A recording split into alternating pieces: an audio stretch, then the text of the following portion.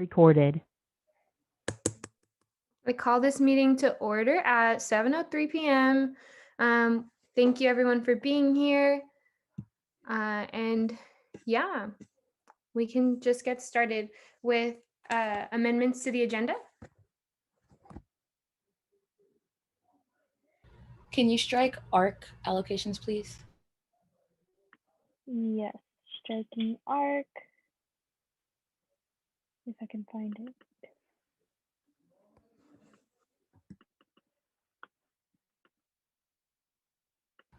Could you also strike? Striking SWC and bag.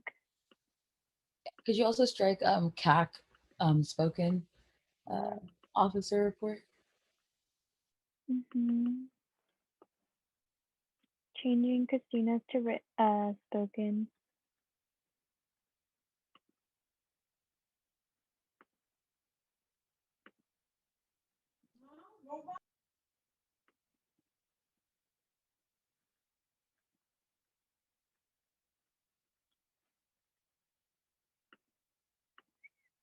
Anyone else?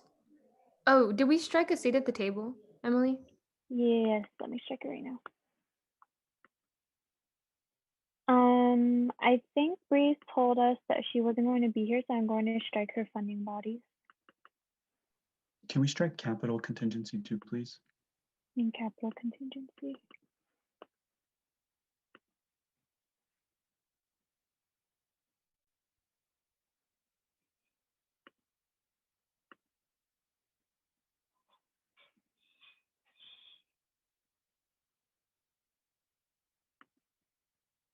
Cool. Is that it? If it is, a motion at any point? Motion to approve the agenda. A second. Okay, promise motions, Justin seconds. Let's try something different for today. Will you all raise your hands if you vote yes?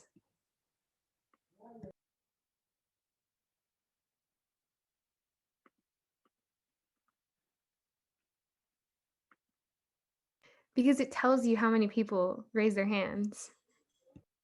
How efficient. Okay, last call. Awesome. No, and for no's?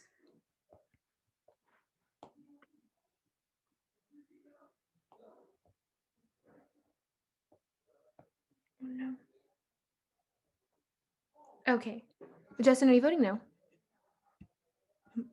Never No, mind. I forgot to raise my hand. Or yeah, lower it. And abstain? Okay, great. By a vote of 10 to 0, the motion passes and the agenda is approved. Y'all, we're doing that for now on. I love that. Okay. Is everyone okay with that though?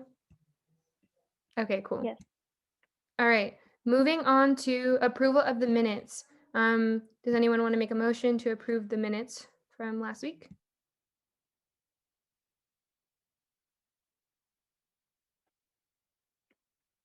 I motion to approve the minutes from January 19th. I second. I second. Sachi motions. We'll go with Noe seconding. Raise your hand if you're voting yes.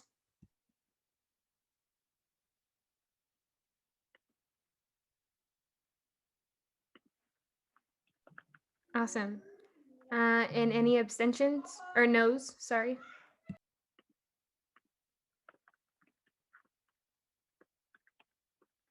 Abstentions?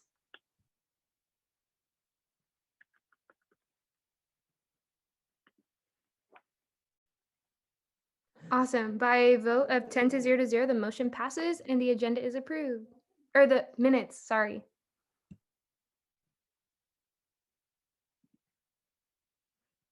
Moving on to public comment. Public comment is a space for folks to give share any thoughts with the council.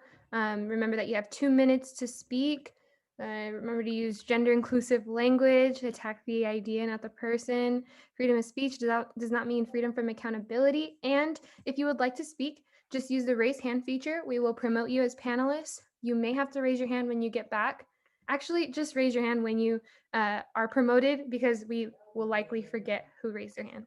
So yeah, public comment will begin now. And we can go with Jason first once he's promoted.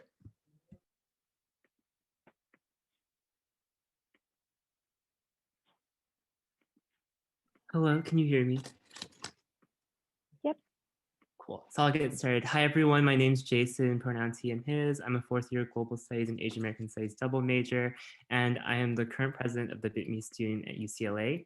I'm here today to voice my support for the resolution commemorating former VSU President Min Lee on his 25th death anniversary. So this Thursday marks a day of mourning for our community, a day when the bitter hatred of white supremacy took the life of former Bruin and VSU President Min Lee. Tien was a brother, a son, and a leader in our community. He was an English and bio double major, a scholar and athlete, someone that was spoken highly of by his friends, his teachers, and his loved ones. He was someone whose life was taken too soon. And now here we are 25 years later, and we still see so much of that today, and that so much work continues to need to be done.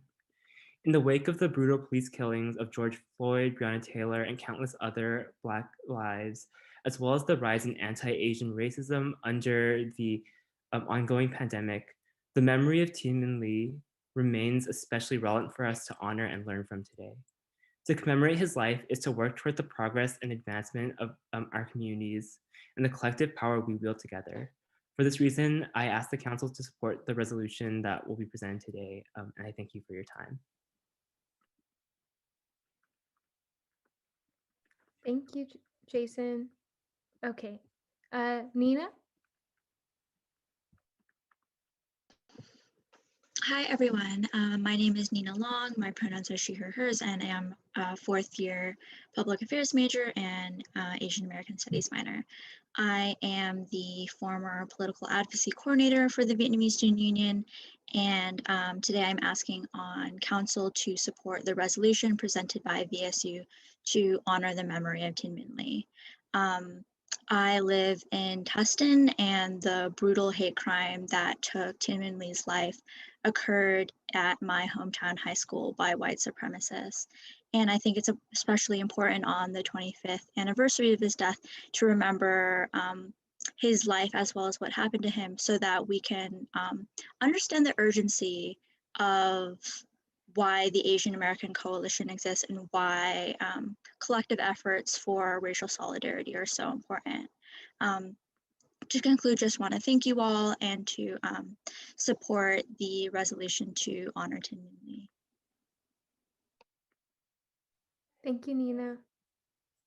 Okay, Miranda? Hi, everyone. My name is Miranda, and I'm the Assistant Commissioner for Student Wellness Commission. I just want to give a quick presentation about the Wellness and Work Expectations group that I've been part of. Would it be okay if I shared my screen? Is that possible? Okay. It says it's disabled, but that's okay. I will just give you an overview. So basically what we are doing is, I'm the only student on board, so I kind of wanted to come to you guys and ask for some input in terms of what I should bring up in the future meetings. But this work group talks about basically ways that we can help improve work conditions for student employees and also regular staff at UCLA. Oh, is someone saying I can share screen? Oh, amazing, thank you. Okay, so these are the different task forces. I'm on the Wellness and Work Expectations one, but headed by Dr. Wendy Slusser, and Christina is on the Symptom Monitoring and Testing one. So this was a charge we received, and I'm just going to skim through it really quickly. And these are all the people that are a part of this work expectations group. These are the main topics that we've been discussing. So how to take care of friends and family, have a work-life balance, communication between employers and employees, and then managing the workload in a virtual setting. So I just wanted to kind of show you guys what we've been talking about, and then also ask if there's anything I could say on behalf of student workers, because it really isn't super represented right now, as most of the attendees are upper admin. So if any of you guys have suggestions or want me to bring anything to the discussion, please feel free to like message in this chat or just email the SWC email. That's about it. And let me know if you have any questions too. Thank you, Miranda. Thank For council, if there's any council members that have any questions, what we can do is probably drop Miranda's information and host like a separate little session. I know that there's several of y'all whose platforms do revolve around putting workers first, so we can set something up after to talk about that. But thank you so much, Miranda, for coming out. I think that this presentation was really important. Thank you. Yay.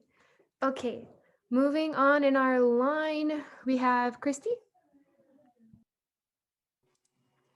Hello, my name is Christy Mai. My pronouns are she, her, hers. I'm a fourth year serving on the board of the Vietnamese Student Union as the external vice president and on the Asian Pacific Coalition as a community advocacy coordinator. And I'm here to voice my support for the resolution on the commemoration of Tien Minh Le's death. So Tien Minh Le's life was taken too soon by a hate crime at the hands of white supremacy, and his story is near and dear to my heart. As he was the president of VSU so many years ago, I just can't help but draw connections to VSU today. Like, I would be devastated to lose Jason Vu, the current president, and my close friend, and I can't imagine how much loss Lee's peers must have felt. In commemorating the 25th anniversary of his death, we see that we still have so much work to do, especially after the brutal killings of George Floyd and countless other Black lives lost to the violence of white supremacy in our institutions. By commemorating his life, we can continue working towards racial solidarity and coalition building between marginalized communities of color. I ask that Council support this resolution, and thank you so much for your time. Thank you, Christy. Amy?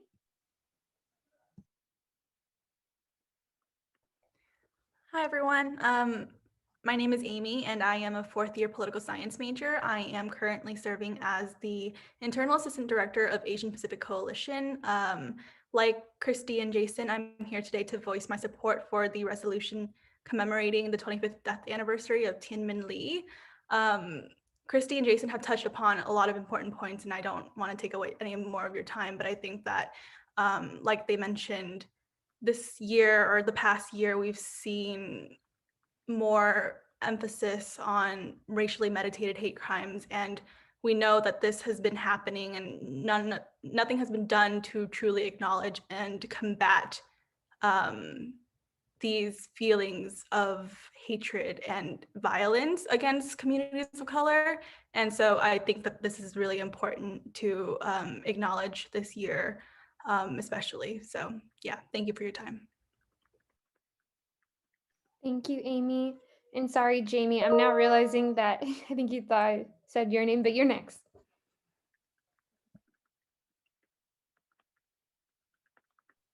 Hi, sorry, I thought my name was called earlier. But anyway, so I'm Jamie. I'm a second year student. I go by she, her, hers pronouns, and I am currently the political advocacy coordinator for the Vietnamese Student Union. So I'm also here to voice my support for the resolution for the commemoration of Tien Minh Le's death. So despite this hate crime that led to his death happening in 1993, I believe that it still resonates with the Southeast Asian community and broader communities today as well. Even 25 years later, a lot of us are still experiencing the same racial turmoil, and this resolution not only addresses the hate crime that happened in the past, but also the many racial issues that many people of color continue to face today. And thus, I believe that this commemoration holds power in specifically honoring his death and legacy, while also urging us to stand together with other communities of color. And so while this resolution also serves to educate the community about his wrongful death, it is also a reminder that racism from the past still continues in the present today. And for this reason, I ask the council to pass this resolution. Thank you. Thank you, Jamie. Okay, Adela?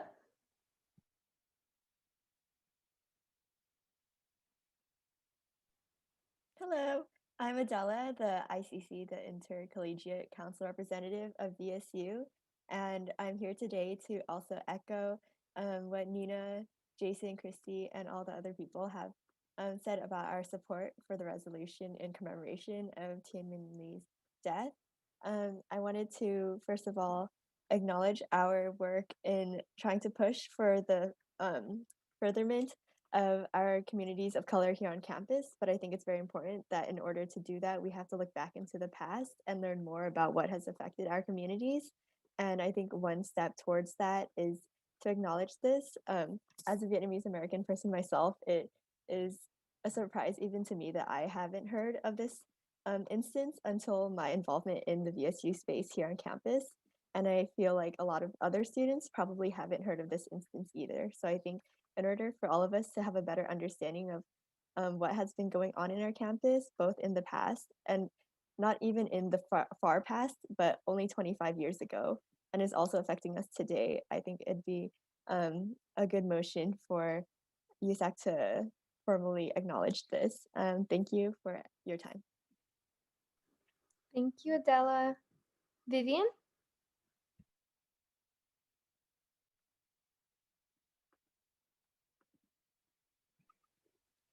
Hi, my name is Vivian Doe. I currently serve the Vietnamese Student Union as internal vice president, and my pronouns are she, her, hers. Like many of fellow students here today, I'm here to voice my support in the resolution to commemorate Ting Min Lee's death.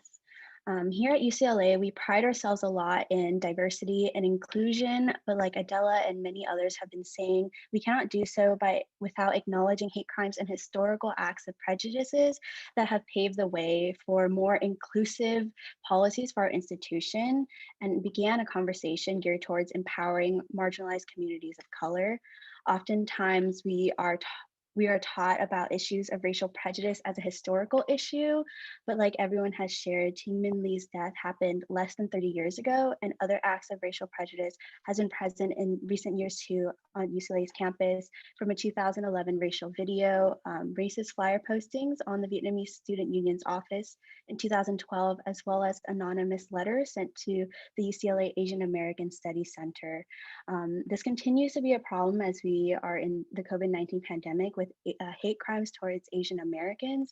And like everyone has been saying, I would just like to echo that this continues to be an issue, and it's important for us to formally acknowledge this, to not just only educate others, but to continue to open the conversation to empower more of our marginalized communities. So I just want to thank everyone for their time, and once again, ask the council to support this resolution. Thank you. Thank you, Vivian. Knock? Hi, can you hear me? Okay, good. Sorry, my connection's kind of bad. But hi everyone, my name is Nog, and I'm a current UCLA senior as well as like former president of the Vietnamese Student Union.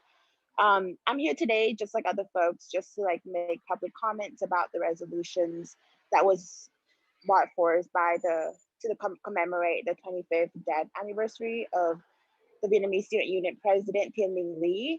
So everyone else already described what happened, and Lee was really a victim of hate crime in 1996 when he was stabbed and killed by two white supremacists. And I think this incident was something that is like really personal to me and other Vietnamese American in so many ways, and especially in this political climate, as you know, when we continue to see a rise in hate crimes against Asian Americans and community of color. And I think this is something that beyond that, right, is this incident has really shown how white supremacy continues to be the driving force behind violence that's community of color experience in these nations. And so I'm here today to really hope that USAC will make a stand in support of these resolutions and to really make a stand against the issues of hate crimes and violence affecting the broader community of color, and especially Asian American, which is often still go unacknowledged today. So thank you so much for your time, and I appreciate y'all.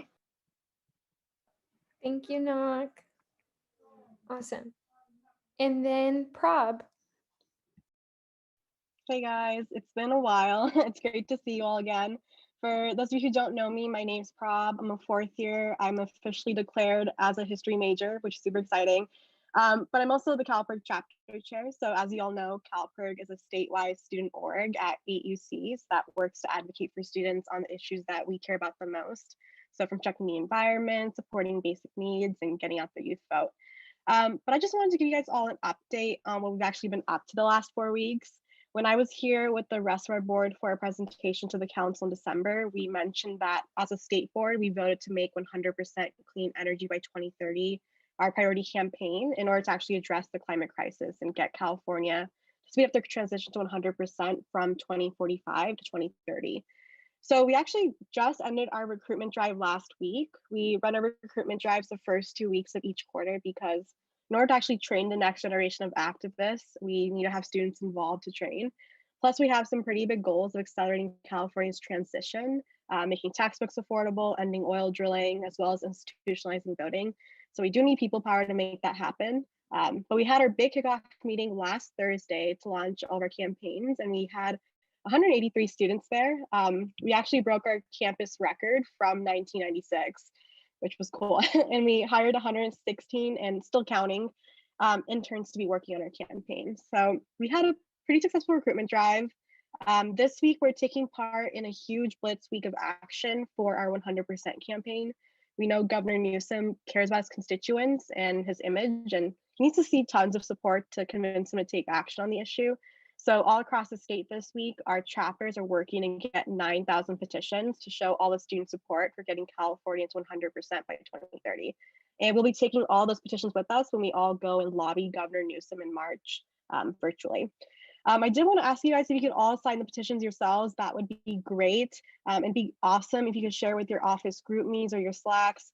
If you did that, I would honestly be the happiest person for the rest of the day. But yeah, if you guys could do that, that would be great. But that is my update. I hope you guys have been doing well.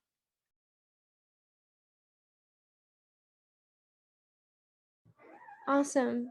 Thank you. Okay. Moving on to, is there anyone else that I'm forgetting that would like to give public comment? Emily, did you unmute? I think Sandra's here, but I don't know if she can raise her hand. Oh, there she is. Okay, go ahead, Cassandra. Hi, I'm just here to give public comment to share my support in favor of the Rent Relief Awards that's spearheaded by the IVP office and Sedina will be presenting tonight. I think it's very important that we support this project because we just need to support Bruins that are struggling during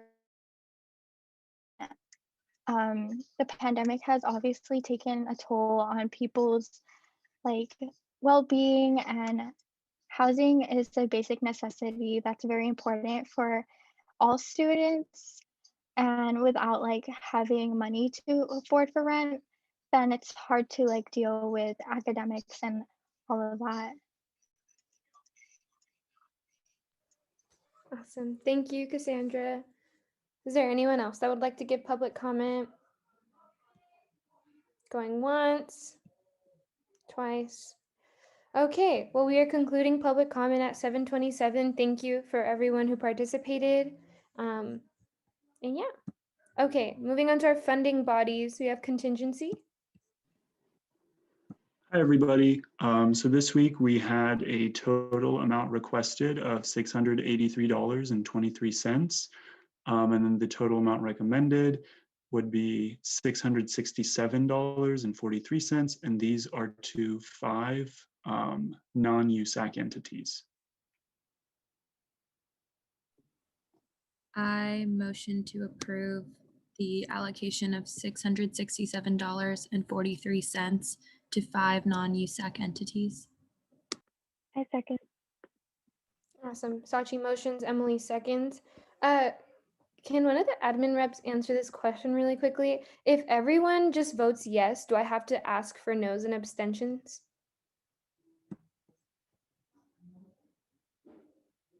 can I just? No, if it's unanimous, you can say it's unanimous and move on. Okay, great. That's even better. Okay. Well, those who would like to vote yes, raise their hands.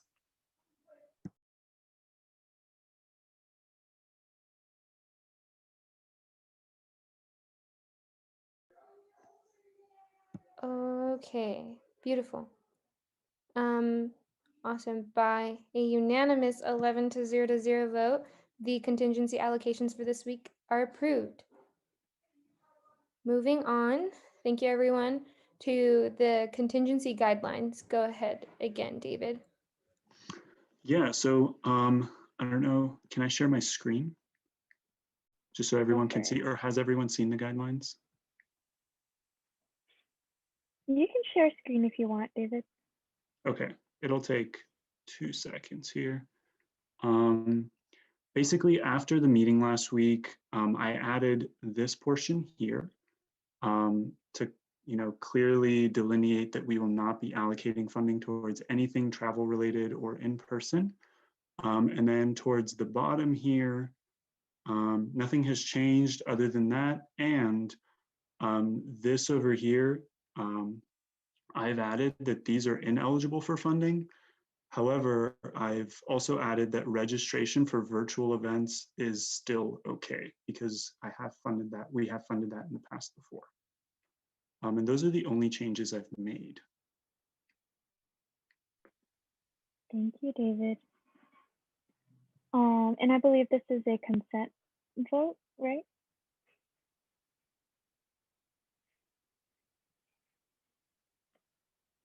Right. Yes. Okay. So is there any opposition? Okay, seeing no opposition, the contingency guidelines have been updated. Thank you. All right. Moving on, we can go ahead and move to SFS allocations. Jonathan? Hey, hi, hello. Hope all is well. Lovely to see everyone.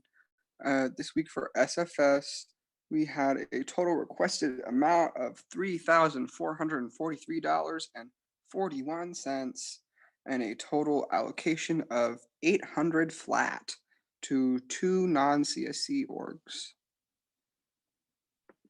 Cool. Is there any opposition?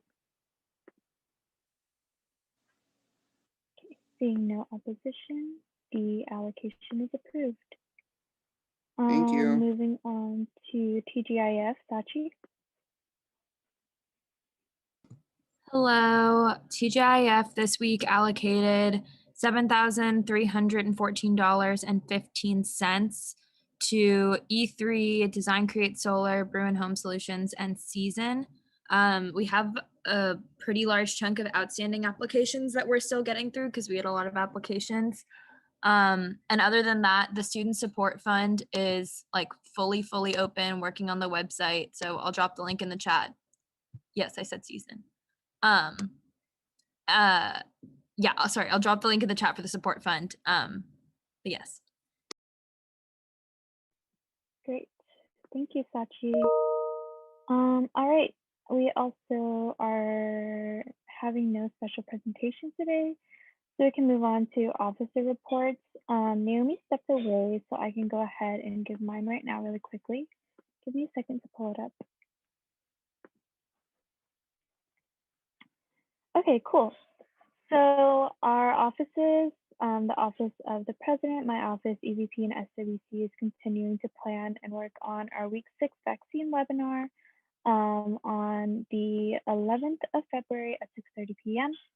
My office is also working on the Trooper and Raise Award ceremony, which is planned for Tuesday, February 16th from 5:30 to 6:30 p.m.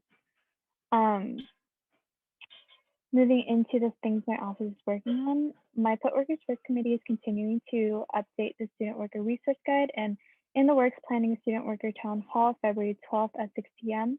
We also participated in an event yesterday in collaboration with the UCLA Labor Center Workers and Learners project to give a presentation to faculty on the Hill about student workers during COVID and how to support and accommodate our needs. Let's see, what else? My Transformative Justice Committee also finished a draft of a policy proposal to give to Naomi and VC Gordon regarding COVID-19 enforcement, the conversation that we had either last week or a couple weeks ago, and are in the midst of planning an undocumented student Know Your Rights series. And other than that, we had our Campus Safety Alliance meeting last week to talk about the proposed Public Safety Ambassadors program by UCPD. We have published minutes, important findings, and a video of the presentation on our social media for folks to access. That is it for me. I will go ahead and pass it on to Aiden. Yeah, thank you so much. You caught me off guard. We've never done this early. But for us at EVP this past week, last week was the UC Board of Regents meeting, where we helped coordinate public comment from UCLA students on different issues of importance. I gave my bi-monthly remarks before the President and Board of Regents, focusing on vaccine distribution and affordability policies at UC. And then this week, we are continuing with our local, state, and federal advocacy and lobby visits for the start of the new session. We co-sponsored with UCLA Government and Community Relations and the UCLA Career Center today a panel on careers in federal government with the House Office of Diversity and Inclusion in Washington, D.C. And then later this week, we have a panel with the two student regents, Jamal Muakil and Alexis Zaragoza, where we'll be engaging on issues of importance of UCLA students. And if you'd like to attend, you can ask questions directly to your student regents. And then finally, this weekend, we have our UCSA Students of Color Conference, where we're sending a delegation of about over a dozen UCLA students to engage and work with students across the system on issues impacting marginalized students and communities. And then we're gearing up in partnership with Naomi for the UC Campus Safety Symposium on Tuesday of next week. Great, thank you, Aiden. All right, so the next up is AAC. Carlita, I think you're here to give Breeze's officer report. Yes, hi everyone, my name is Carlita and I'm one of the directors under the Academic Affairs Commission. I'm going to be substituting for Breeze, giving her updates. She has 5, so I'll try and make it as quick as possible. The first one is that we successfully helped 2 students lessen their sentence this last week. The second is the Center for Advancement of Teaching is working on revising student evaluation of teaching. These forums are focusing more on student learning outcomes, sense of engagement and inclusivity, and opportunities for growth. More comment boxes and less multiple choice rankings. They piloted/tested these forums in a bunch of different classes and different departments all around campus in different quarters. The third update is that Pass No Pass during remote learning gathered information about pretty much all departments on campus in all schools on campus too, and their policies for Pass No Pass and reasonings behind them. UGC plans on sending a letter to specific departments that are not currently accepting Pass No Pass to encourage them to participate or at least explain to students why they're not allowing it. UGC also plans to send out a more broad letter encouraging all departments to make this information about Pass No Pass easily accessible to students through a formal email and website. Fourth, in executive board, Breeze discussed adding seats to Senate, and there will be a follow-up meeting this week. And lastly, Breeze and the other UGC reps will be talking with Megan on the project in collaboration with ISR and TSR to allow a seat at the table for student organizations within the Academic Senate before there is a formal introduction at UGC. Thank you. Thank you, Carlita. Naomi, do you want to give your officer report? Yes, I just want to say I love the a seat at the table idea at Senate meetings. That's really cool. Okay, awesome. So last week I met with the Public Health Compliance Working Group and we had very lengthy discussion surrounding just accountability at large and the new messaging strategy that we are trying to take for this year too, trying to remind students to, of course, abide by the public health guidelines and be a lot more optimistic in the messaging. I think there's formal guidelines or recommendations being sent to the Response and Recovery Task Force coming soon. We also met with the I met with the Response and Recovery Task Force this week to talk about filming recommendations, which actually came from the Public Health Compliance Working Group. And it was kicked back down to the Public Health Compliance Working Group. So we'll be going over that again. And thank you to all the council members who weighed in on that discussion. It really gives me a clear sense of going forward how we should be addressing filming on campus. And that was the main thing that happened in that meeting. I wanted to know, I also met with Vice Chancellor Gordon this morning to talk about the CRC and SIOC SOUs as well with the SACBOG charter. We talked about COVID accountability as well, and then also commencement. And then I had a meeting with our SHAC appointment, Akash, or the SHAC chair, our EVP, and then of course SWC about possible UC-ship premium increases and the strategy that we're going to take to ensure that our students don't feel the brunt of those premium increases.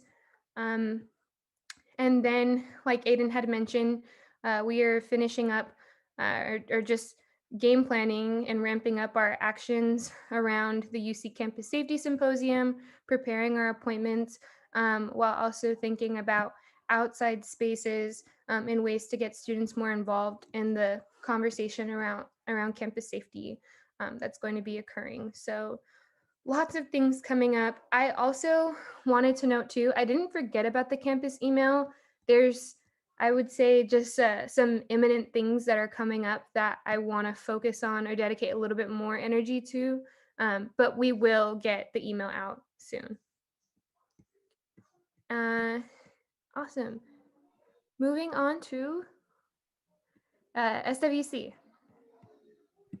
Hi, okay, I'll make it brief. I also have a written report if you want like full updates on things coming up, but I wanted to speak today because week 4 is a big week. It is consent week and it's also I Love My Body week. So for consent week, Bruin Consent Coalition is hosting a different event every single day for you to check out. And then the same thing, I Love My Body week. Body Image Task Force is hosting an event every day of this week. So I wanted to flag that. And then also we did set the date for Health for Heritage Week in week 8. And then this is like the main reason why I'm speaking is that we have, this is something that requires like a bit of feedback on. So today I and Bruin Necessities met with Justin Weiser along with a few other people from facilities. Oh, and also Eric McMahon, who I think is from somewhere else. Also, I don't think I spelled his name correctly, but I'll fix it. So they were presenting a new proposal that was based on SWC's original menstrual hygiene dispenser proposal, which would involve having cardboard mounted dispensers in all of the bathrooms on campus. So it's like similar to SWC's current program, which isn't in every bathroom on campus. We had wanted like permanent dispensers, but we're settling, I think, on like permanent cardboard dispensers. So I'll take feedback on that from like any USAC members, but also bringing it up more specifically because Eric McMahon brought up the possibility of branding it like with a partner to offset the cost of installing these on all the bathrooms because the cost is really, really high even for the cardboard ones. And so this is directed at the ASUCLA people is that some of the bathrooms are in ASUCLA buildings. So is that something that we can consider or like how would the wanting to do branding for that work and would it be allowed, I guess is the question. And also feedback is appreciated on that as well.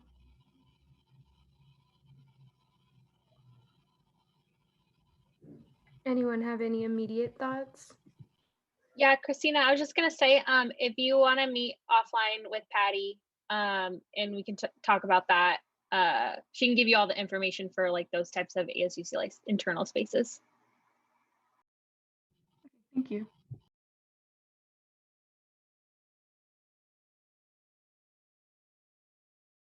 Anyone else?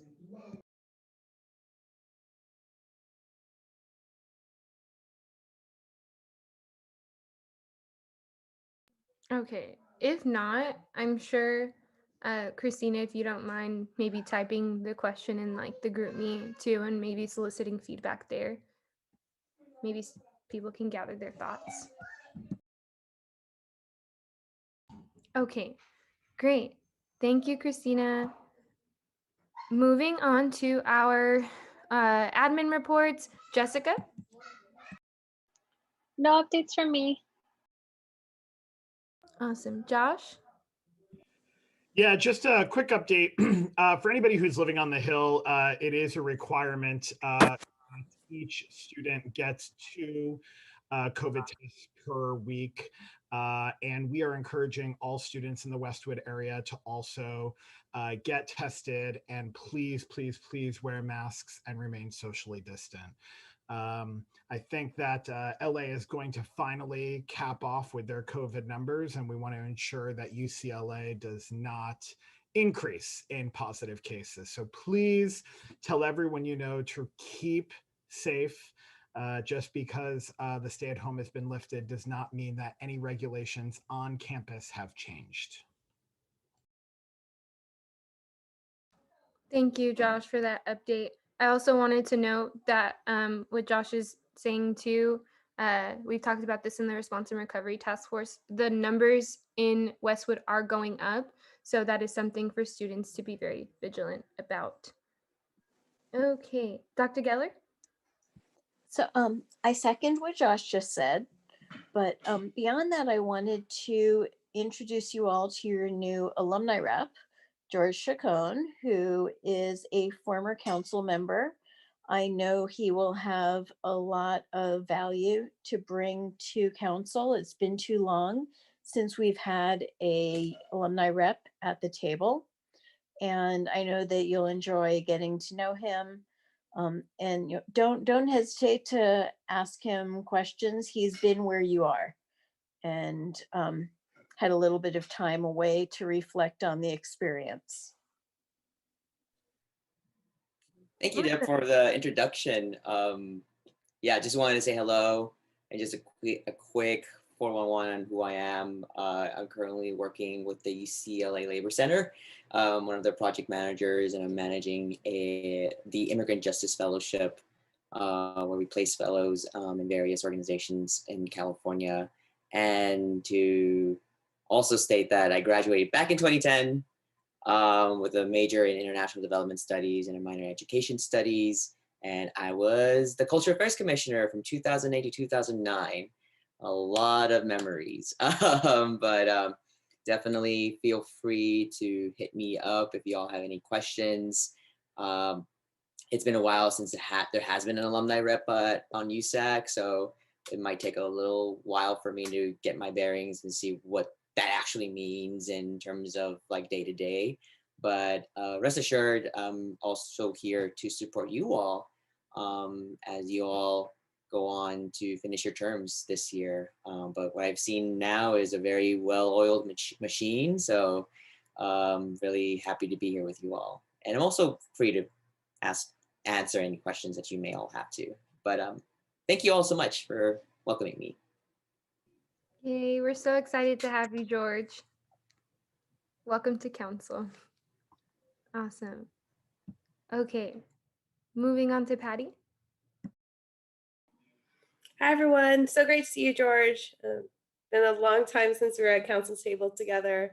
I can't believe that was 10 years ago. It feels like yesterday sometimes. So no major updates from us. I was going to place in the chat. So our event services and student union team have been creating a lot of virtual programming for the campus community. These have been going on weekly. We had a really fun cooking event last week that you can see some photos on our website about, and we're having a fun art activity coming up in about a week or so. So I just want to share that. So if you have any students that are interested in having some fun and having a little bit of time to unwind, feel free to check out all of our virtual events. And we've also had a great opportunity to promote some of the USAC Council programs on our website and also through our social media channels. So I know y'all are doing some amazing programming, so feel free to reach out to me and we'll get you connected so we can start helping cross promote some of your programs through ASUCLA channels. So Awesome. Thank you, Patty. And then Fernando.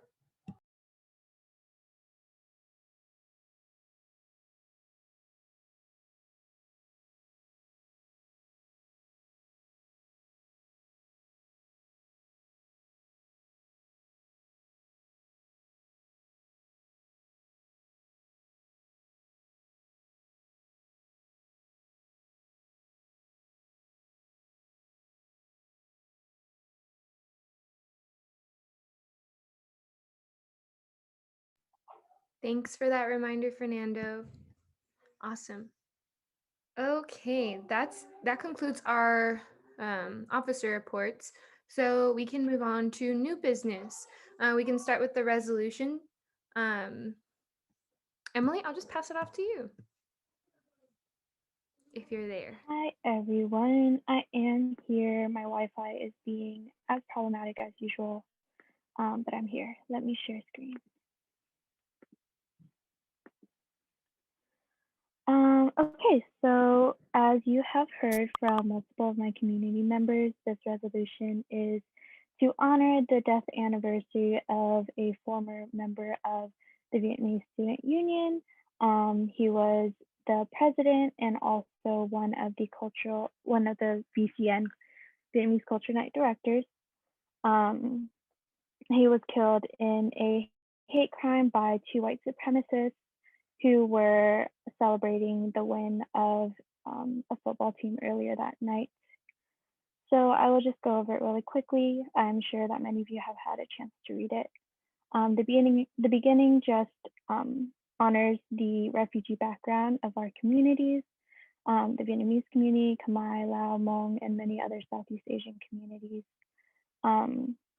Before VSU was VSU, it was known as the Vietnamese Student Association, and Thiet Minh Le was one of the presidents in the 1992 to 1993 term. After he graduated from UCLA, he went on to grad school.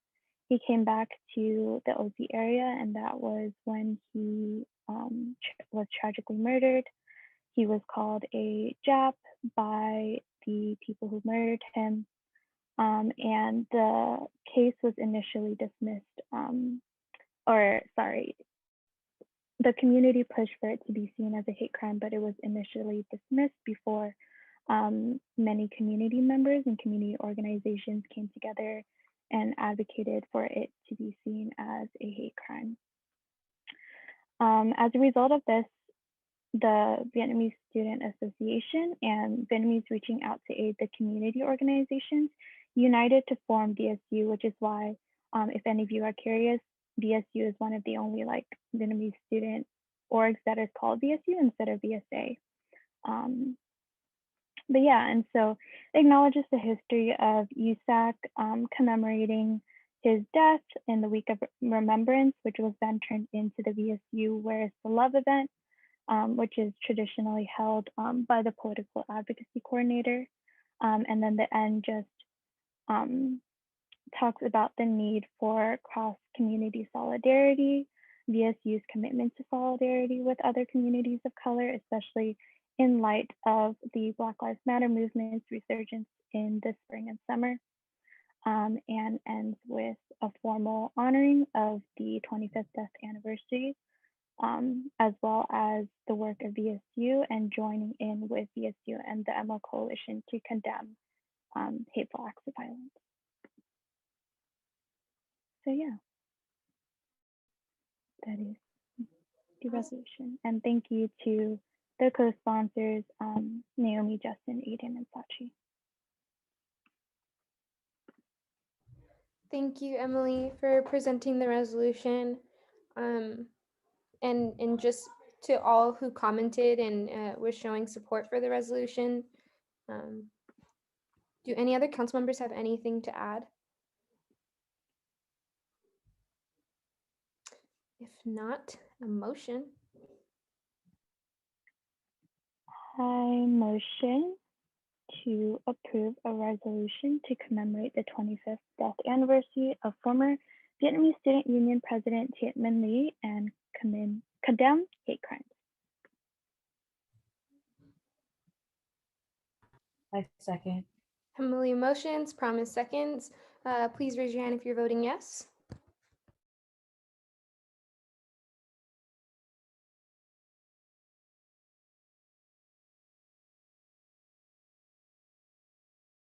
Okay, great. By an anonymous vote of 11 to 0, the motion passes in a resolution to commemorate the 25th death anniversary of former Vietnamese Student Union President Tien Minh Le and condemn hate crimes has passed. Thank you. Okay, and moving on to the TSR bylaw change. Zuleika, feel free to take it away.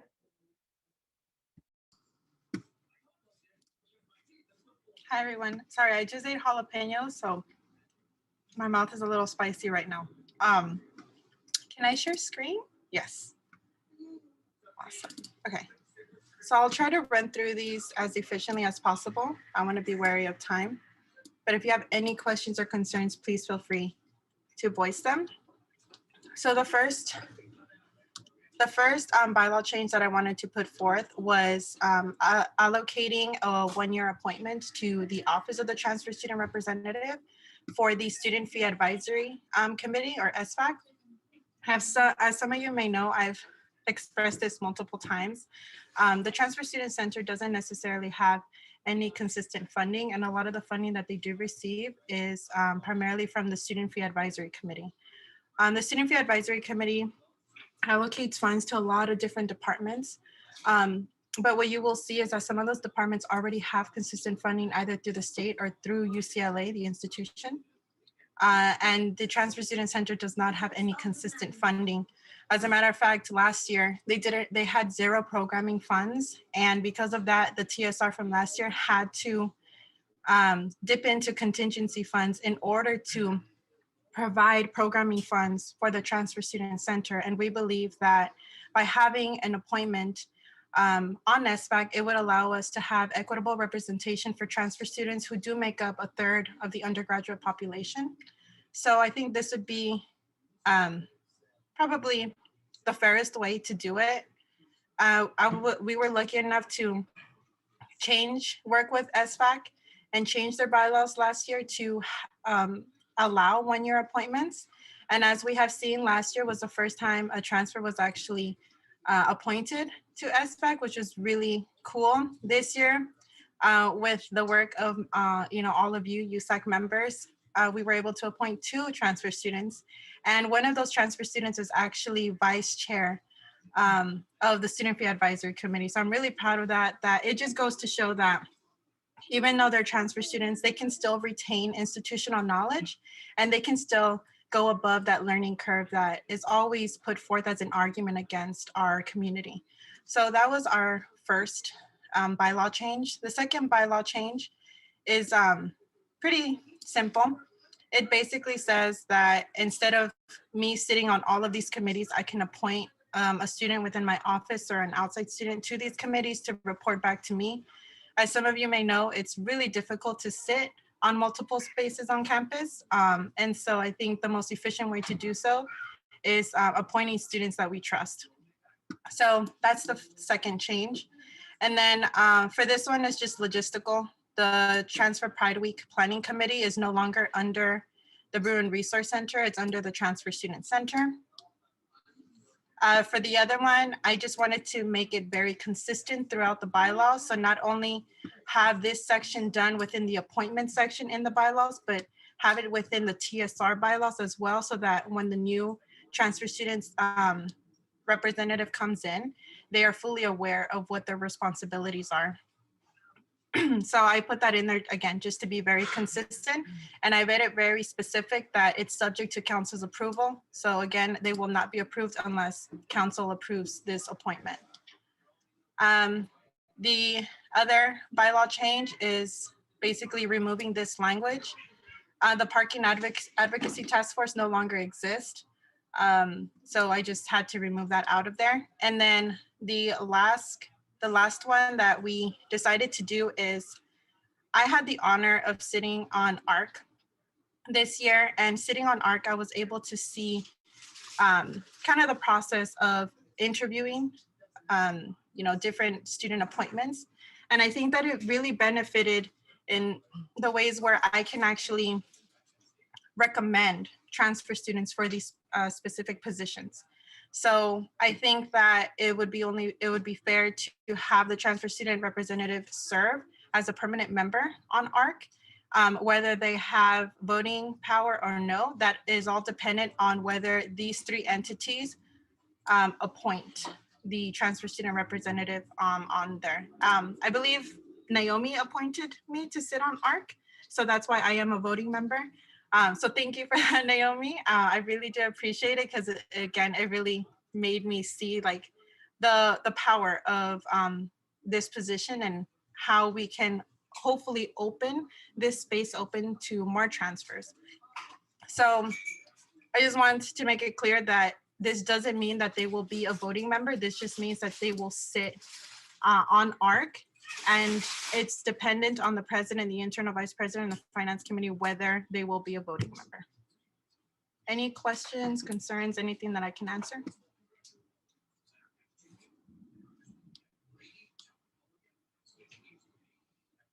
Justin? Yeah, I just want to say, I mean, I'm completely down with a lot of these. I feel like the SFAC change in particular is a big one, but I feel like, you know, I guess I do see it as another bandage on a like larger systemic problem of the transfer center not getting funding, which we should be serving a third of our students equally. So I'm with that. I had just a clarification on the last one. I think you said it really well, but so would the TSR be one of the people? Oh wait, an alternate. So would they be if they weren't appointed to be a voting member, would they be an ex officio member like the? Got it. Okay. Or they can be voting members. Right.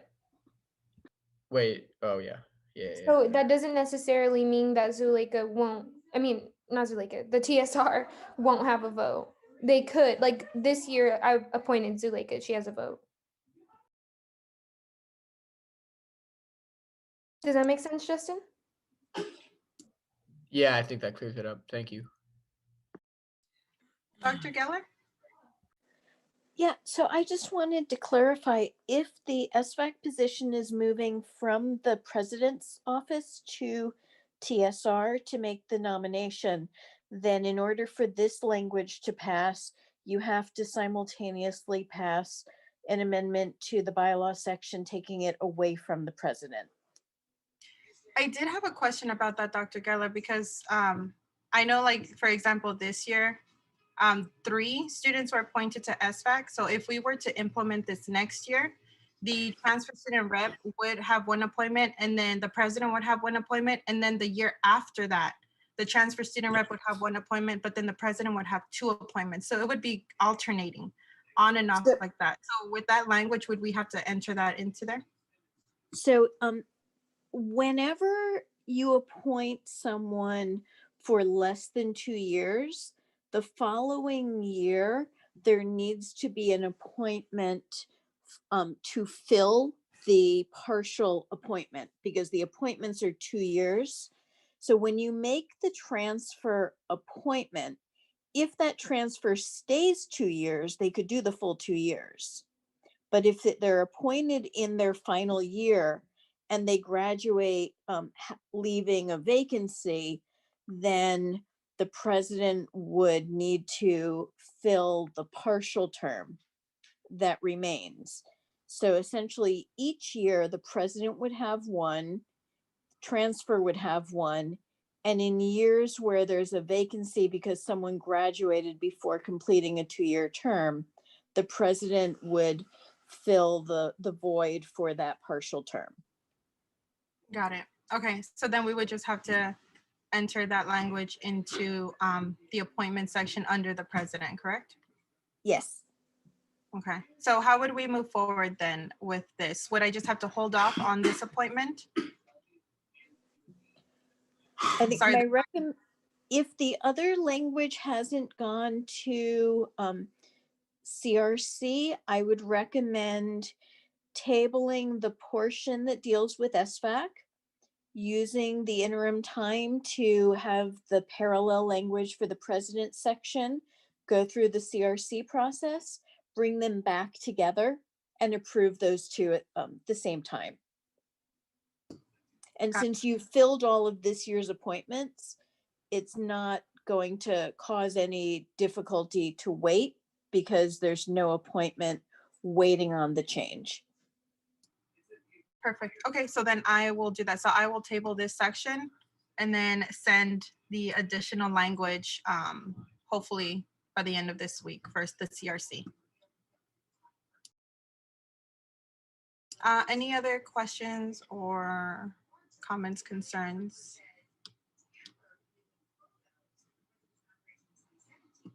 No, I think that this is a really great idea, and I love the changes that are being made too. I do also want to work out the 1 year, 2 year, like I think this year kind of threw a wrench in like how things are traditionally done for the appointments. So we can talk about that after too, Zuleika. But if there's no opposition, a motion, sorry.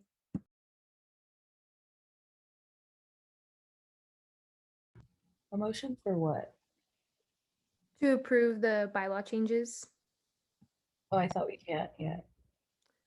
Well, Zuleika's tabling a piece of it, right? You're still going forward with the others. Yeah, so I'm just tabling the SFAC appointment, but I'm going forward with the other one. Should we do it? Okay. Do I have to name the one? Yeah. Or do we have to name the other ones? Or Zuleika, you could just like copy and cut it and then just approve it as is. Okay, I will do that. Can we motion though? I would say yeah, because we all saw it. Yeah.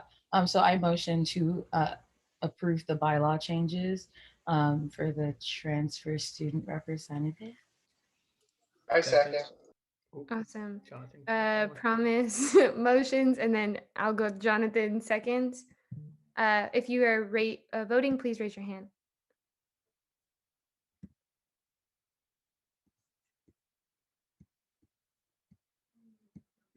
Okay.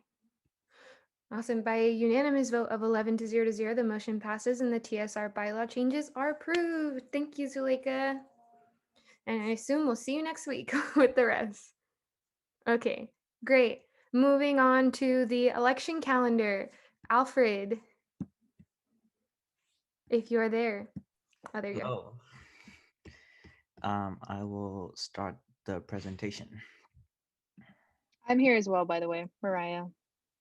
Yes, and Just Mariah for will now. be here to answer additional questions if needed. Awesome. Hi, Mariah. Hello, everyone. So, hello, council again. We'll be meeting. I guess I'll be meeting every one of council every week, something like that, because it seems like I'm coming here all the time. So I'll get this presentation started. Before we move on to the election calendar, I do have one tiny election code change that I want to request of council, and it's just one line. So this is an important. Wait, are the hands like a question or? Sorry, they're from the previous votes. I'll put them down. Oh, okay. Okay, gotcha. So this is like the only change, like the last change that I have like I'm thinking of any possible changes that I've missed, but this is the one change that I've missed out of all of the election code changes that I've asked for.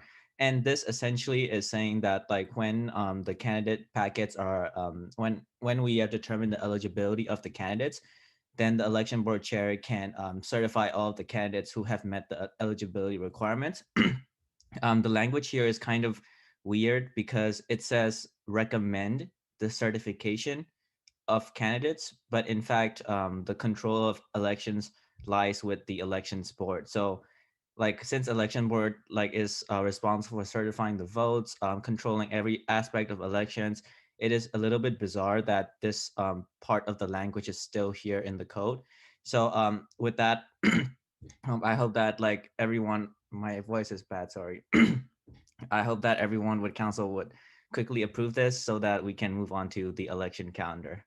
And I'm happy to answer any questions beforehand, before we vote. Okay, I think we would need to, someone would need to amend the agenda or motion because this, we don't have this on the agenda. Okay, So, I motion to amend the agenda to add an eco change. And should we also just add the executive session now? yeah, let's do Okay, that. and also an executive session item before adjournment. I second. Awesome. Emily motions, Zuleika seconds. Can we get a raise of hands for yeses?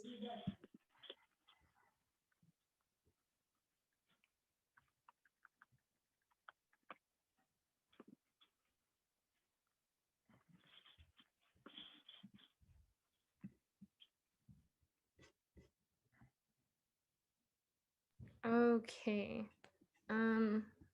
Missing one hand. Awesome. Okay, by a vote of 11 to 0 to 0, the motion passes and the agenda is amended. Proceed, Alfred. Or if you're done, actually someone could motion again. yes, I'm done. Thank you, Naomi.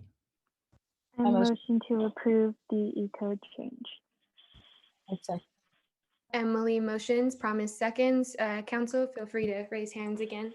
So sorry. Or keep them up. Okay, by a vote of 11 to 0 to 0, the motion passes and the E-code change is approved. Thank you, Alfred. You can go ahead and continue. Okay, so with that being done, thank you everyone for voting, and let's get to the election calendar. So I shared the calendar with everyone through the Google Docs so that you would be able to follow along even if you're not watching the screen. So essentially, this is what's going to be happening in the election cycle when it starts. So when the candidate application packets are due by week 10 of winter quarter, we'll be verifying the eligibility checks, and afterwards we will let the students know if they're eligible to be a candidate or not. And when that is done, they will have to attend a candidate orientation meeting, a slate orientation meeting on the dates that I have described here. In the sake of accommodating different time zones for international students, we have added one 6 p.m. slot and one 10 p.m. slot. The 6 p.m. slot would be more for the students in the United States, and the 10 p.m. slot would be for students who are in the East Asian Asia region, the Middle Eastern region, so that they can also make it without having to basically get up so early for the candidate orientation meeting. And wait, before I continue, would you like to read the calendar first, or would you like me to explain all of the provisions one by one? What does everyone? I think we would prefer if you don't do that second thing. I think we would want to read the calendar. But okay. Perfect. There isn't February, there aren't any February or March dates in this packet. Yes, so for the February and March dates, the calendar per the election code tends to be focused on the election, like on the campaign cycle. So it's not really focused on it. It doesn't include the dates in, like, let's say like March or February, because that's just the times when the candidate application packets are out and when the candidate application packets are due. So I didn't see that in the election code that I should add that, so I omitted it. But do I need to add that? Yes, please. Yes. Yeah, I would say because it's still like if a candidate doesn't turn in their signatures by week 10, then they can't be candidates. But that's not technically reflected here. Oh, gotcha. If that makes sense. So for that, I can quickly add the date, add the times, at the calendar for March and like February, but I would need some time to like quickly draw that like box up and put in the dates. Yeah, if you want. Dr. Gelly, were you going to say something?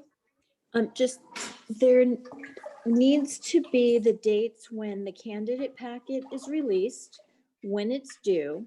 There have been some years where the due date isn't until after spring break, in which case the packets must be turned in before spring break and can be picked up again after. I don't know how you would do that in a virtual context, but there can't be any signature gathering during the spring break period.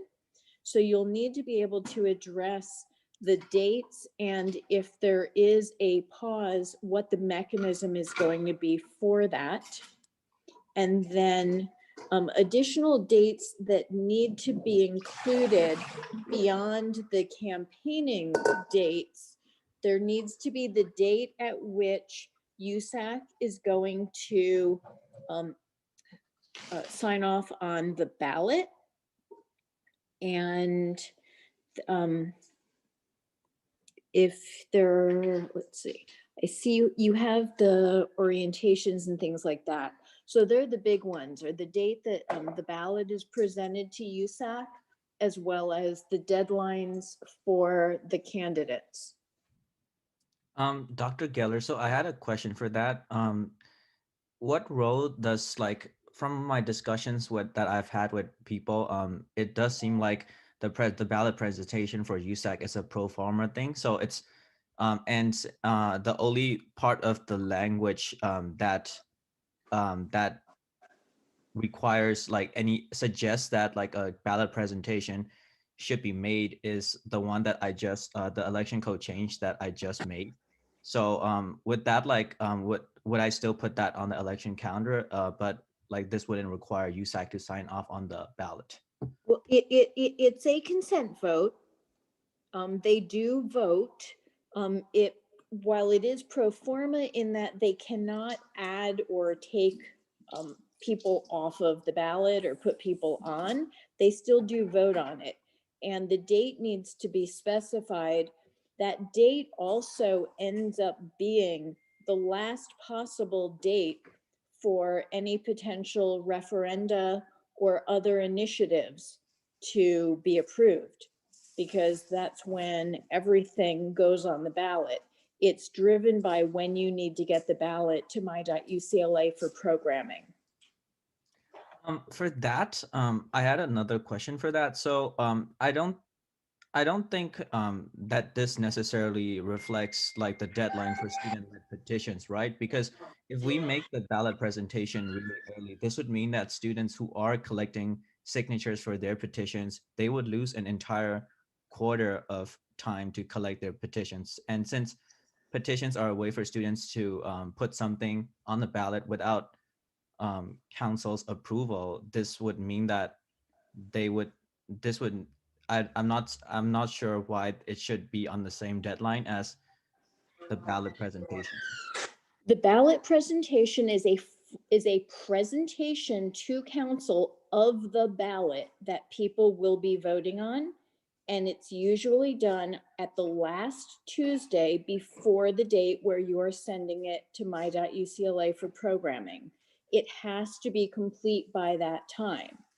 You'll be setting deadlines for any petitions separate from candidate deadlines. Council doesn't need to vote on those, but when it comes to the final deadline to make the spring election ballot, it's going to be driven by that date. If you were to get a completed petition after the date at which point the ballot's already been sent for programming, then that would mean there needed to be a special election in fall. So this would mean that students like technically the ballot presentation can happen after campaigning begins for the final slate of every candidate and ballot and basically like all ballot propositions. If that all of them is to be collectively presented, would that mean that it would happen like a much later time after campaigning begins? I think what you want to do is consult with Chris And with the My.UCLA team, it's driven by when you need to give the ballot to My.UCLA. It's not about when campaigning starts or ends, but it's about when the ballot has to be programmed. At that point, you're going to have the order for anything that isn't rotating. You'll indicate, the order of the offices on the ballot, where on the ballot any referenda or initiatives come. So the order of items. And if you have the candidates for a particular office appearing in random order on different people's ballots, then you're not necessarily presenting the candidate order, but you are presenting the list of all candidates who you're putting on the ballot. If any of them are not being randomized, then you will have had some mechanism that election board determines for determining what order the names appear, and you'll present all of that. You do a formal presentation, they will bless it. They don't get to change it, but they will bless it. And then you will work with Chris and send it to My.UCLA. They will program your ballot. Once you send the ballot to be programmed, typically you can remove things, but you can't make any more additions or changes. It's leave it as is or take something off. So you'll find out what your deadline is working with Chris and My.UCLA. That will be when you come forward. You don't have to have that date tonight, but you'll need to let council know because it needs to be on their agenda for that particular week.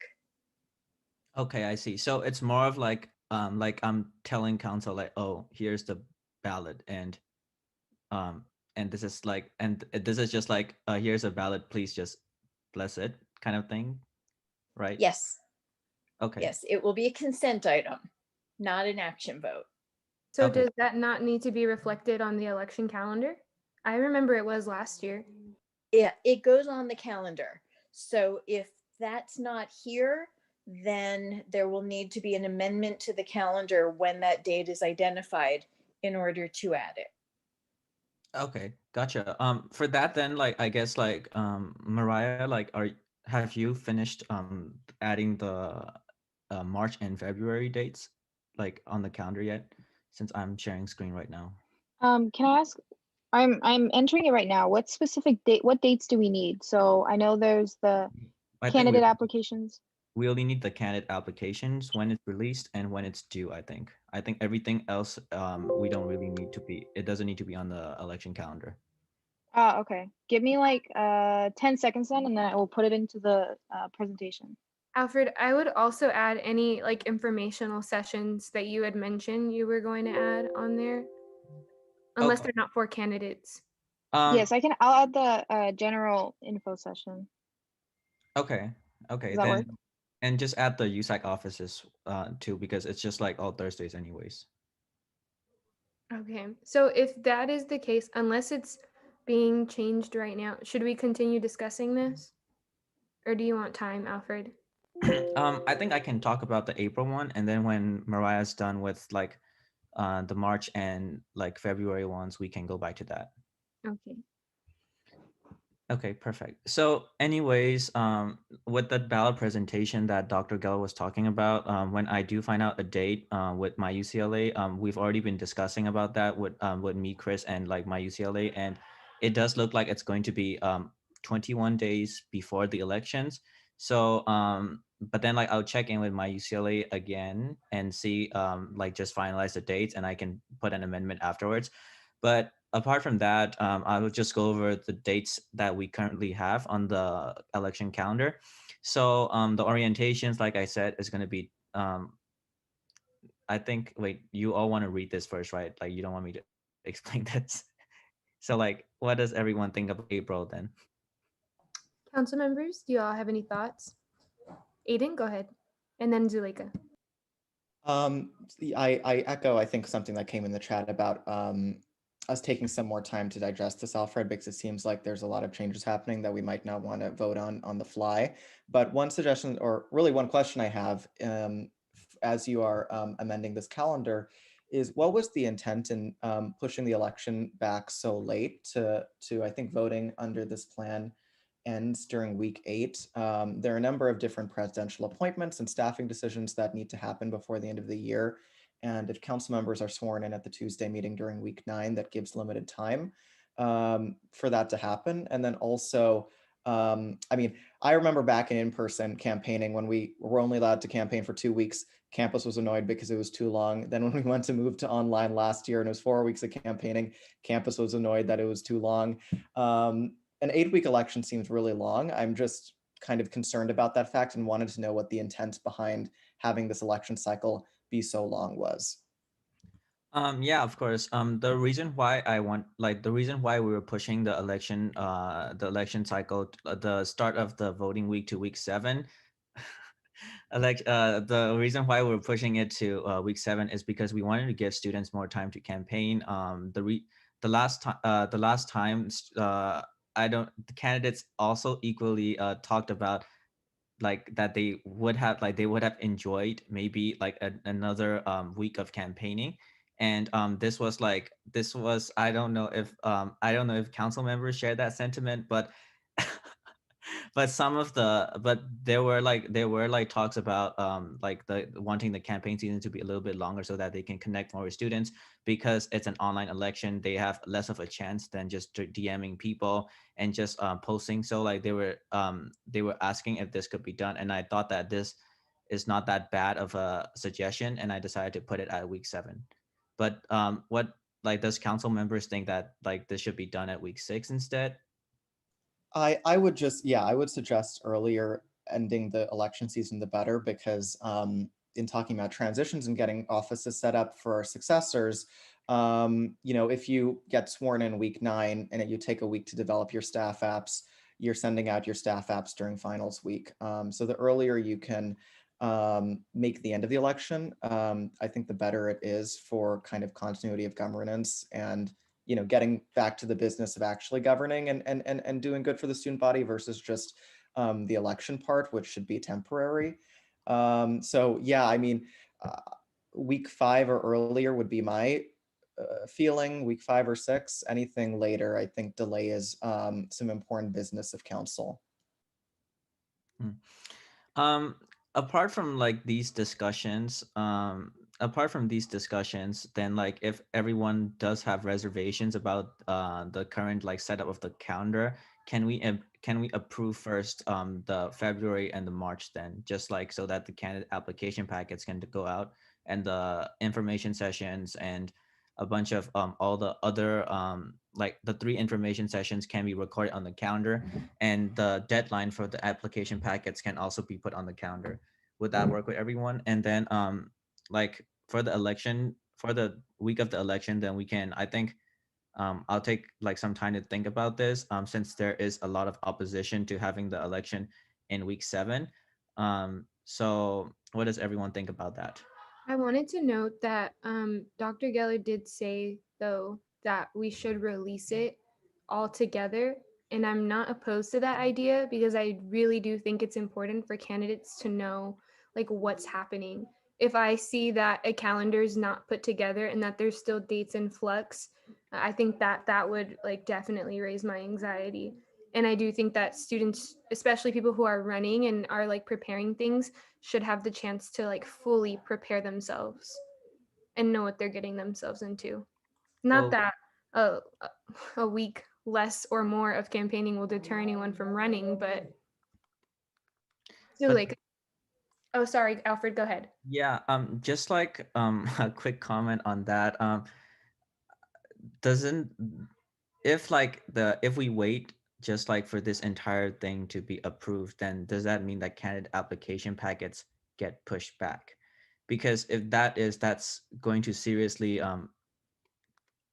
ruin every like all the plans that we have made for winter quarter, because there are like confirmed reservations, there are confirmed marking schedules that's going on, there's confirmed plans that's going on, and all the set dates. So if the election calendar is needed to be approved for the packets to go out this Thursday, then it's going to change a lot of things and really upend like our schedule.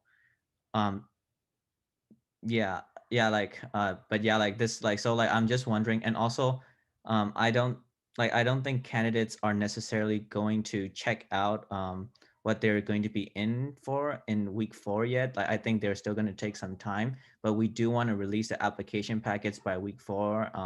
And I can come back next week and finish the rest of the calendar, but I don't think candidates or students are going to be looking that far into spring quarter and see what's in store for them.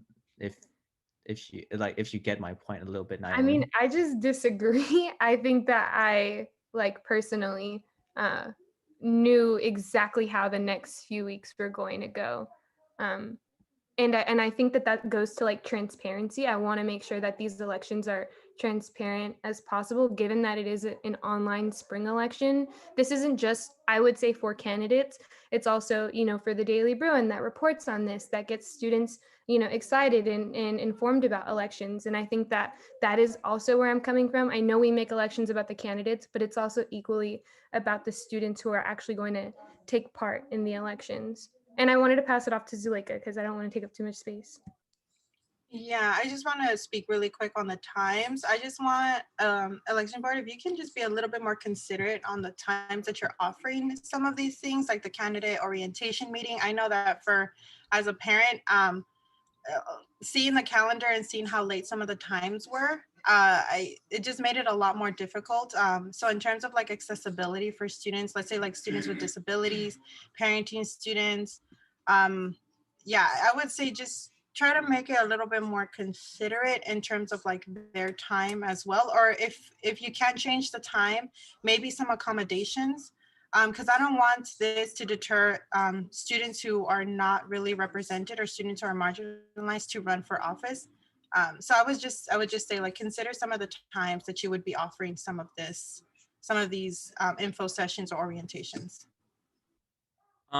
In regards to that, the main reason why like I decided to make like the debates and the endorsement hearings a little bit at a later time was to accommodate different time zones for students. So like because some are in New York, some are in like different countries around the world, and that's why like I was trying to pick like one mutually acceptable time.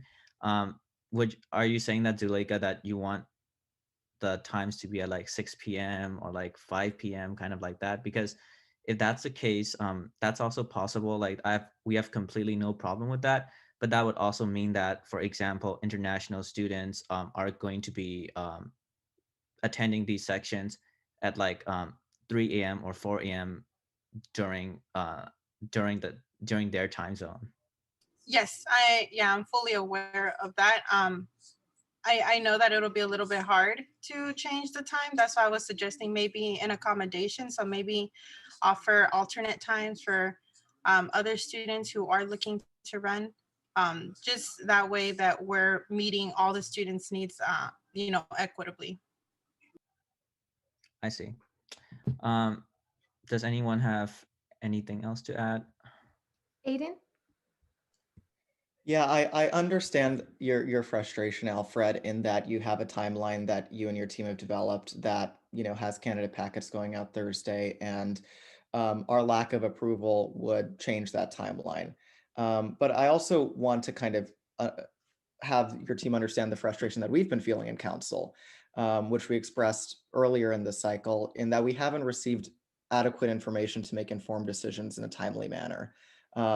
We only got this calendar right before your presentation, and it's one thing if we were just approving it and it was the same thing as last year's calendar, which was the same as the one before and before and before. This one makes some very substantive changes to the election cycle. And also leaves out important information that we as council members usually vote on, related to when candidate packets go out, when candidate packets are due, what those requirements are. what the rules of the road for the entire election season are. And I don't think we have a clear picture right now of what those rules of the road for the entire election season are, as council members that are tasked with approving this, and as the student body that will be, reading this in the Daily Bruin tomorrow. So, I mean, I understand why you want us to approve it tonight. I do not support taking a vote on this tonight. And I will only support taking a vote on a final set of things that is the final vote on the calendar. I don't want to do this piecemeal because I think students ought to know what the landscape is ahead of time before amending or changing things. I think we should, your team should take some time to sit with the concerns that council has, maybe bring it back next Tuesday. And, we'd be happy to approve it then, but I think once again, like I mentioned before, I want to push back against the idea that council's approval is pro forma or a formality. We have valid criticisms and concerns that we would like to see addressed, and we would like to see this calendar created in dialogue. Bakor? Hi. Actually, wait, Promise is next. Oh, sorry. I also kind of just wanted to chime in about the length of time this is. It's way too long coming from a commission standpoint as well. Right after elections, we have to hire our new directors and new staff, and ending having the ability to only hire during week 9 or starting week 9 to even put out your applications is very, very difficult and puts whoever is in power in a really tough position, especially during finals. And also after 3 straight quarters,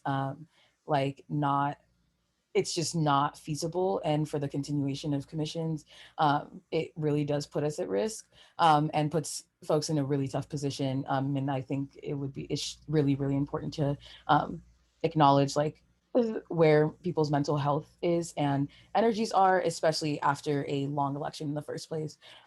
So I think that's something that we should definitely regard. And also I second what Zuleika was talking about. 6 p.m. can be late for folks, and especially folks with disabilities, and folks who have other prior commitments. I think especially since we are in a virtual setting, that having at least a time earlier in the day is feasible and should happen to accommodate those students, or creating a different way for folks to make that make up that requirement if it is a requirement. So yeah, that's kind of all I wanted to say. So just in some support for the commissions and everyone else's offices, especially also because everyone's offices outside of commissions are nearly empty after. So that's just something to definitely think about. Thank you, Promise. Oh, go ahead, Alfred. Sorry. Yeah, Bakor can go first. Hi, so I do have a few points. The first one is regarding the candidate orientation. I know we talk a lot about academic accommodation and how classes should be asynchronous. And I do believe that we should set an example by making those asynchronous meetings or asynchronous format, like videos could be recorded and then if any questions, then they can contact eBoard. I don't see why it should be set in this way while we're literally asking the academic senate and departments to do asynchronous meetings. As for the election calendar, there's 2 points.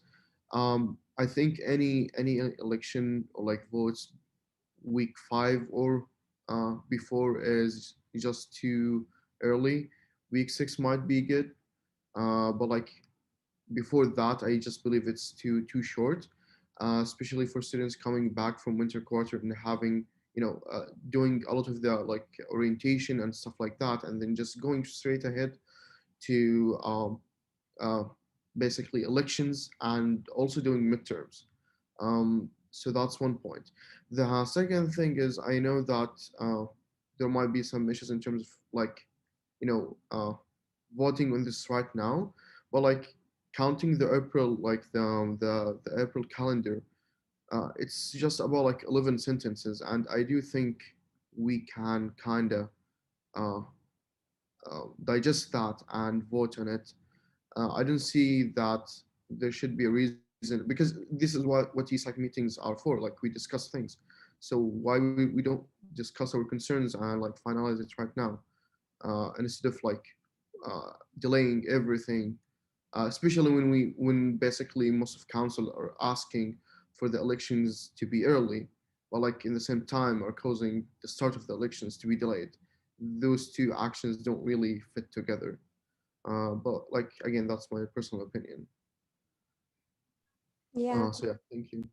Thank you, Bacher. I also wanted to say I'm not opposed to hashing things out, but I do think that in order for this to come to a vote, I don't think we would want to just unilaterally change things and then leave Alfred out of it. Like, I think we're doing this by a process of consultation.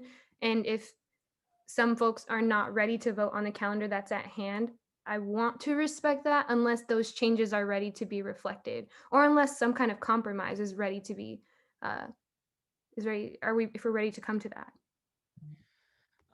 In terms of like the voting weeks, I can definitely compromise on that, and I can definitely make it week 6 instead of week 7. If that would make everyone more comfortable with like the amount of time they need to change and transition to the offices. In terms of the dates for the events, that's a challenge because this would not be as hard if we were not in a asynchronous environment. The reason why is because we like if this was like any other if this was like any other election where it's in person and we're all in UCLA, then definitely like we can have like the 4 p.m. ones, the 5 p.m. ones. But now, since everyone's just scattered all around the world, the question is, what is the best time to do these things? Because for us, like like we do one thing, and then there's always going to be a trade-off when we do one thing. Because the reason why I did like 8 p.m., 11 p.m. was to accommodate different time zones. But then like I'm completely fine with moving it to like 4 p.m. or like 6 p.m.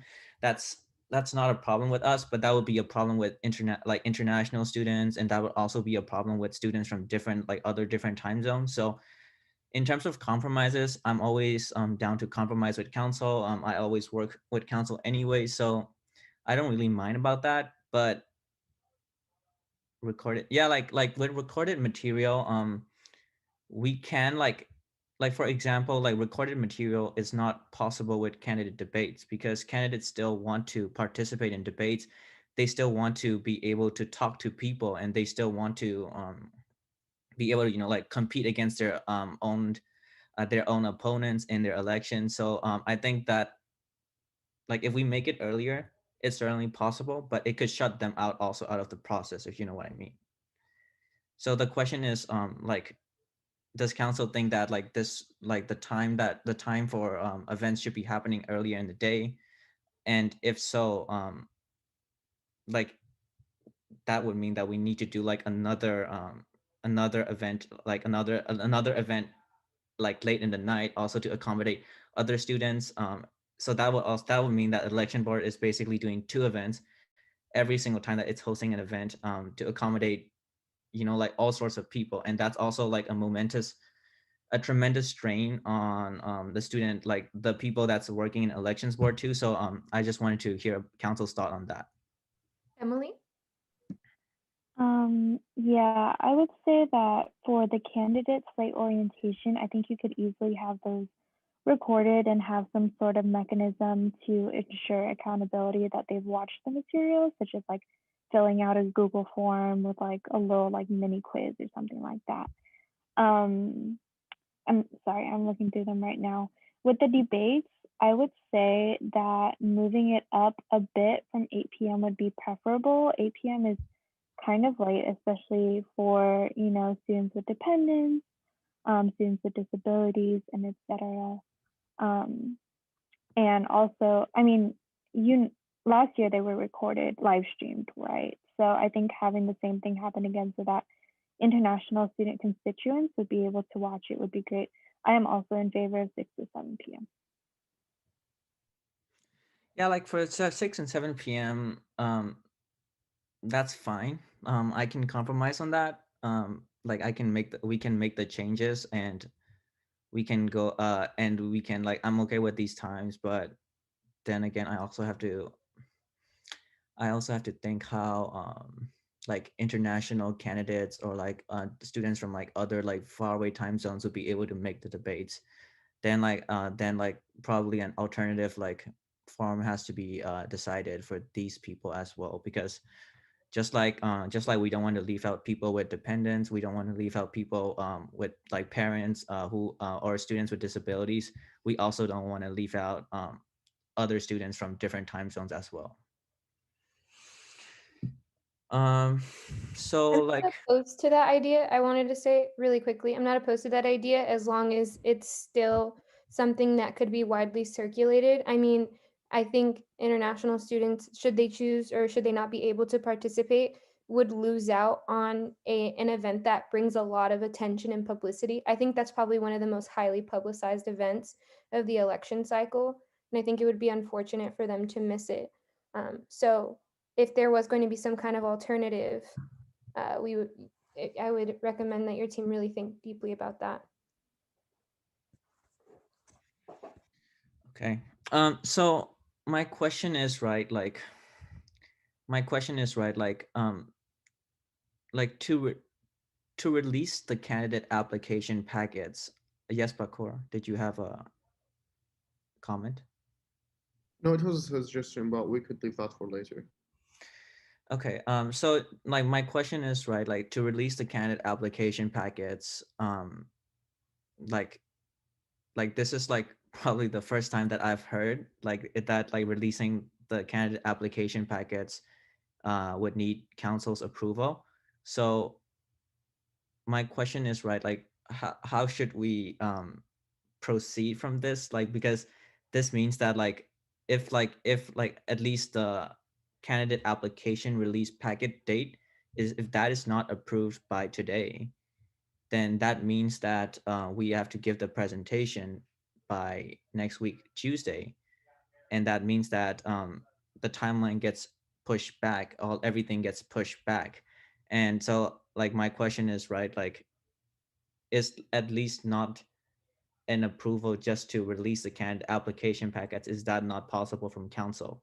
Because I don't see how like 4 days of just like waiting is going to like significantly upend the events for students. If you know, like if you want to chime in, Naomi.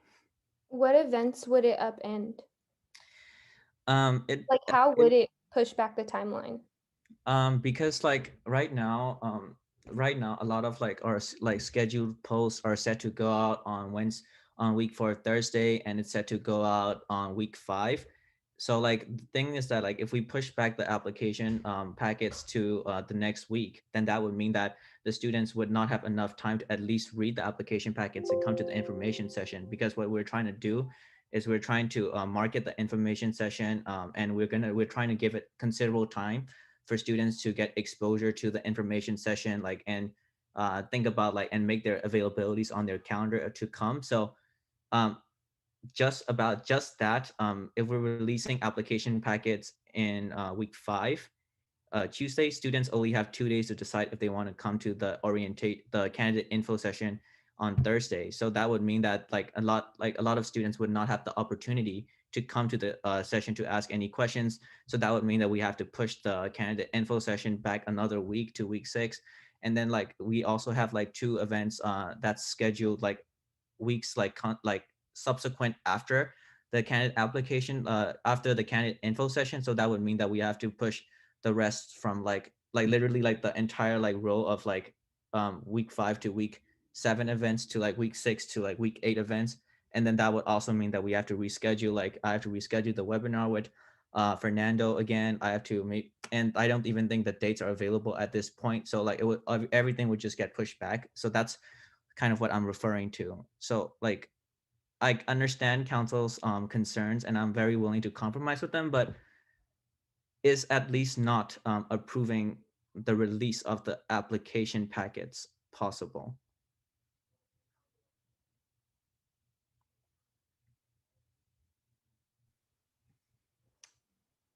George.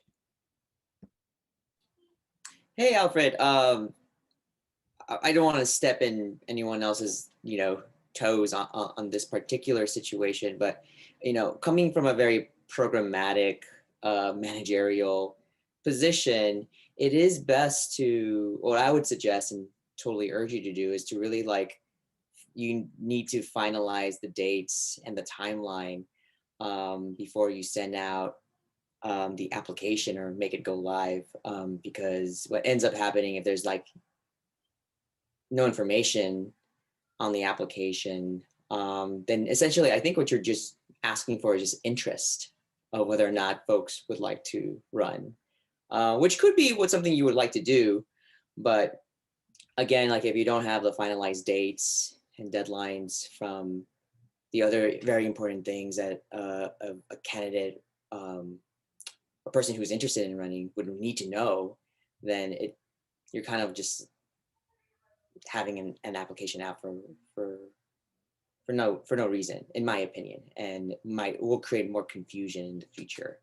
So that's just my take on your specific question, because it's essential that everything else is finalized before anything goes out to the wider public. I mean, thank you, George. And I guess to kind of get at Alfred's question a little bit more pointedly too, what exactly is in dispute within the election calendar from those who kind of expressed concerns? Because I don't know if this has been changed yet, Alfred, but I also disagree with student petitions for ballot propositions, the petitions being due after the final ballot presentation comes before council. Wait, Naomi, can you repeat that? So you're saying that you're opposed to the student petitions coming? Yeah, I haven't seen the ballot presentation on the calendar either. Okay, because for that ballot presentation, I think I can definitely add the ballot presentation on the calendar. The reason why that the ballot presentation wasn't added was because when I was asking around, I thought that this wasn't how do I say it? It wasn't a formal thing that needs to be on the calendar. And I thought that the election calendar only needs the formal dates that's requested on the election code. And that's the reason why I did not include some of the dates that everyone was talking about. Especially, I even didn't know that for the dates even for March and February, because when I was looking through the election code to talk about the election calendar, that the dates were solely for the campaign cycle in spring. That's why that was the reason why. But then I can add the ballot presentation like on there, probably looking at this, it would be 22, because the dean of office needs 3 days to validate signatures, so that it will be 3 days after the petitions are submitted to the elections board. But I can definitely add that. I have no problem with that. Okay, Aiden. Yeah, no, I'll keep it brief. Directly to your question, Alfred, of why can't we just approve the packets tonight and allow you to release them on Thursday? I mean, the calendar is an essential part of the packet. I remember when I got my election packet last year, the calendar, I believe, was a part of it. I mean, I remember thinking, is this the right decision for me? Looking at what I would have to commit myself to over the next few months. So I think that's an essential part of what candidates need in order to, like George said, make a decision whether am I just interested in running for USAC or am I actually running for USAC? You need to know what you're committing yourself to.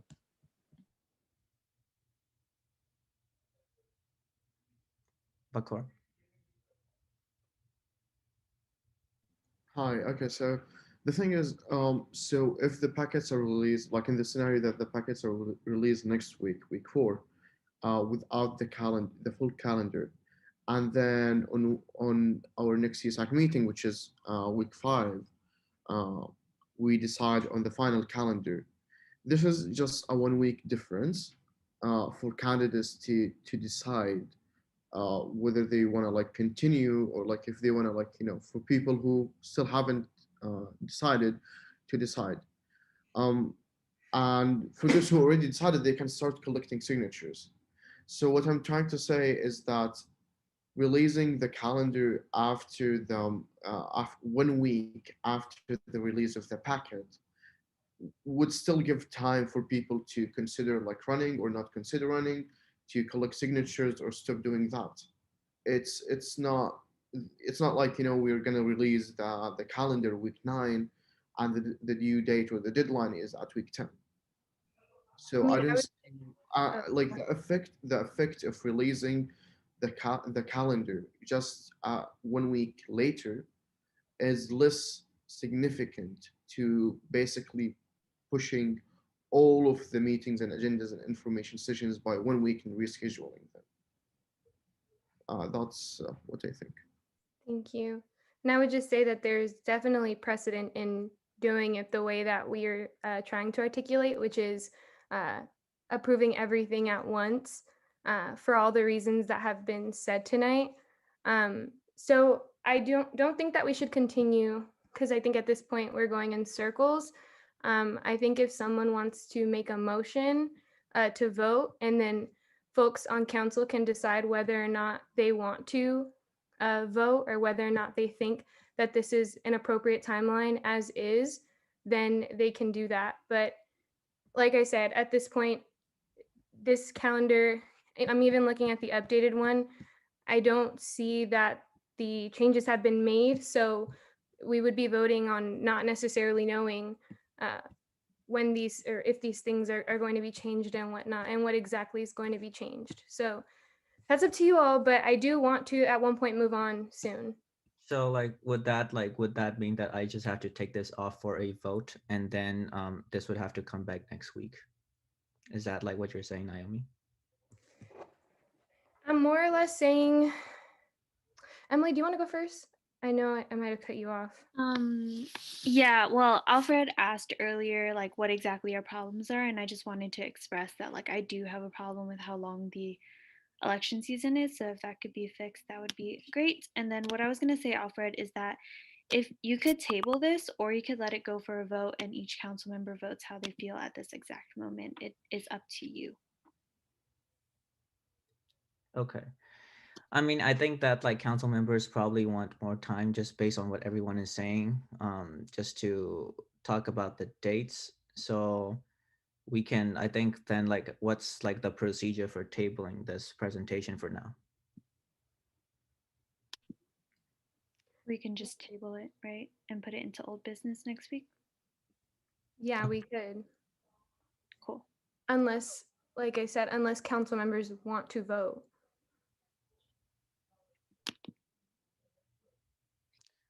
I don't think as the election calendar is right now, like I don't think it's going to pass for a vote yet. So I think I'm just going to come back next week, talk about like fix the stuff that everyone just talked about, even though like I think this could technically be done right now, but I can just come back again next week, um and then we can I think and then we can vote on this afterwards, I think. Promise? Bacher, was that an old hand? Okay. Oh, go ahead, Promise. I was just going to ask, since we are going to be going into an executive session, would it be possible to like take a vote after the fact? Like if Alfred's able to like make the changes and like we see them, would that be possible? I'm not opposed to that. If others, I don't know how others feel about that.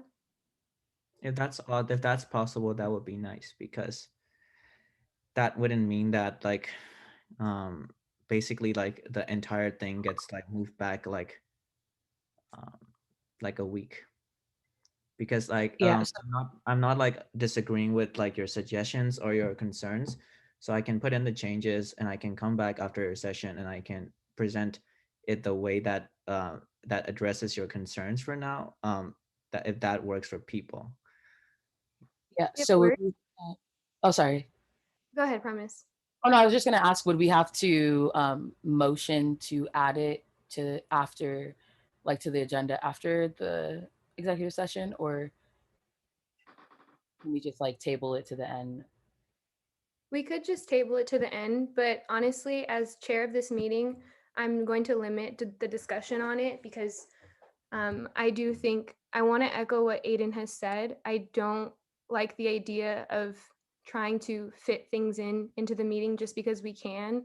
I do think that this is a topic that deserves special consideration. So I do want to limit our conversation surrounding this, especially because we often go in circles.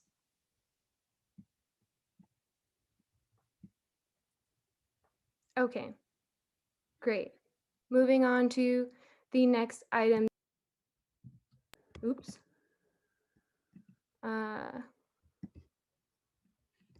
We can move on to the rent relief award surplus proposal. And Emily, I'll also pass it over to you because I'm going to step out.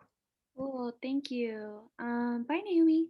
Sadina Velik is here from my office to present our surplus proposal for today. I will be timing once again 5 minutes for the presentation, 10 minutes for the Q&A.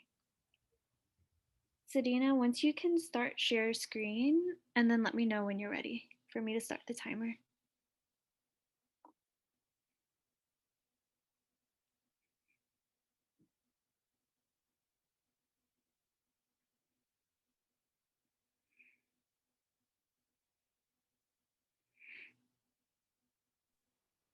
Okay.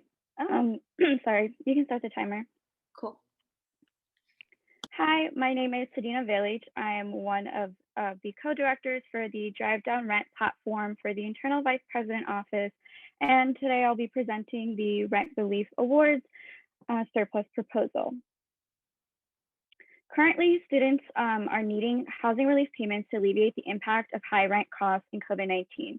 As we know, Westwood is one of the most expensive zip codes in the United States, and students are dealing with really high rent costs. And on top of this, COVID-19 has taken a big impact on students in terms of them losing wages, facing unemployment, and along with their families also taking an impact in terms of their financial circumstances. We are asking for $35,000 from the surplus fund, and we want to give $250 award amounts for 140 students to help alleviate the impact of these situations. In terms of statistics, we conducted a COVID-19 impact on rent survey in the beginning of last quarter, and we received 182 respondents. And from those 182 students, 65.4% of them said that COVID-19 affected their ability to pay rent.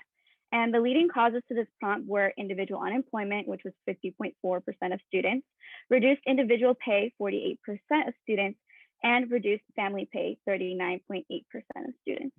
Along this, students were taking actions to try to lower their rent and do anything possible to make ends meet. So out of 117 respondents, roughly 18.8% of students had to take in more roommates and double up, essentially compromising their health and risking their health essentially to make ends meet and try to make rent payments. On top of that, 20.5% of 117 respondents also said that they could not make full payments on utilities. So on top of paying rent, students are also struggling to pay for utilities to keep their apartment running, such as internet, water, gas, and electricity. And throughout this survey, many students share their experience of having to find subleasers and having to sublease their apartment for a much lower price, meaning many students are paying for an apartment that they're not living in, but they are taking as many steps as possible, such as taking in more roommates, trying to sublease their apartment for a smaller amount just to pay less in rent. For the application process, we will be asking students to provide their financial aid details, which includes their EFC and any awards that they were offered or that they accepted. We'll also be asking their current rent costs and an explanation of their financial circumstances and its effects on their ability to pay rent. And then the applicants will be selected by the drive down rent committee through a blind reading process, and each application will be read by 3 different readers. And then we plan on doing outreach primarily through social media and also utilizing departmental emails, making sure as many students know about this award as possible. And we plan on reaching out to the tenants union and neighborhood council for more outreach and basically to have more people knowing about this award. So in summary, we're asking for $35,000 to provide students with $250 direct aid to alleviate financial burdens regarding rent payments. As you can see, students are dealing with very high rent costs and dealing with the impacts of COVID-19 on their wages, and many students are unemployed, and students are doing as much as they can as possible to try to alleviate the situation, to try to reduce the amount that they're paying for rent by taking in more roommates or subleasing for a much smaller price. But clearly this shows a need for rent relief awards to really help students during this time. Thank you.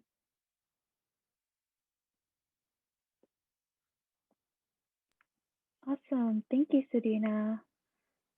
All right, now we can open it up for questions for 10 minutes. I will set the timer. Please use the raise hand function if you have any questions for me or Sadina.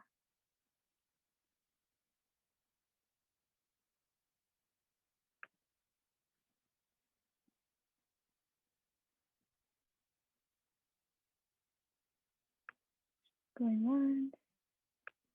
Oh, Justin. Is the 250, I guess, how will the 250 be distributed and all of that? It will be distributed. Oh, sorry. Go ahead. Go ahead, Sadina. You got this. Okay, I was just gonna say we're distributing through checks, so it will be distributed through checks. And also, I can't do math, so what is 35,000 divided by 250? 140 students, so 140. Right on. Okay. Christina? Hi, my question is kind of like, can you talk about how, like, what differentiates this from just like the alternative of doing, or I don't even know if it's an alternative, besides like for doing just like a general USAC relief grant that could be applied to rent? Yeah, I can talk about that a little bit. So as you know, my office has had this platform for the entire year, and we did run the Spark campaign in order to do this, specifically like rent relief awards. And so what I was hoping to do is like not just open an application for like a very small amount of money, which we got through the Spark campaign, but use this money to supplement that. You know, knowing that students had donated money to the Rent Relief Award Spark campaign in order to provide rent relief to Bruins, I was hoping to like bolster that and like be able to help more people through that single application.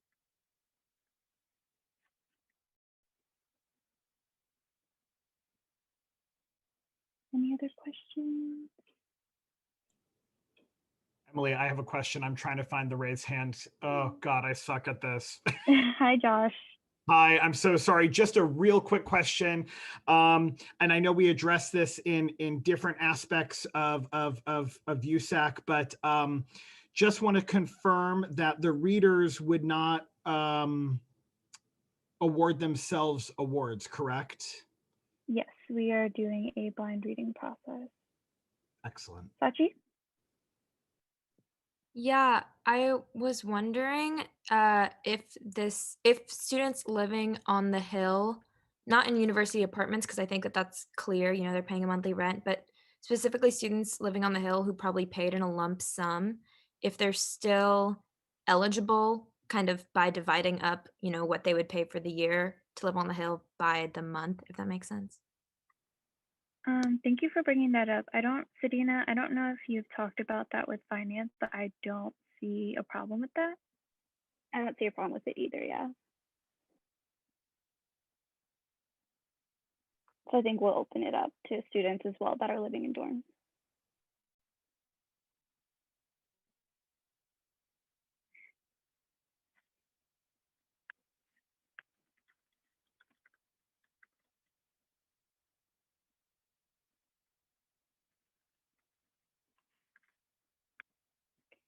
Cool.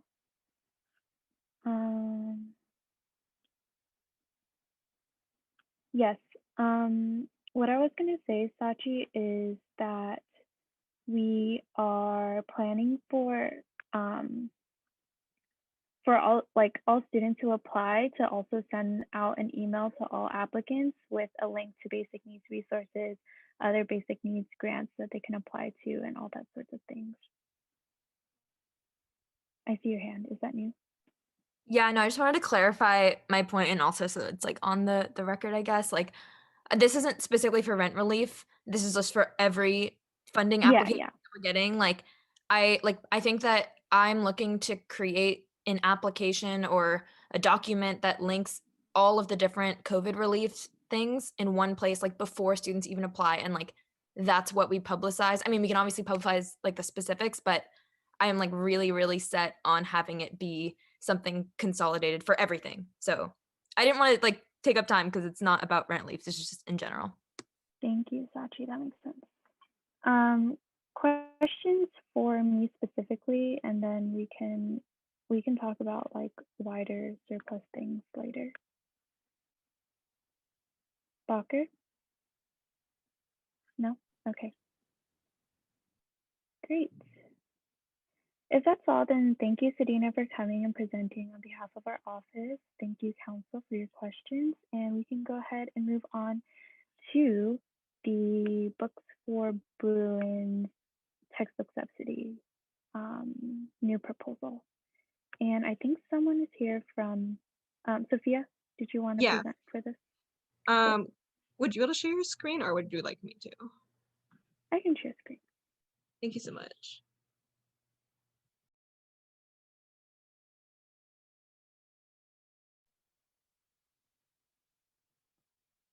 All right. Okay, for sure. So we are back again with Books for Bruins. And this year, so for this year, AC originally allocated 11,160 .40 for a general programming fund. For our fall quarter, we allocated 5,400, leaving 6,560 and 3,280 per quarter. So we have 6 gift card options, 25, 50, 75, 100, and 125 and 150. Last quarter received 515 applications. This quarter we received 365 applications, and since we will be transitioning back to Venmo next quarter, after hearing council last week and their voices and concerns, we'll be moving back to Venmo, and we anticipate receiving 500 applications. We already have 30 gift cards from last spring, 975 from fundraising, which is 13 gift cards, which totals to 43 gift cards, 86, and then there's the math right there for you. I don't think y'all need me to read the math.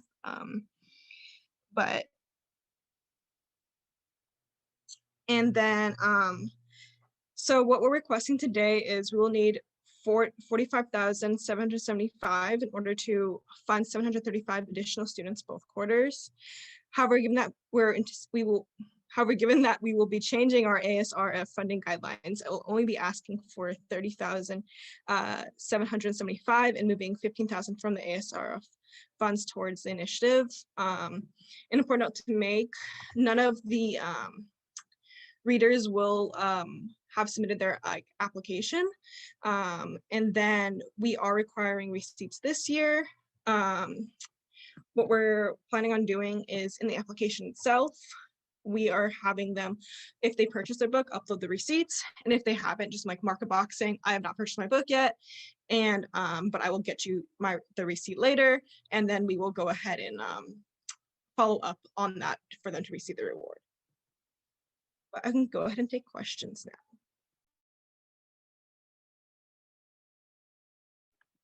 Thank you, Sophia. Please use the raise hand function if you have questions or comments.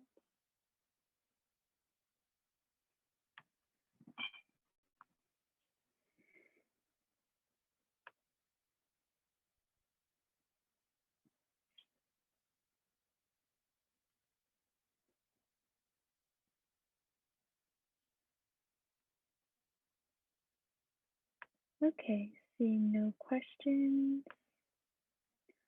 We can move on to the next part of the agenda. Thank you, Sophia, for coming tonight.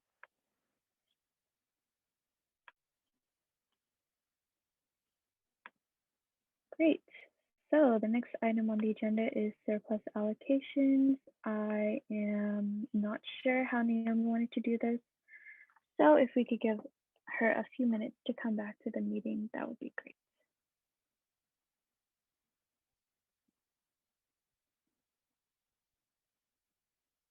And I know folks had their hand raised earlier when I was presenting and put them down when I asked for specific questions. So if you still have comments that you want to talk about in terms of surplus in general, please go ahead and raise your hand again and we can discuss. Aiden? Yes, this was kind of going off of Sachi's question with the consolidated application. But I mean, is there interest in maybe consolidating all the funding bodies? I think there might be, if students are applying for one fund for books, another for rent, and another for blanket COVID relief, wouldn't it make sense to have them maybe combined so that students could apply for a grant they can use for whatever is their COVID-19 need right now? Just an idea.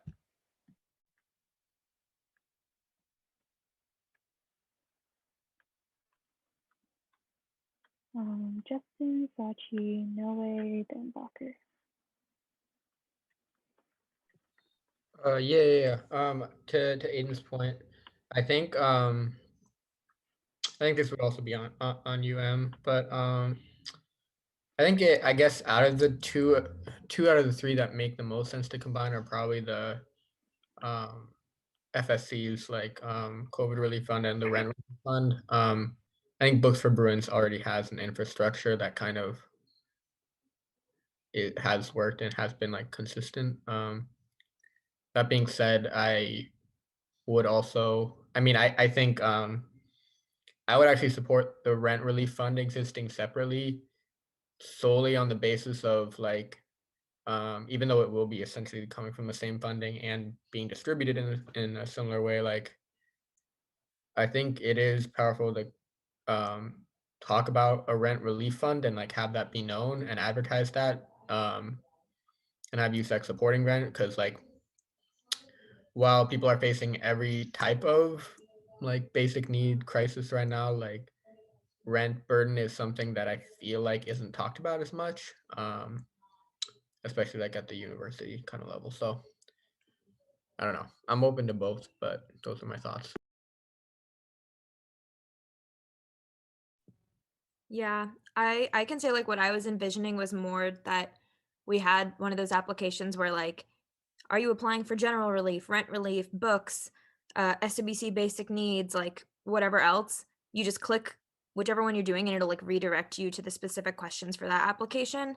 I think that it is important to have distinctions, not only because a lot of these exist, like for instance, SWC basic needs, like that hasn't even been brought up. Like I feel like that should be within this larger application, even though it's not like necessarily on the table today.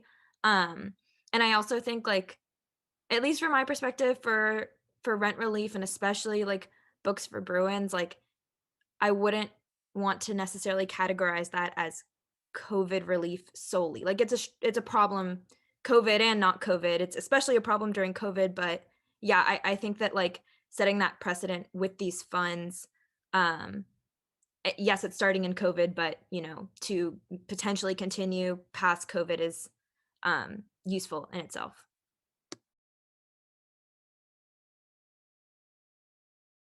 Yeah, I was going to be repeating similar to what Justin and Sachi said, that with the pandemic relief fund that I was proposing, I did want to create it kind of more collaborative with council, but I also do understand and recognize the need to have the two separate funds, the Books for Bruins and the Rent Relief Program, the Rent Relief Grant Program.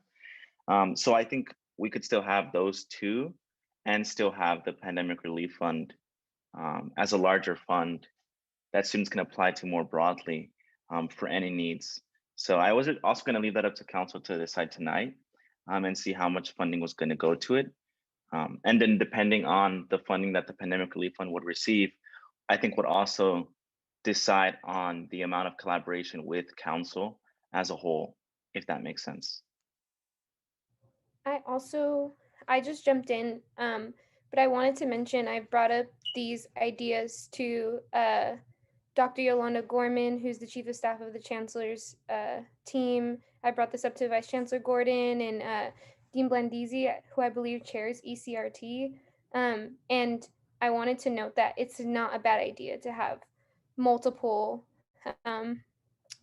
pools of money out, because each commission, each person in their own right attracts so many different folks and are plugged in so many different communities. So I hope that that's not something that we're like thinking too deeply about.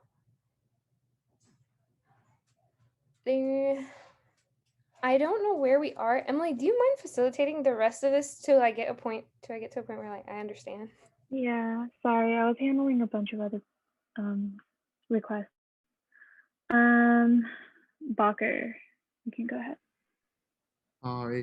I'm just gonna re-echo my point from the previous meeting, which is basically any surplus allocation to funding bodies. The residency status, or basically the fact that you are undocumented, out of state, or international, should be taken into account in the guidelines of those allocations, since that would like directly means that those students, just because of the residency status, do have less access state and federal. So that should be a question in whatever Thank form you, we have. Bacher.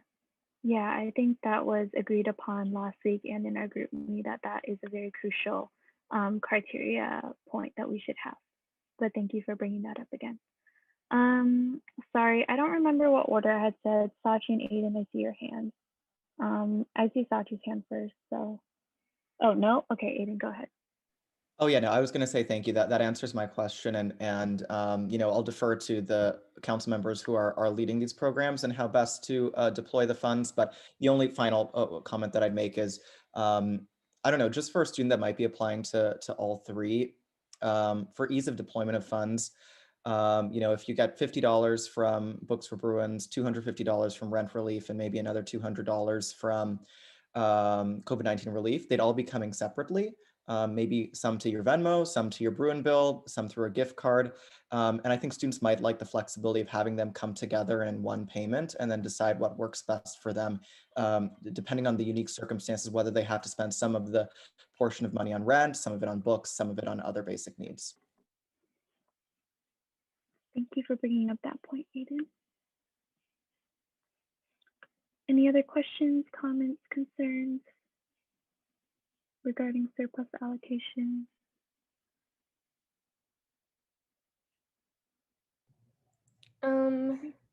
Emily, I don't know if this has been discussed, but if we're at a point where we could vote, are we at a point where we can like come to a vote of some sort?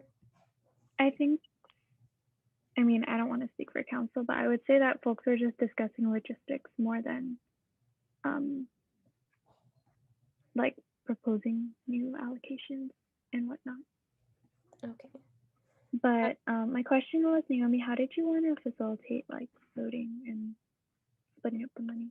Yes, so that was actually what I was going to bring up. And I was going to use the idea from last year because I do think it worked pretty well, barring certain circumstances or certain people.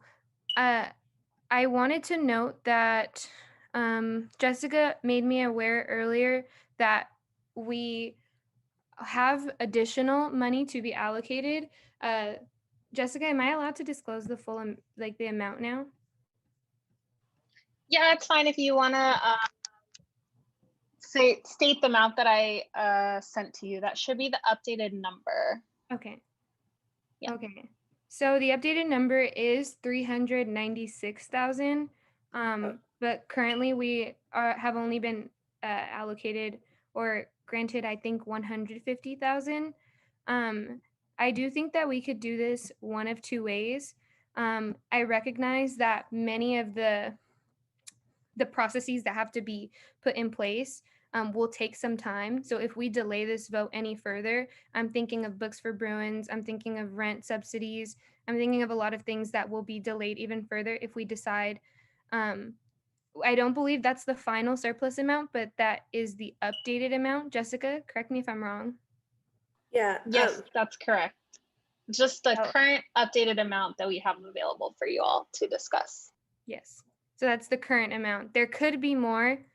There could not be more by the time our terms are over, but that is the amount that we are working with. My suggestion is that we allocate or we decide what to do with the up to 150K this meeting, and then we can do a subsequent round of surplus considerations. Also, given the fact that there might have been some folks who wanted to propose something but chose not to because they wanted to wait, since their request might be less urgent. What do you all think about that? Aiden?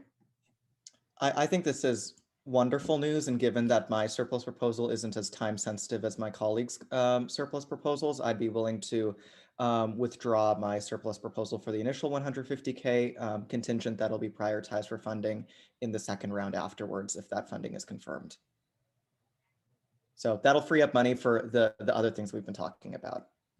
Thank you, Aiden. Sachi?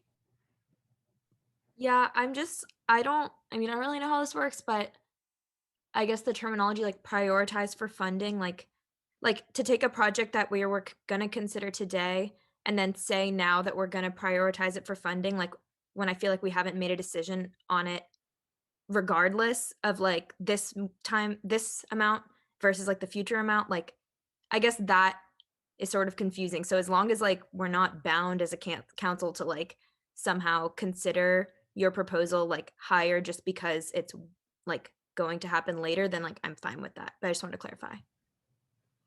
Yeah, I wanted to note that I don't believe that's what Aiden was saying. I don't want to. Yeah, no, I didn't mean to say that would bound council's future actions. I just meant to say that since mine isn't time sensitive, I will take it out so we can just discuss the other proposals in front of us. Yeah, I also wanted to say that I don't necessarily even think that you'd have to table it, Aiden, if you didn't want to. I don't think we just have to restrict ourselves to just time sensitive things if this was already a plan that was in the works.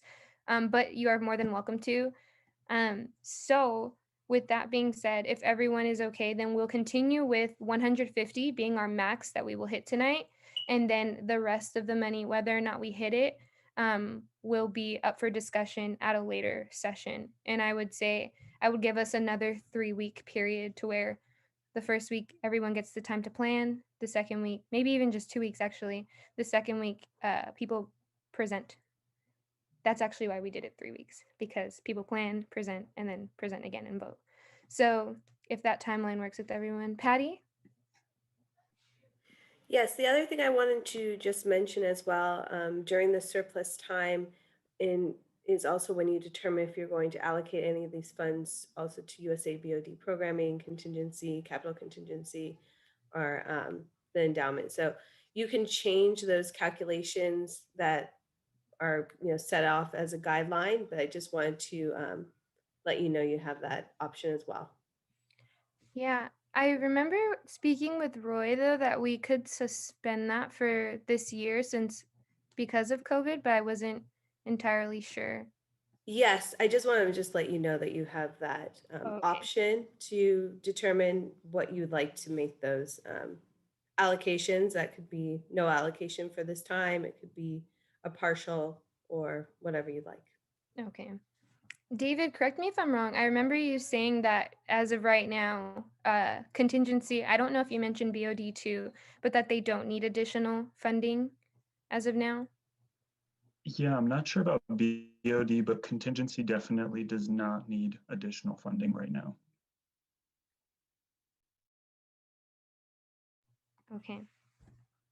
So that is also something that I would like council to think about. Actually, Emily, before I know you're trying to start a spreadsheet, I was going to say right now, the way that we are going to do it is I'm going to put your grants or your proposals, the numbers on a Google form. Emily, maybe you can even help with this.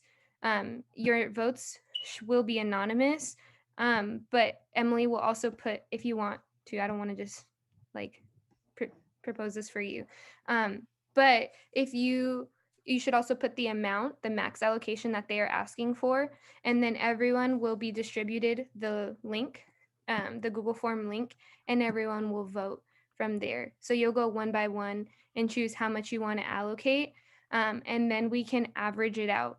Is everyone comfortable with that process though? It is the most efficient. I am, but I need people to type their proposals in the chat in terms of how Emily, much I money can they're also help you too. Do you want me to send you the one I'm working on? Sure. If you want me to help, I can help out too. It's okay. I think we got it. But yeah, if folks could help us out by sending how much money they're asking for, that'd be great.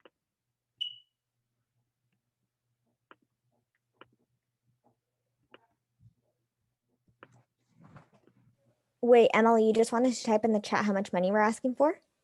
And the name. Okay. Jessica?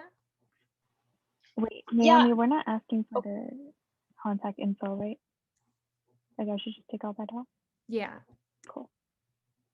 Sorry to interrupt. Oh no, you're good. David can correct me if I'm wrong, but I think that capital contingency specifically, it really only gets funding from surplus. So at least for that portion, you may want to consider if you want to allocate a little bit to it, just considering the fact that fall quarter is expecting to return in person and that there may be capital item needs such as office furniture and things like that, that groups may need to access funds for over the summer. So I don't know. I mean, David can correct me if I'm wrong if that gets funded elsewhere. I'm pretty sure if I'm remembering correctly, it's specifically from surplus. So I just wanted to throw that out there that even though we may not be on campus for summer, if that funding source is at least funded, then it would give students the opportunity to have access to office furniture needs for fall when we hopefully will be able to return.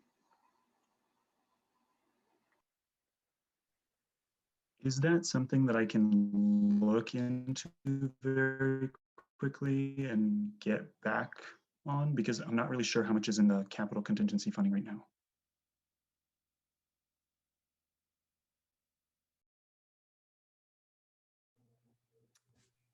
I mean, I don't see why not. Patty, were you gonna? Yeah, it seems that vote would be coming the next round. So it gives you a little bit of time to look into that, and we can discuss as well. If you have any questions, we can talk with Bong too. And then send that to council prior to those meetings. Okay, perfect. Thank you. Sorry, Naomi. Question, what was our final number for the surplus round? I remember it was like plus the Westcom and triple P loan too, right? I don't recall. I would have to check. Yeah, just to clarify, that updated number of 396 does not include those other funds. That's just strictly the surplus that comes from council fees. Okay, Jessica, do you remember the number, or Patty, the number that Roy gave us originally?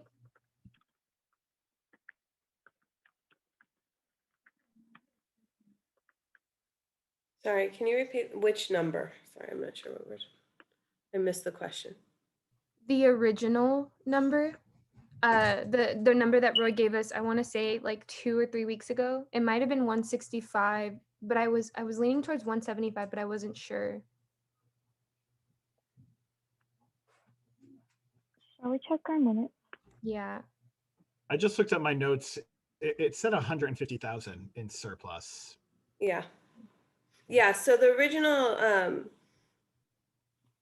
last time when we talked in regards to how much we'd be able to allocate conservatively, knowing that we didn't have all the full details was 150. We have received additional information, which makes us confident that we can allocate up to the I believe roughly 395 that Jessica had mentioned earlier. So that's the main update. We still don't have our finalized numbers regarding surplus, but we wanted to at least let you activate to the largest amount possible. And that was, it's 150 was subtracted after your other allocations you've already made earlier in the fall. So hopefully that answers it. Okay, and that's plus the PPP grant and whatnot? Okay, that's okay, sorry. No, so that wasn't including, so we also have an additional 18,000 that's been awarded from ASUCLA in connection with Westcom for USAC to be able to help allocate for COVID relief funds. So that can also help subsidize some of that work that you'll be doing towards that, as well as I believe an additional 22,000. So that's right. There is those additional monies that you can utilize as well. Got it. Okay, that was 190. I will have to as a confirm if total that's number. included. Yeah, I'll have to confirm if that's included in the 395, but I don't believe it is. Those are Okay, extra so we funds. can work with $190,000 in terms of how much money we are allocating today. Okay.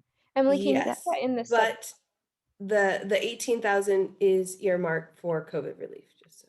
Yes, I think that'll be okay because 3 of these things are COVID related. and Justin.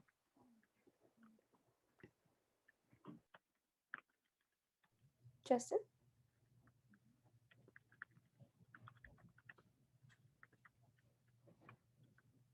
Okay. Justin, if you come back or if you want to ask your question, just let me know. Noe, in terms of how we'll be voting, so essentially, Emily and I are putting the amounts here, the maximum amounts, and then each of you will have the opportunity to be able to vote and disperse according to like how you feel each how do I say it? Somebody help me, I can't speak. I can explain it. Okay. So in the form that we're making, we are putting the name and the amount requested, and then there is a slot for you to essentially put how much money you think should go toward that out of the $190,000 we have to work with. And then what we're going to do is average all of the responses for each thing, and that'll be our thing, right, Naomi? Cool. All right. Yes. I think the form is ready. Before you send out the form, Emily, can we add up how much all of these, if they were all approved, comes out to? Actually, I just did it. It's 205, 775. I can't say that number right now.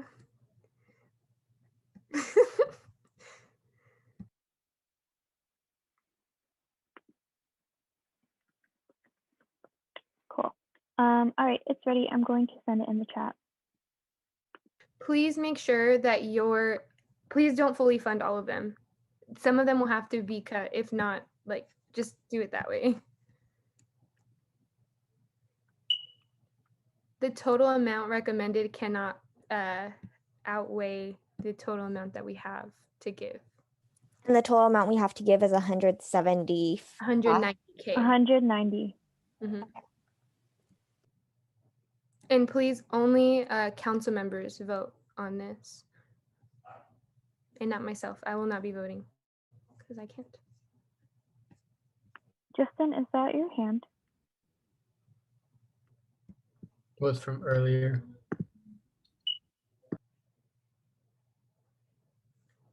And while folks vote, David, just to reaffirm one more time, feel free to look into the capital contingency. And if you want that to be a request for next time, you can do that, of course. Okay, definitely. Yeah, thank you. And I just also wanted it to be known, just for the record too, the way that council has seemed to be going is that we won't necessarily be prioritizing contingency, not capital contingency, but contingency and BOD, because as of right now, they haven't necessarily reached out for money, which is a very different scenario than last year when contingency and BOD were actively advocating for more funding for in-person events.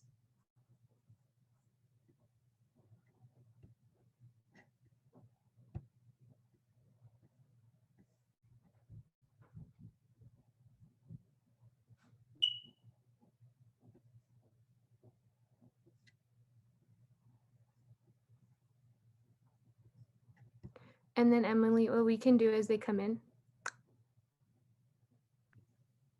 is average amount with like the 190. Eden. Sounds good.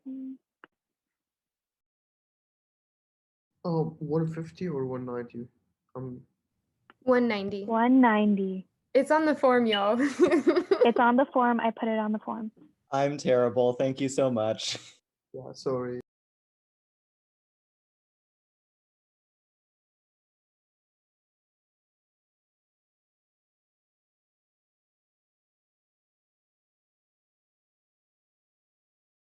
And I'll just wait till it gets to, I assume, 11 responses.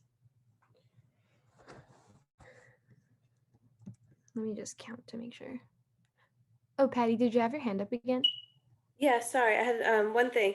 So all for all of these requests, if you do receive funding tonight, please reach out to myself, Jessica, and Vong, and we'll set up a meeting to discuss plans regarding allocations and processes to move forward with activating these funding sources. So I just want to make sure we're all looped in on all the details.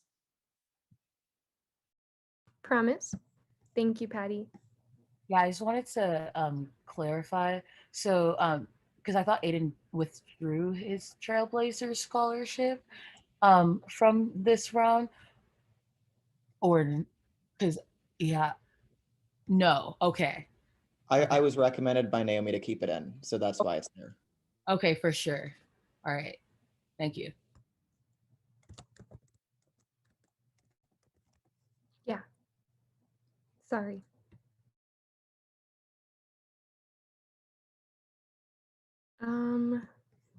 So there's actually 13 of us. So, or not, well, there's 13 of y'all.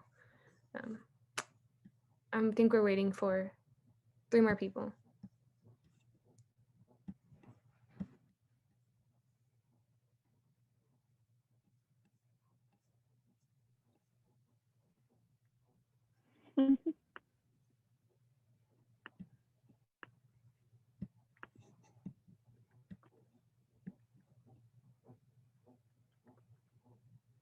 I'll give it one more. Well, I mean, no pressure.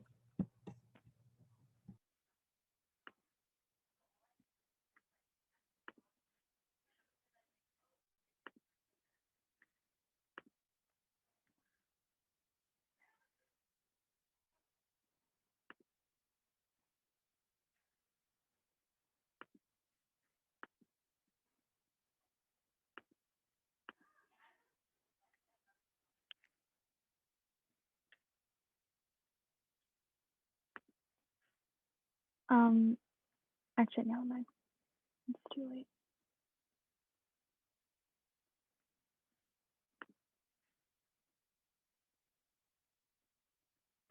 One more person.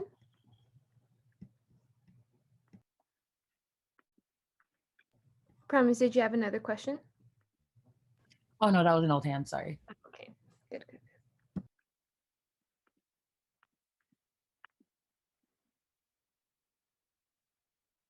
Wait.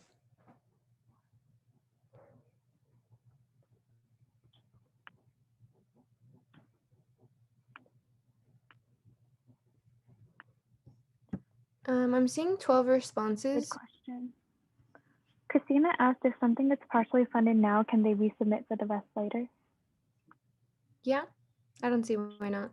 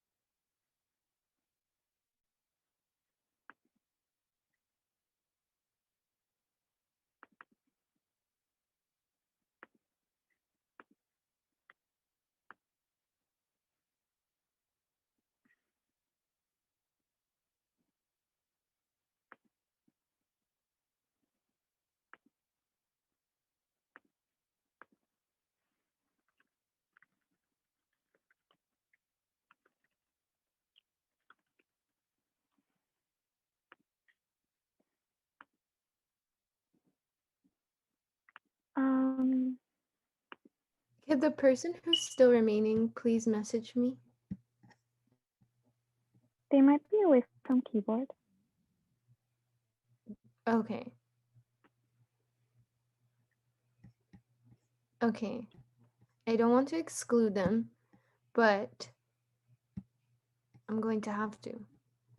Okay, I'm going to do Unless they want to the, speak. I'll do the averages now. Okay. I'm going to close the sheet.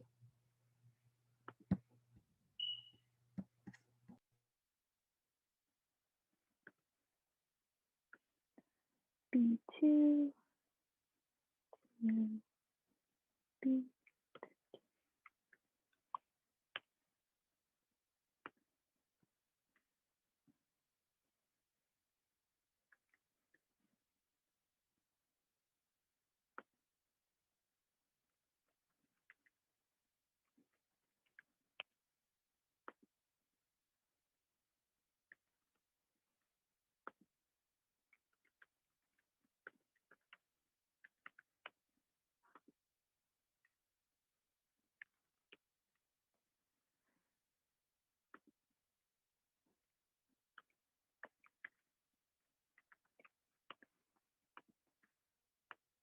Let me make sure these all add up.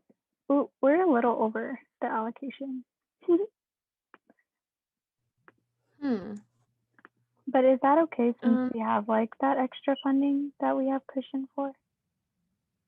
If the everyone's percentage, okay with whatever. Like a little over, I mean $60, like $64. Oh.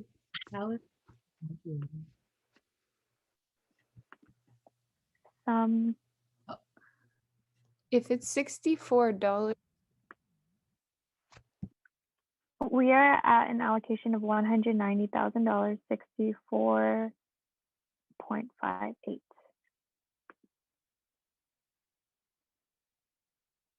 could you tell us the recommended numbers for each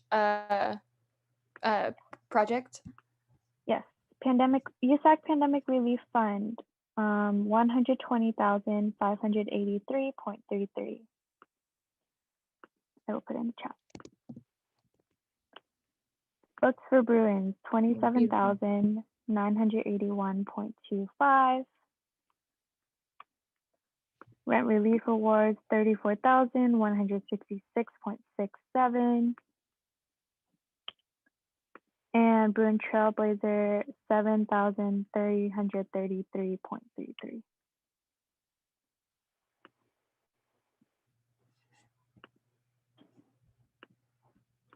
Okay. I kind of want to just do a formal vote on this. So let's do it. With the amounts that Emily just gave, can I get a motion to approve those amounts? Is everyone okay with those amounts? Patty recommends making them round numbers. I like that. I also like that. Like rounding to the nearest 1, 10, 100. It's up to you all. I just think, you'll just have pennies there that you'll just have to keep track of accounting wise. Could we round to the nearest 100? Okay, so that would be 120.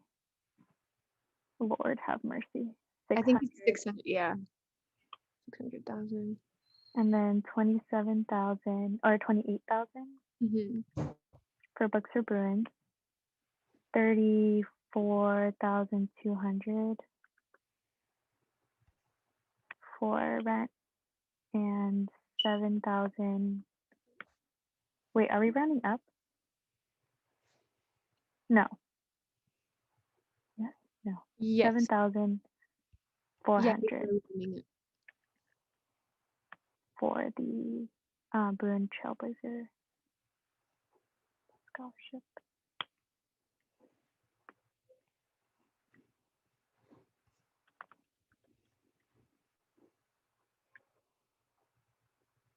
Justin and Sachi's hands are up. I don't know if y'all have questions. Go ahead, Justin. I think Sachi was first.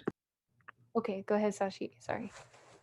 You're good. I was just gonna ask, like, for the people that are getting funded now, like, would you come back to council next time with the other surplus amount, asking for the remainder of what was given today? Because, like, if that's the case, I guess knowing that we will have so much more to talk about and knowing that like people asked for a specific amount of money to give out like a specific amount of awards, like I would kind of potentially prefer to like just like vote on allocating like the full amount if people are comfortable with that, knowing that we have more. Or if not that, I would rather allocate an amount so that like I think rent relief was 140 awards, like let's make it an even like 130 if we're going to reduce it so that as Patty said there's not like this leftover money in the account that can't be fully like allocated. I mean, I guess you could allocate a partial award, but that's kind of where my head is. So Sachi, just a clarifying question. Are you saying that, like, for example, if you, let's use, just use Breeze, she just asked for the full 30, 37, whatever, $30,775? Yeah, like even with that specifically, like I just took off 775 from my like thing just because I wanted to fit within that 190,000, whereas like I would have given the extra $775 if we were able to, which we are able to. So yes, I would personally like prefer to do that. Okay. Okay. Not opposed, noting that, and we can, these are also could just be baseline numbers too. I was going to verify before we just like move forward. So good suggestion, Justin. Yeah, I wouldn't be opposed to going with Sachi's suggestion. I guess it just I'm a bit like wait, I'm confused. I guess whether the 190K is like a hard thing we have to. I understand that that's the guaranteed money, so I'm wondering if there would be like I don't know stuff would happen if like somehow like the I don't know like I guess I was still a bit confused why we moved forward like for sure with the 190K when or like how arbitrary that was or how unarbitrary it was but yeah. Yeah, I would say it wasn't necessarily arbitrary. We kind of did that out of fairness for those who may have wanted to ask for additional funding in the second cycle, but didn't choose to fund or didn't choose to have a proposal ready tonight.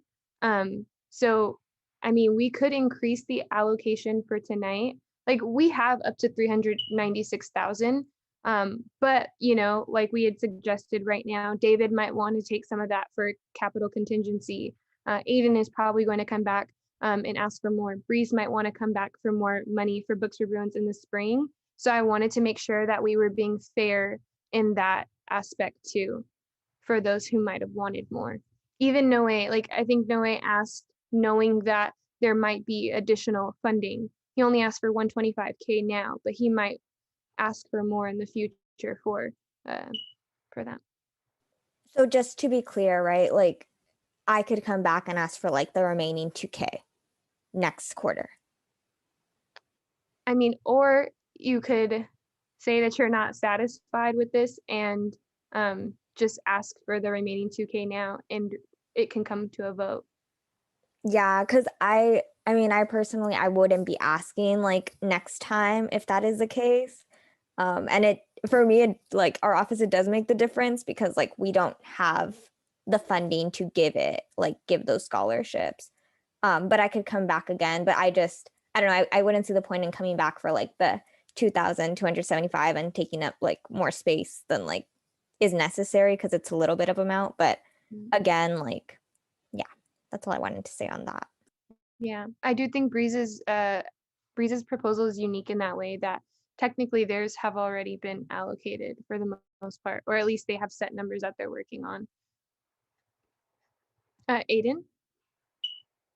Yeah, I'm very grateful that council has, averaged out to 7,400 for the Trailblazer Scholarship, and I understand Breeze's unique needs. So if council is okay with it, I mean, I'm willing to shave 2,000 off of my allocation this cycle, so that Books for Bruins gets fully funded.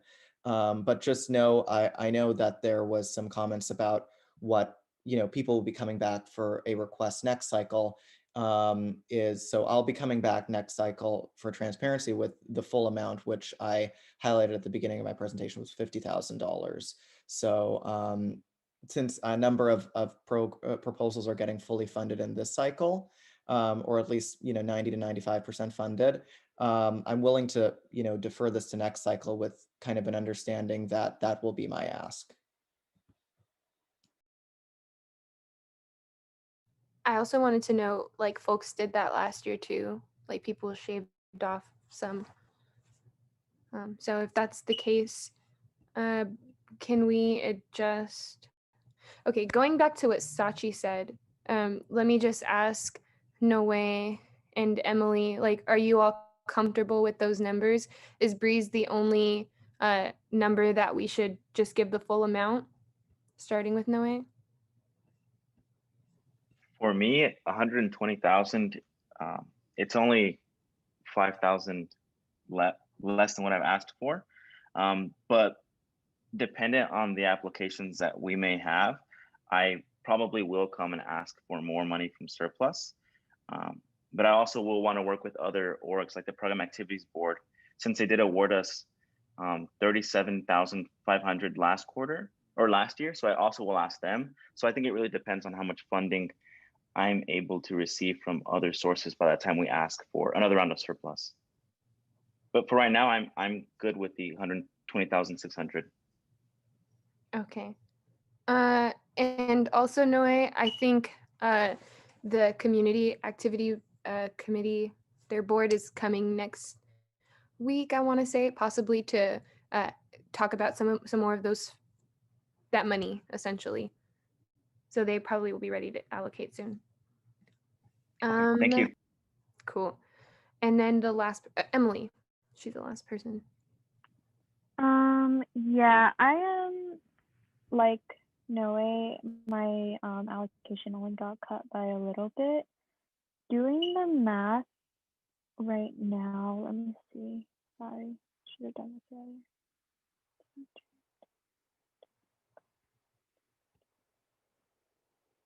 Yeah, I would ask that maybe I get enough to award 137 students. Right now I have enough to award 136.8. 137 students times 250 is 34,250. So if someone could, donate $50 to my cause, I would greatly appreciate it.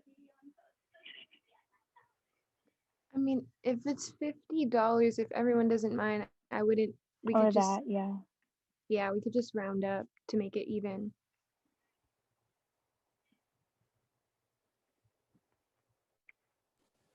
So I think my question is now, am I getting 30,000? Because then I would still like have to come again next time for like the 775.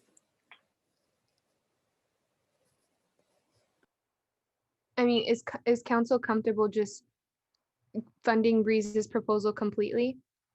Especially, I mean, I would love for those who, you don't have to express that you voted less, but there's someone here who voted like 15K. Like, are y'all comfortable with that?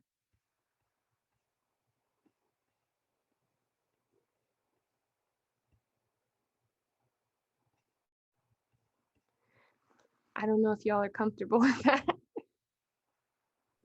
I personally am, but Okay. I also didn't vote 15K, so. Okay. Great. Well, if that's the case, then can we change Breezes then? So if we can put the new numbers.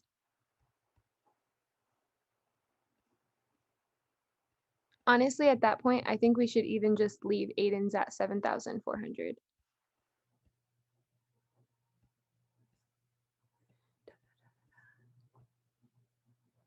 Okay, beautiful. No, 30,000.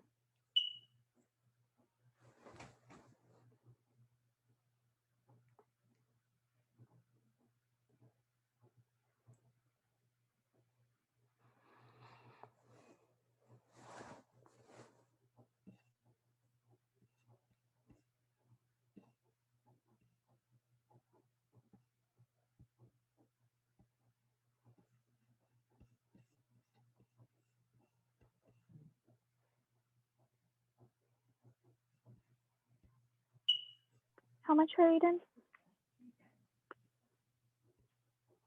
7,400.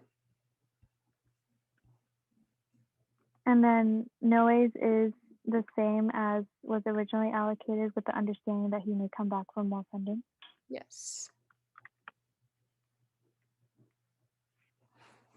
120.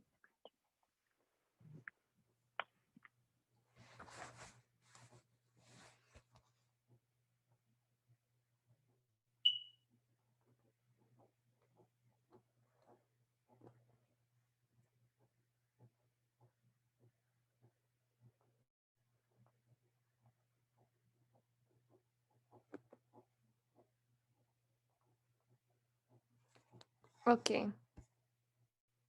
So yes, that seems like the total. Given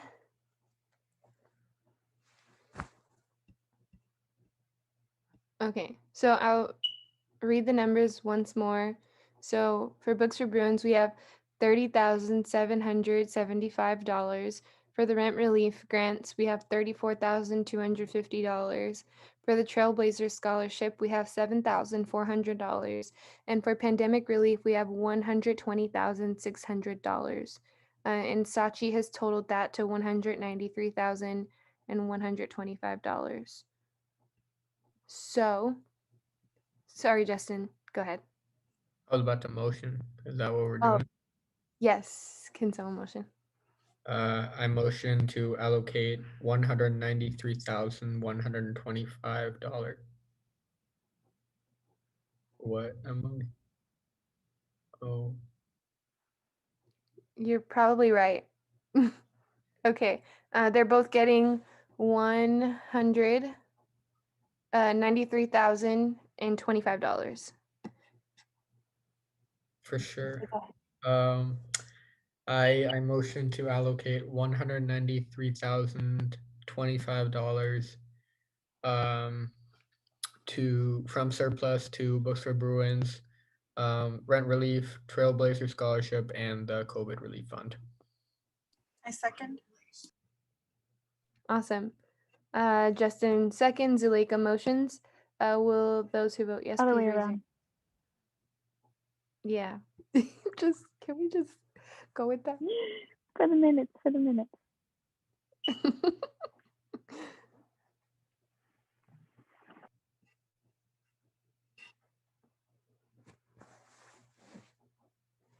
I can't raise my hand, but I'm raising it. Okay.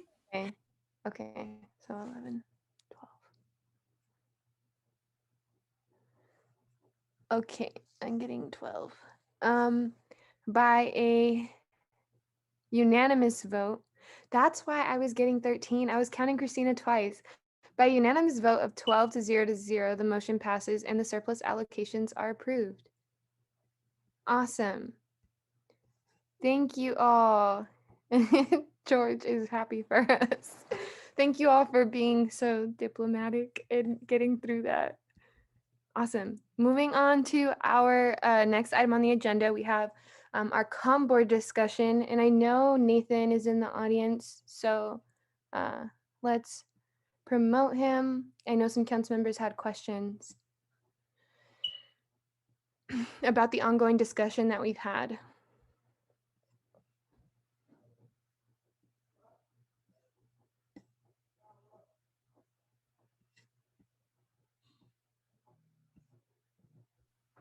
Hello, I'm Nathan. I am the chair of the COM board and one of its undergrad reps. I'm a fifth-year computer science major. I've been involved with student media since my freshman year, and yeah, you've all read the letter, I'm assuming, and happy to answer any questions you might have. Yes, so I'll of course be facilitating the conversation, and if any council members have any questions, that now would be the time to ask them. I guess I'll just start us off with, we just wanted to know in person the rationale behind signing on to the letter. I know, which is also the reason why we had kind of asked for our other appointments to be here. Before going in and being appointed, most of our appointments had expressly disagreed with the way that things were handled with the Bruin Life shoot and everything that was happening around that situation. And to our surprise, we were very shocked when we saw that all of them turned around and didn't end up feeling that way. So we would like to know what new information came out of these discussions. And yeah, I'll start there. Yeah. So I mean, the main thing, I think it's a great question. I kind of had the same reaction when I sort of first heard about the grievance, of like, what's Burn Life doing? This sounds kind of crazy. But the main thing is they stated pretty clearly on their application, like, we need you to be on campus so we can take your photos. They had good rationale behind that of like, they're kind of become copyright issues if you have like an outside photographer taking these photos. And they felt they wanted to make sure that they had all the recipients of the award on campus so they could photograph them. And Sharon clearly kind of didn't meet that requirement because she couldn't be on campus. And so the Bruin Life editors felt that it wouldn't be fair to the other students because they had other seniors kind of reach out to them about the award and ask, do I specifically need to be on campus to receive this reward? And they said yes. And so they felt making an exception, for Sharon wouldn't be fair to those other seniors who didn't apply to the award because they couldn't meet those requirements. So that was the main, like when we were reviewing this as a comm board, we looked at that and I think that rationale makes a lot of sense. And I think they had good reason behind that. And so we felt like we had to support the Burn Life editor's decision. Okay, I have subsequent questions, but I will turn it over first to other council members. Justin? Yeah, hi. Thanks for sitting through the rest of the council. No, of course. I think I had two questions. One specifically in regards to the copyright issue, and I don't know if you'll be able to answer this because you're not the Bruin Life editors, but maybe what they told you. I was surprised to hear that because that sounds like it may have been a thing they were considering the whole time, but it actually sounded like a thing they kind of brought up with this letter that I hadn't heard before. I was wondering, I don't know, if copyright things are an issue. I don't know. It's not the best, but can take photos like online and stuff like that. I'm kind of like, I don't know. I feel like there are ways around that. That's my opinion. So I was wondering kind of, I guess first, what was kind of the rationale around that? And then um I forgot. So I guess just that first one.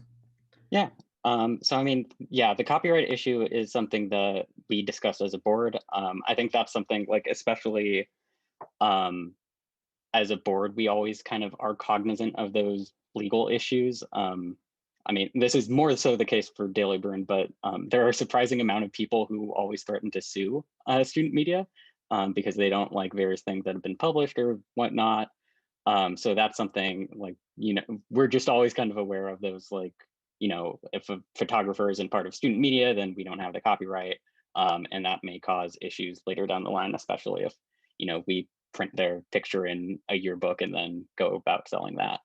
In regards to Zoom photos, I'm not super familiar with ways to take photos over Zoom. I know it's probably much more difficult to do in terms of like maintaining all of the quality of like a nice like DSLR shot and staging and all that. And I can definitely, I'm not sure if the Bruin Life editors considered that, but I can also sympathize with them not wanting to do it because it kind of adds more complexity to their jobs. Yeah, definitely. Sorry, I remembered my second question. Real quick, did you mean did I'm a little bit confused on the timeline, so I could be wrong about this, but do you know if Sharon applied, was the application during COVID, like during like with full knowledge that like she would have to come to I don't know or the beginning of COVID, like when things weren't as bad, like I don't know. Yeah, that's a good question. I think that that's something else that kind of factored in to our decision too, because I think definitely, you know, and that was kind of what I was worried about originally when I first heard about this issue was like, oh, did she like apply to this award in like January or something, and then like, you know, rug gets pulled out of her in March. And in fact, the award or the application was originally posted in March and had a deadline of May, and then they extended that. So they updated the application in May, and the deadline was mid-June. Um, Sachi's asking when in March. It was like mid-March, I think. So like March 14th or something. And Sharon applied, I think, like the day the application was due on June 19th. So by that point, I mean, obviously they had got, I think by sort of the May, June period, like obviously I think most people had left campus. Things were still kind of crazy, but more settling out than March, April. And I know Bruin Life editors were responding to questions about kind of like the in-person requirement over those time periods. So it was kind of, the application was very much, I think, like released during the COVID times, and kind of the Bruin Life editors knew that they were sort of restricting the people who could apply by having this in-person requirement, but they still felt that they wanted to have this in-person requirement, and obviously wanted to take all the photos safely and stuff, and we developed guidelines around that. But yeah, the application itself was kind of released during the COVID time, and Sharon applied during that same COVID time. Justin, did you want to respond? No, yeah. I had another question, but I'm asking too many. I'll hop back in the queue. So promise. Yeah, hi Nathan. Thank you for being here. So yeah, I had a couple questions first, like regarding outsourcing the photographer. Uh, I think like I'm the cultural affairs commissioner, so I do a lot of work in this. And there are contracts that could be drawn up, and I do like ASUCLA, especially has the resources to draw up set contracts to make it so that like whatever the fear of being sued for, having a student getting their photo taken for a specific purpose this one time wouldn't occur, because you guys have been doing stuff like this. So I just wanted to highlight that, and why that wasn't even taken into consideration. And then my second point is, I understand if the application closed in June, but in June, COVID was and is still rampant. And I'm essentially just wondering why that is something that we're supposed to just accept, that Bruin Life was trying to have students still come in to take photos for something in person in June at a peak time also. And I think also because it's really negligent of students like safety in the first place. And also like if they had the time to extend said application, why not also while you're extending it, figure out how to accommodate for like COVID. I don't think that them doing that at all justifies even slightly uh, excluding students because of their inability to be on campus during a global pandemic. I like that is completely unacceptable. There is no justification for that. I can sure maybe see where they're coming from, but it comes down to aesthetics. They didn't want to give up their aesthetics, so they were willing to deny a student an award that they did deserve, and under regular circumstances would have been able to accept, but couldn't because of a global pandemic, which they could not control. So I think like if you could speak to that, and like why that was something that y'all still stood by even so. because like that is something like those are questions that should be asked. Why Bruin Life wanted to go against public health guidelines also during that time. The application, her submitting her application in June doesn't make that any better. It doesn't make it any okay.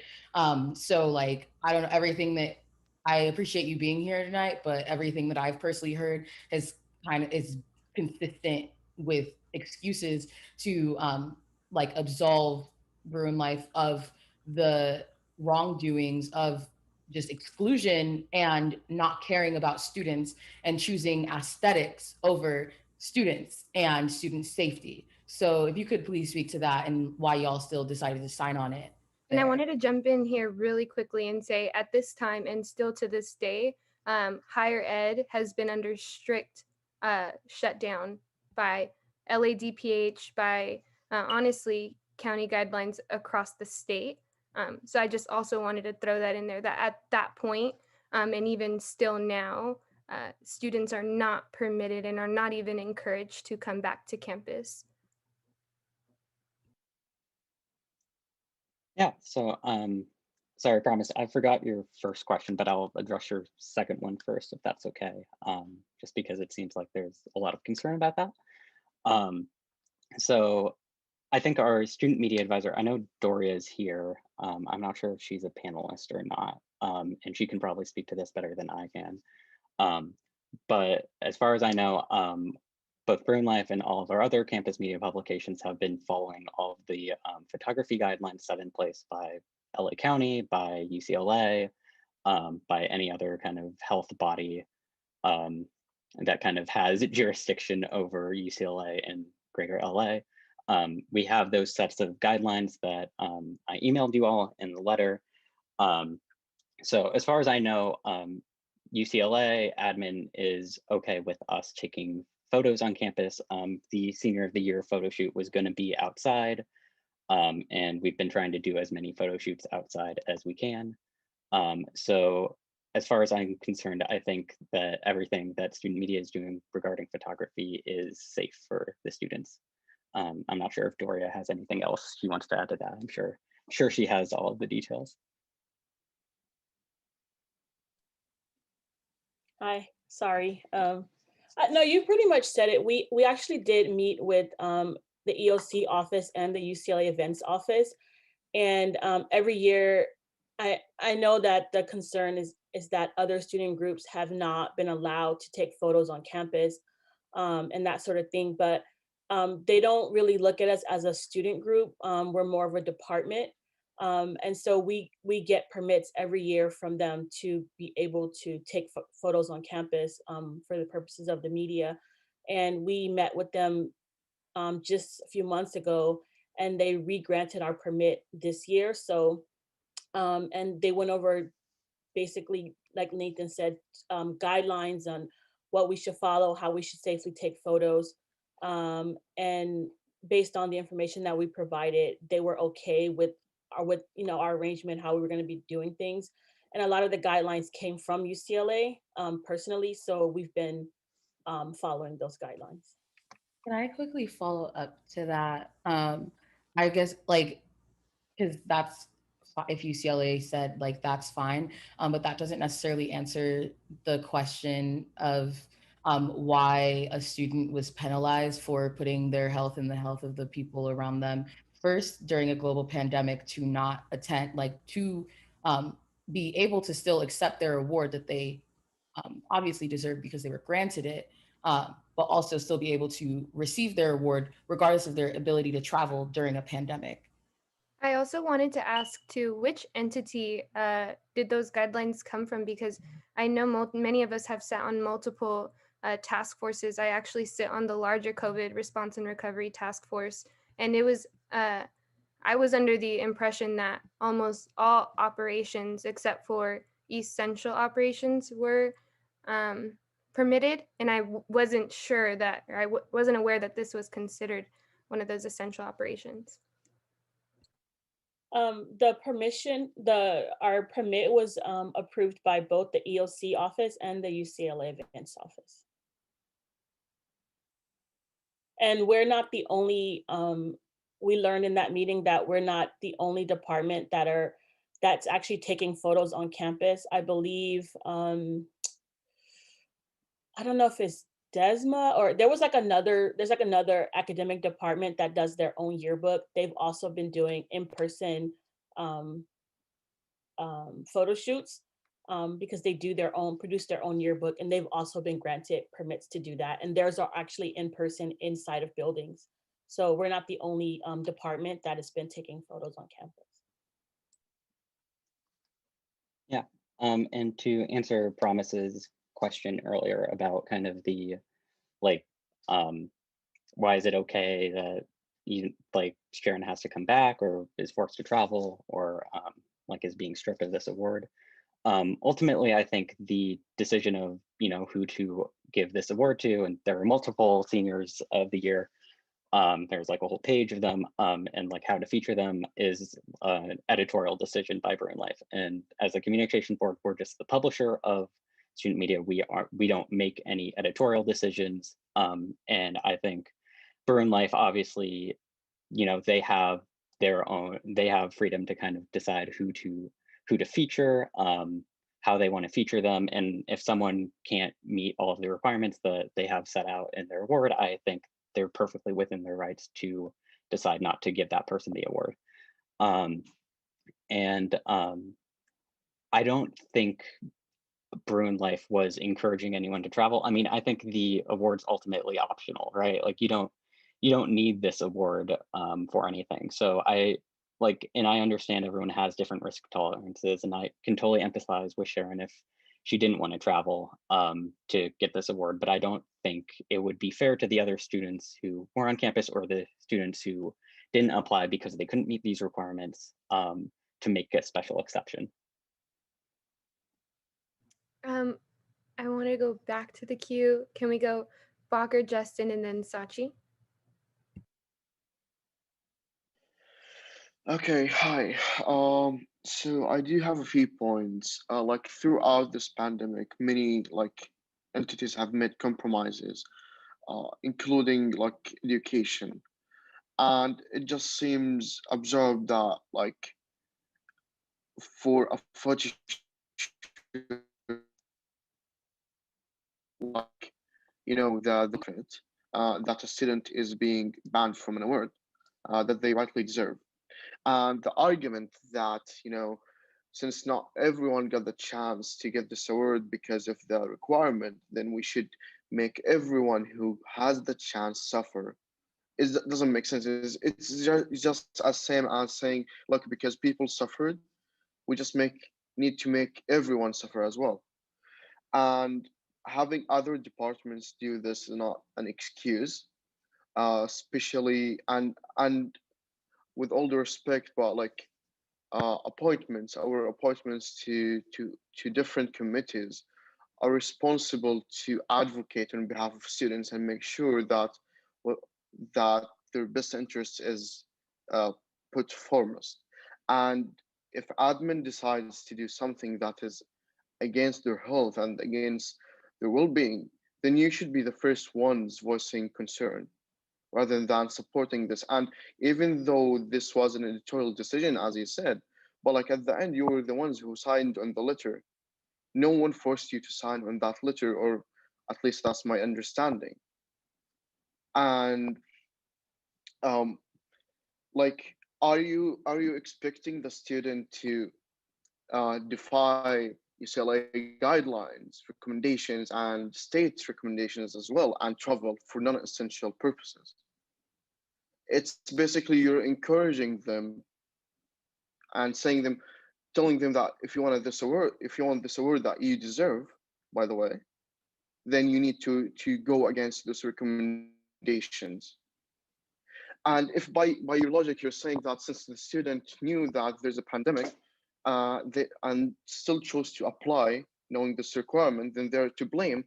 Then also by the same logic, Bro and Life are to blame to have that requirement in place from the start. So the issue is not what the student did, it's the issue is that there was such a requirement and it was being enforced, and then you coming here supporting that.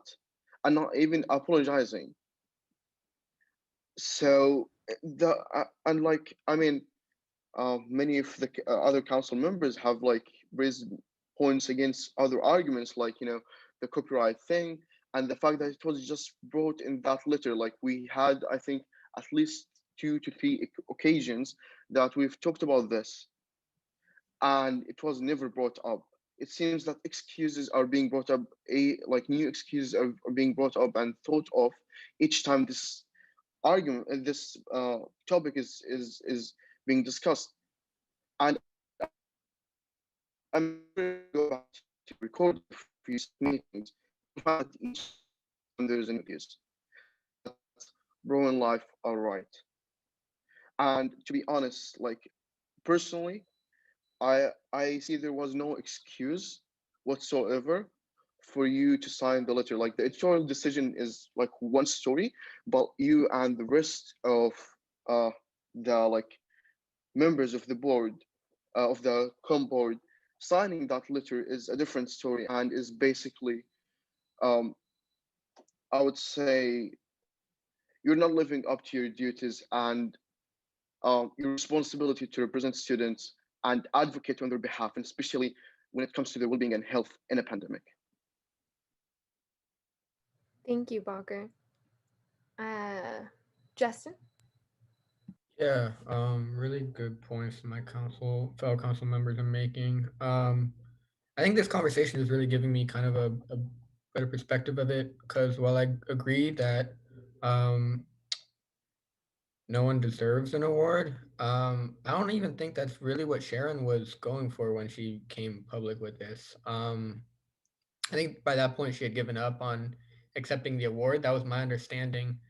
Um, and so what really is the problem then here, actually even look, Bruin Life, in my opinion, is still to blame in some way for continuing to have that rule, but actually the blame goes even further up the food chain, right? With comms board, with the uh, emergency operations office, as well as with the events office. Why are we kind of prioritizing these operations? Why are we prioritizing maybe even revenue generating things for the university? Um, and why I like I mean this may come off as I guess a little rude, but like why was your permit like accepted? I think while while the camera and the photography itself is safe, it was like I feel like it's not even that many like leaps in logic to see that it would maybe require someone to travel, which was, you know, at least it maybe it didn't directly oppose county guidelines and state guidelines, because our state isn't willing to take a strong stand on COVID. That's my personal opinion, but like it requires someone to travel. Maybe if they were on the Hill, I think Promise brought up a good point in the chat that still it did exclude people. I think, yeah, the exclusion argument can equally be applied to the opposite, like kind of case that like you, by having that requirement, are excluding people who had, so I would I would propose to scrap the whole exclusion argument, because it could easily be applied either way, right? So yeah, not really a question in there, just a lot of thoughts. I appreciate you two for coming here, but I am pretty you know, upset with the whole situation. So yeah. Yes. Sachi? Yeah, I just wanted to go back to a comment that you said, Nathan, about, people have different risk tolerances when it comes to travel. And I just really need to call that out for being ableist. It's not a risk tolerance if you're immunocompromised. It's literally that you have a higher risk of getting sick and dying.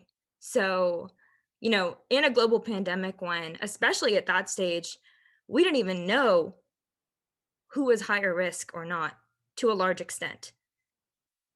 I really just am not understanding how you could blanket say that it was a choice in the matter to come or not. It's not a choice when it's life or death. Many of us here have had friends and family that have died, you know? This is still going on, and, like, I hate to be emotional, but, like, it's honestly, like, so sickening to hear this rhetoric and, like, talking about this in the abstract when you have endorsed something that not only went against, like, guidelines, right? That's one thing, but you directly potentially could have put someone at risk, or you endorsed a decision that could have put someone at risk. So, I mean, I get that you're worried about copyright, but, like, how about the lawsuit that would have come if a student got sick or if a student died? Frankly, like, the blood is on your hands, and you all had the potential to do something about it, and you didn't. You did, in fact, the opposite. You so strongly supported something that was so blatantly wrong. So, I personally would advocate that every single student appointee to the communications board comes to council for a formal hearing. Given what I've heard from the chair of the committee, I think that every student, as their duty as a USAC appointment, they should have been here already, but they should come again and explain their decision fully and wholeheartedly, because what I've heard today has just further reinforced my belief that you all have endorsed a decision that is so deeply harmful to the student community and to our larger world community. So I hope that that sinks in with you. Like, I get that this is just USAC and I get that this is just student media, but like, it's a big deal and it could have been a big deal and you're lucky that it wasn't, but it's not okay. And I want that to be clear for everyone.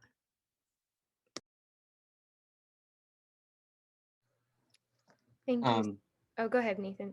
oh, I was gonna say thank you, Sachi, for your comment. I want to apologize for my earlier comment about risk tolerances, but I also want to emphasize we aren't encouraging anyone to travel to take photos. And I think the Bruin Life requirement is pretty clear in that they want you to be on campus to take photos. They want you to be in Westwood. And I don't want anyone to be traveling when they don't have to be. But again, I think it's a very fair editorial decision to only want to give this award to people in Westwood. So. I mean, okay. I did want to note though that she was awarded the award. So I'm not sure if it wasn't asked about where she was or what that looked like. But she was awarded the award and then it was rescinded. Yeah. Breeze? Yeah, I guess I'm not understanding the point. I know that you said that the application, and that was earlier today, earlier this meeting, you said that the application opened in March, right? And it's understandable that a student would know that there was COVID at the time, but you would still apply knowing that the conditions of the world have changed and that the situation is not the same. Whereas you would travel to Westwood, or it could be something that you could do. You know, if she is no longer in Westwood, she is no longer in Westwood. I also think that that doesn't take into account multiple things students have going on. I know Bacher mentioned like international students. I myself, I'm not living in Westwood. So to hear this, that as a UCLA student, I can apply to something that I should be able to just because I have to stay at home and like help out my family who has been like hit hard, very hard by COVID. It's just very irritating. And I don't know how other students might respond who might be in similar situations. Promise?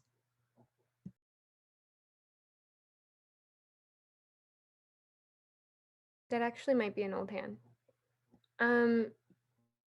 Okay, so given the comments, I do want to go back to a point that Sachi made earlier. I know I was deeply disappointed that neither one of the three of my appointments were able to make it. And I do also really thank you for being here, Nathan, as chair of Com Board. But I was more interested in the individual reasons as to why the content on the letter was endorsed and signed on by our student representatives who are supposed to advocate, you know, and are supposed to serve on behalf of students. So I am thinking also of the future as well. What plans are in place to rectify this situation or to ensure that it doesn't happen again, while also thinking that I want to leave it open to council to contemplate uh, a removal hearing as well. Would you like me to answer the first parts of that Yeah, question? Or go ahead, go ahead. And I also see yeah, Doria's hand up, so I want to acknowledge that too. yeah. So re the individual precedents. I think, like I said in my email, again, I'm sorry other people couldn't make it tonight. But we're meeting next Monday. And if you love to kind of like, if anyone's interested in talking to the entire board, in particular, all of the undergraduate reps, I'd encourage you to come to that Monday at 5:30, and I'm happy to send the Zoom link out to anyone who wants to. And I'm happy to kind of add that to the agenda if anyone would like. Read the second point of kind of student consideration.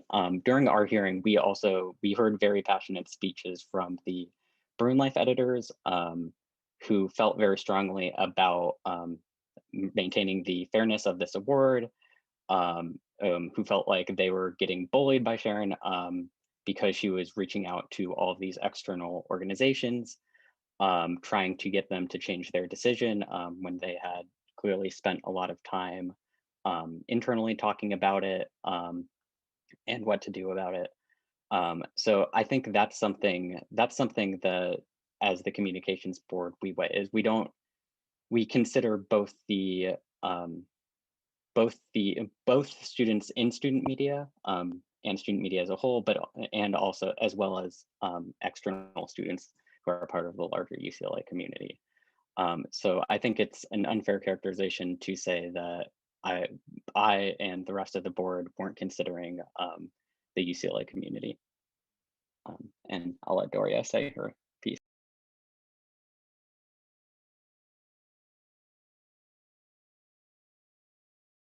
Sorry. You're muted. Oh. Naomi, I don't think the other undergrad members were appointed at the time when this grievance happened. They were appointed late, so they weren't really involved in the original discussions. It happened started in the summer, and I don't think they were appointed until after the decision. Everything was already done by the time they came around. So they weren't there. And I think I want to be clear on something too. Even if there wasn't a pandemic, the rule that the photos have to be taken by a photographer, that's pretty standard. So it wasn't something that just came up in like recently. That's just pretty standard. Most of our publications, um, all the work is done by students. They're student run publications. So that's why, as Nathan reiterated, the COM board does not interfere with editorial content and editorial decisions unless there has to be a really strong reason, like there's something illegal, there's, even it even comes down to publishing rights. The Daily Bruin can pretty much publish whatever they want, as long as it's not illegal, because that's the student voice, that's their prerogative as a student run organization. And so that rule kind of applies to across all of the media. And in Sharon's case, they actually did try to make accommodations for her. When she applied, she was at home, and I actually had talked to Sharon, and I asked her, did she know that she would be required to take a photo with the photographer if she got the award? And she said, well, yeah, I saw that, but I didn't know if they were going to just actually make me do it. And so I says, well, did you try to reach out to Bruin Life before applying to clarify if that was going to be a requirement? And she said, no, I didn't. And so Um, and I think when I saw from the email thread that we saw, they initially did reach out to her when she first received the award, and she said thank you, and they said you'll be in contact with the photographer and a copywriter to write your story. And she said great, looking forward to meeting with the photographer. She didn't say initially that she couldn't, do the photo shoot, and it wasn't until I think a month later when the photographer actually reached out to her and said, okay, I'm reaching out to schedule your photo shoot. And she says, oh, I can't come to campus. And so they said, well, let me talk to the editor. I'll figure out if we can do anything. And so they said, well, you have to take a picture with our photographer. And so she says, well, I can't come back. And so they reached out to her again and says, well, we can extend the deadline for you until like right around fall, because I think at that time, it was the point, or it was said that there was going to be a hybrid of like some students on campus, some students in the dorm. So they said, we can push the deadline off for you until when students are going to be on campus in the fall. And she never responded to them. And I think maybe 2 or 3 weeks went by. So they just took it as she wasn't interested, because they had to get the book published. So they did actually offer to extend the deadline for her, but she didn't respond. So I don't know. But I mean, I did talk to her, and she said she read the disclaimer, but she didn't, think to call to clarify if she was going to really be required to take her photo with the photographer. And I even asked, I mean, I can't tell them what to do either. I am the director, but I don't have any editorial say. But I did try to offer solutions. I tried to see if there was a photographer in her area. Maybe there was a Bruin Light photographer that went home and that lived in that area, but we would have done that too. If there was somebody there in the area that could have taken the photo, then that was an option, but there wasn't anyone there. So they did offer to extend the deadline, but she didn't respond to that offer. And thank you, Doria, for clarifying some of those points. We were aware as a council that the appointments also were aware of this situation. We actually fully interrogated them about this situation because it was an ongoing problem at the time that they were appointed, which is why I had mentioned earlier that most of them came in and had strongly disagreed with the recommendation that was the situation that had taken place, even with all of the decisions that were made towards the end. And I mean, I just want to also reiterate again that in Sharon's defense, we were all under the impression that times were changing quickly and that guidelines were changing very quickly. And I just think you had mentioned strong reasons, and I do think that a global pandemic at that point in time was a strong reason to allow some sort of flexibility. And I also understand that that's more or less a judgment call at that point, and it can set a precedent that you all may not be comfortable with setting as a board, and I definitely understand that.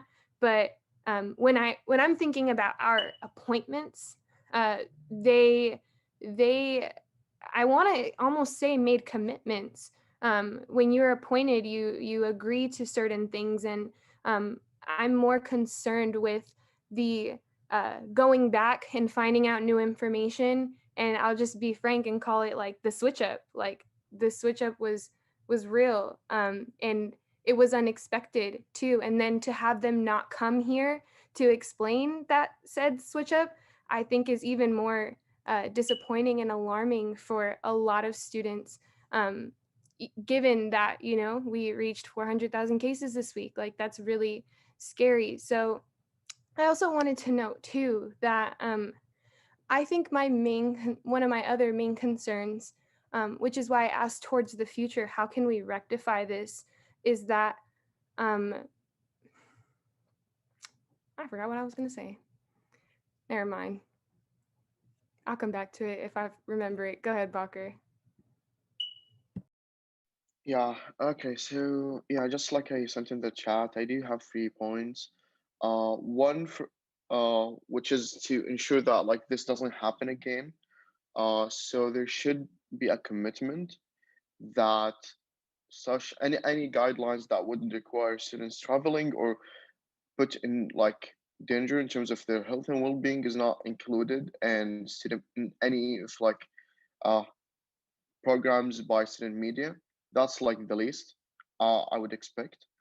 And personally, like that student deserves the award. She was chosen to get that award, and she should actually get it, whether it's like in the next yearbook or whatever. But she should get that award. And finally, I last time I checked, I think it was the appointment's responsibility to answer like the like someone's if USAC can come to the meetings, not the other way around. And honestly, like not again, I think echoing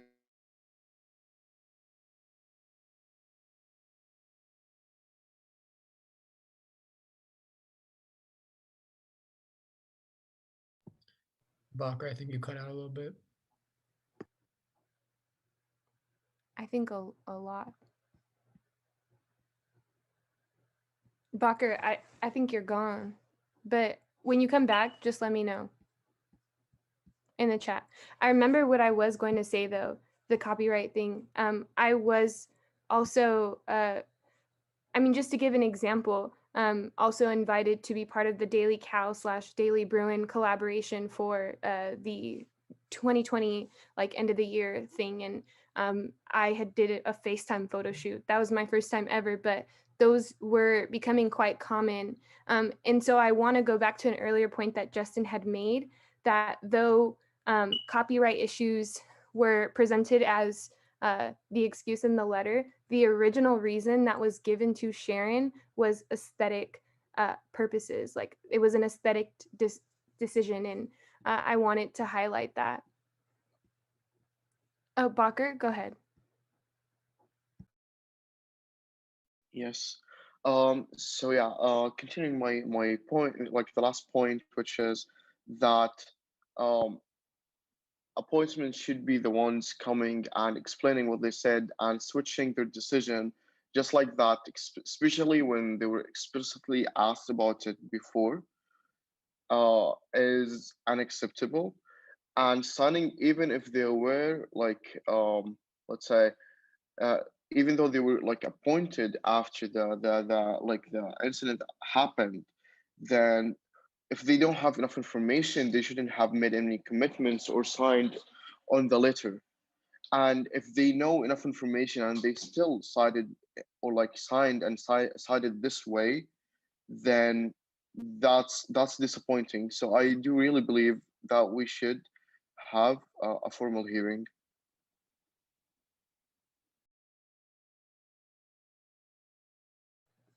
Doria, did you want to give maybe one last comment? Yeah. Actually, when I talked to Sharon, I did tell her about the copyright. I was really, to be honest, I was really surprised um, on how things escalated with her, because I personally talked to her, and because I think she initially reached out to, um, what's his name, Monroe, and there was another person, I can't think of his name right now, but she originally reached out to them, and then they reached out to me, and I said I'm happy to talk to Sharon, to explain to her everything. Oh yeah, Mix, thank you, Mick DeLuca. And I actually had a conversation with her, and it was very pleasant. And I explained to her that Bruin Life is a student-run publication. The Senior of the Year is an award that Bruin Life themselves created. It's a student-run board that selects the Senior of the Year. Like the whole thing is student-run. And I explained to her, and she said, I do understand. I thought that's probably what it was, and I just didn't think it was handled properly. But I'm happy that you gave me a call, because I didn't speak to anyone, and I said, I can talk to Bruin Life. I can see if they're willing to change their mind, or if they're willing to do, um, make any changes. And she said, I appreciate your efforts. And it was a very nice, pleasant conversation. And when I, responded to her and told her that, Bruin Life decided not to change their decision, I didn't hear from her for I think a week or two. And then next thing we knew, like we got an email from EOC that she went over Mick and Monroe. And then she came to the com board meeting, and we actually had a very I know she said the meeting was hostile, but I mean, I don't see how it was hostile. I mean, it was very, I felt it was very productive, and some of the I board did members had too. asked her at the meeting, had asked her, so at this point, what do you hope to accomplish at this point? And she said to us, well, I want greater clarity around um, protections for students that are going to be taking photo shoots. And so I went back and I met with EOC, I met with UCLA events, we came up with all these guidelines. Um, and we said we'd do that. And at our very next meeting, I invited her to come, we invited her to collaborate. And she didn't show up. And the next thing we knew, that she came to USAC and said, like, the meeting was hostile and we treated her very poorly. And I was just really surprised because the encounters that I've had with her since summer, I really thought that it was resolved and she understood. So I don't know. I'm just really surprised that it really got to this level. So, but she did know about the copyright because I did personally tell her when I spoke with her over the phone, and she said she understood. Okay. I do want to wrap this up, but I will allow if we could just go like in a subsequent chain, like Emily, Zoo, Sachi, like bam. Yes. Respectfully, I don't think we should be discussing like the nitty-gritty facts and details of this case, like who spoke to who didn't email back. I think that the problem here lies upon public health guidelines, lies upon student safety, and expectations and a requirement for an award that directly puts students in danger and is coercive. And so I think that that is really what we should be focusing our attention on right now. And a letter signed by students that we appointed to advocate for students who aren't here today to explain their decision despite our summoning. So yeah, just wanted to focus the conversation back to that. And then Zuleika. I just want to reiterate what Emily said. I think it's important that we focus on that and not really get into the conversation. But I also wanted to say that I'm glad that Sharon escalated this, because if it wasn't for her escalation and her bringing this forward, we would have never known that these that student organizations or certain departments are giving special privileges that regular students are not given, where we're not allowed to get on campus. We're not allowed to, put ourselves at those risks, but for some reason, UCLA is allowing these organizations and these departments to do so. So I think it's part of a larger conversation. And I also just want to reiterate what Sachi said. I think that we should reevaluate our appointments because they should be here speaking for themselves. I don't feel comfortable. Nathan is speaking on their behalf. I want to hear from them individually and why they decided to do that. But yeah, that's just my piece. Okay. So with that being said, I do want to end this conversation where we are now. And Emily, if possible, would you be able to summons, are we all okay with, or council okay with moving with the formal removal hearing? Okay. In that hearing, just to make it clear to the public, appointments are asked to come in.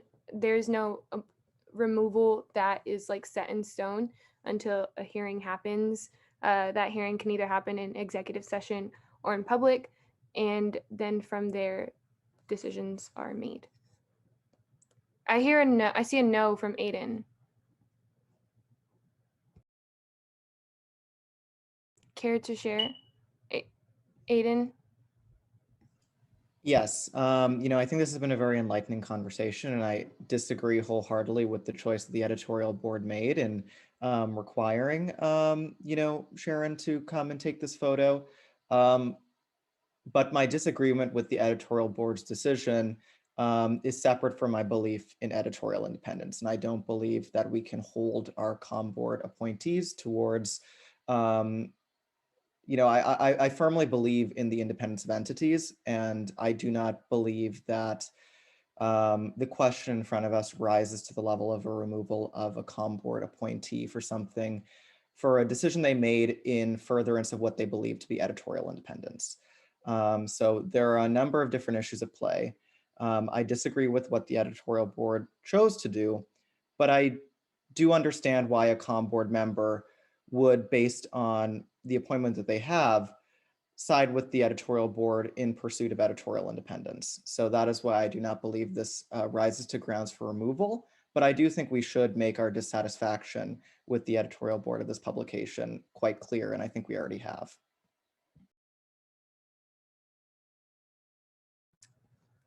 Does anybody have any thoughts about that? Aiden, I did want to say though, That's what I will say. I'm only one vote, and I will not, stop proceedings if this is what the majority of council believes, but that is what my stance on the matter is. right, right.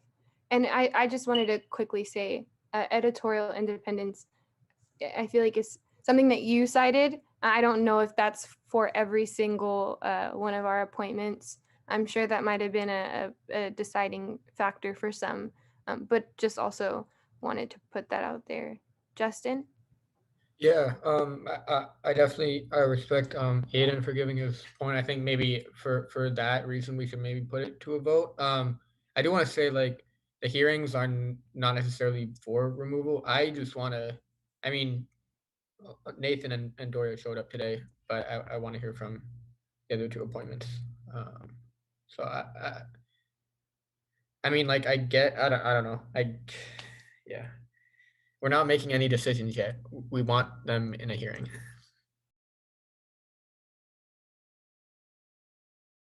Sachi?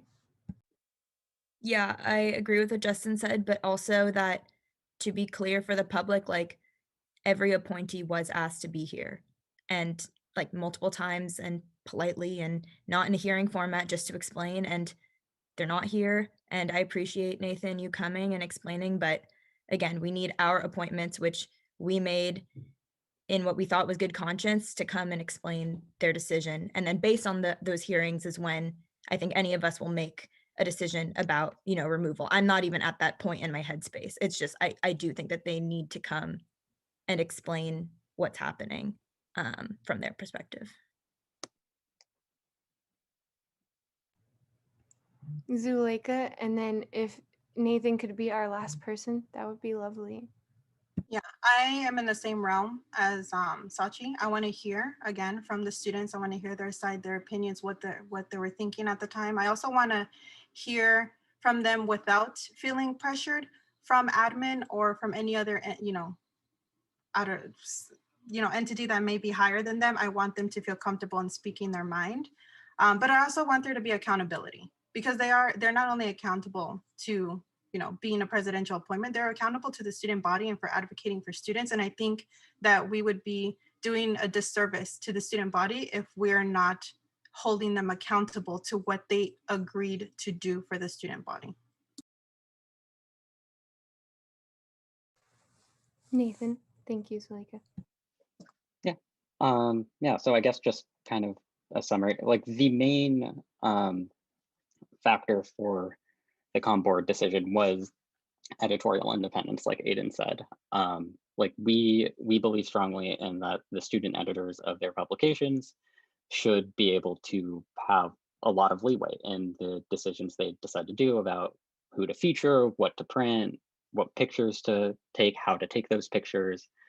And we really only step in cases of, like Doria said, if something is like glaringly factually wrong, or if there's a likelihood that we will, face imminent legal threat from it. We didn't feel like in this case that those standards were met. And I think it's very fair and valid for you to disagree with our decision. And disagree with the Bruin Life editorial staff's decision, but I'd also ask that you respect the editorial independence of student media in Bruin Life.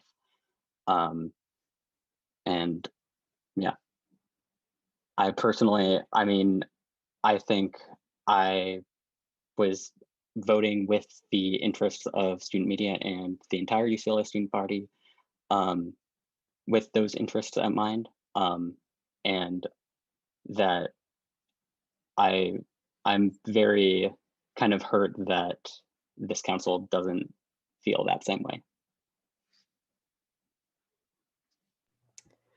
Thank you, Nathan. And again, thank you to you and Doria for being here tonight and for staying this late to talk about this issue. So I assume we'll be in touch. Yeah, I assume we'll be in touch after this. But I do want to move on because we do still have executive session and I assume one more item. So yeah. Okay. I don't recall the rules for executive session or how we vote to go in.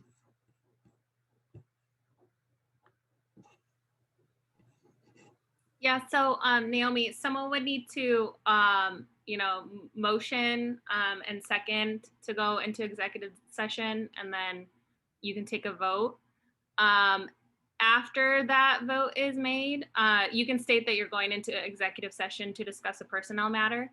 After the vote is made to enter executive session, then you want to stop the USAC live recording, stop the minutes, ask anyone who's not counsel or anyone Sorry you. to interrupt, Jessica. We're going to just join a different Zoom meeting because we don't want to remove folks.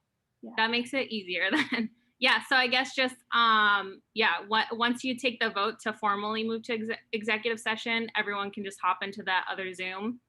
And then after the discussion concludes and you Naomi, you end executive session, then you'll want to come back to this session and then state for the record whether or not any action was taken. Okay, thank you, Jessica. So in that case, will anyone motion to move into executive session for a personnel matter? I motion to move into executive session for a personnel matter. A second. Emily motions, Justin seconds. Council, please raise hands.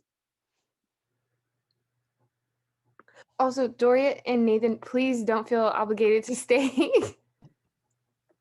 I think I was just about to hop off. Thank you again for your time. I just said thank you in the chat, but I was about to hop off. Okay, thank you again. Guys. Talk soon. Okay. Awesome. By a vote of 11 to 0, the motion passes and we are going into executive session at 11:01. The recording has stopped. Okay. Hello, please join the Zoom link I just sent in the chat. See y'all. Fernando, can you share screen the little slide that Christina made?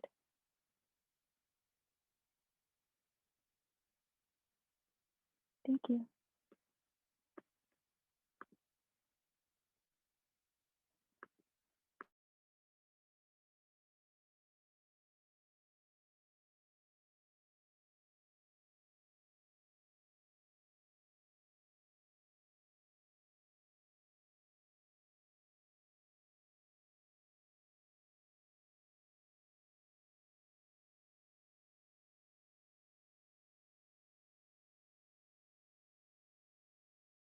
Fernando, make sure to mute before you go into exec session.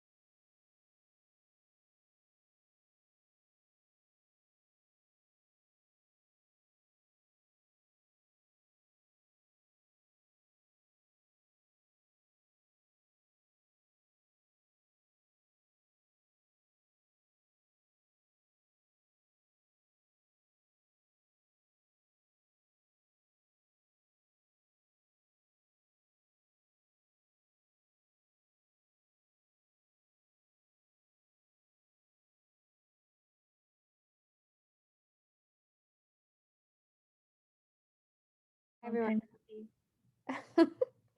Okay, great. So we are concluding our executive session at 11:47, and no action was taken. So our last item on the agenda, if you are still comfortable with, Alfred has expressed that he really does want to make these changes by tonight. So if we could bring him back, are you all comfortable with that? Yeah. Let's get it over with. What did you say, Promise? Oh no, I was just saying, please, if we could just get this over. Okay.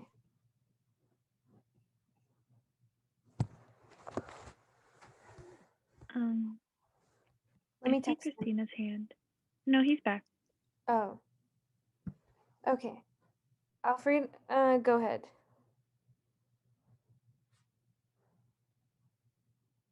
Okay, I'll just share my screen. I put it in a Word document so that we can just talk as we go.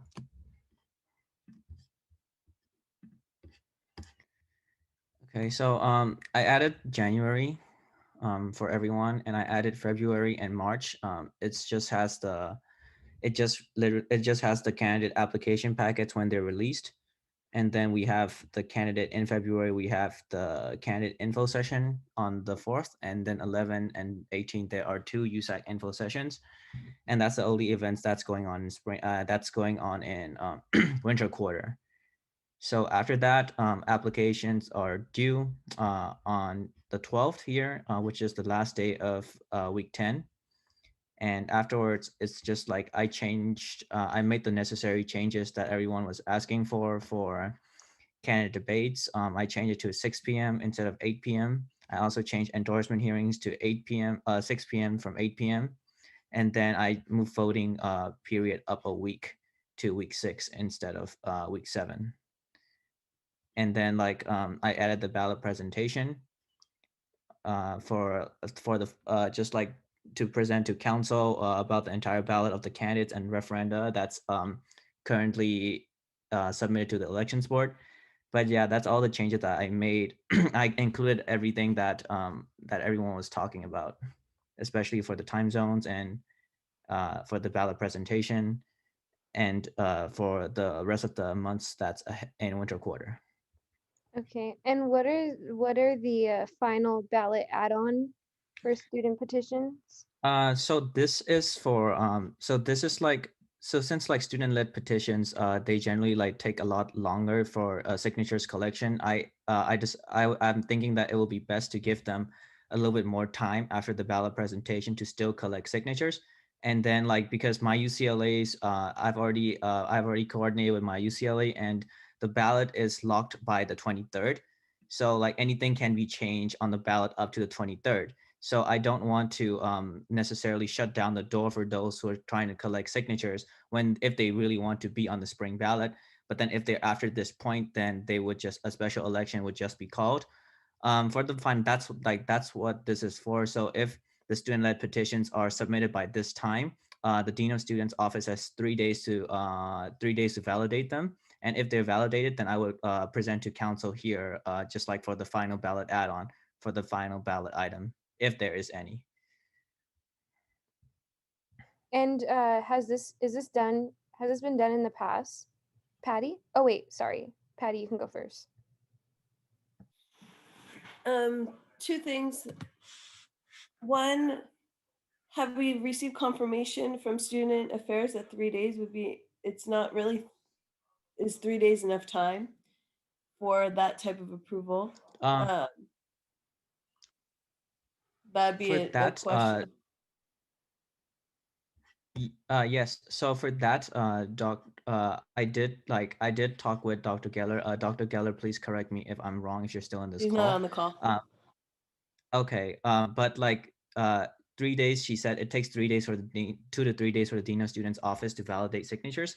So this would give them about more than 3 days to validate student signatures from here onwards. So this would be the final time to add on petitions. Okay, that's actually my only question. Okay. And then my only question was, has this been done before, and what's the rationale for expanding if it has not been done before?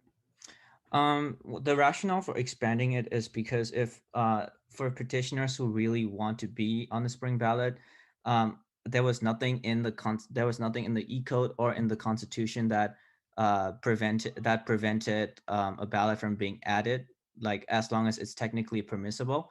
So for those who really want that extra time to collect signatures, I just want to give everyone just like a fair chance to be able to collect signatures because it is quite a lot of signatures, and that's why I put it on here.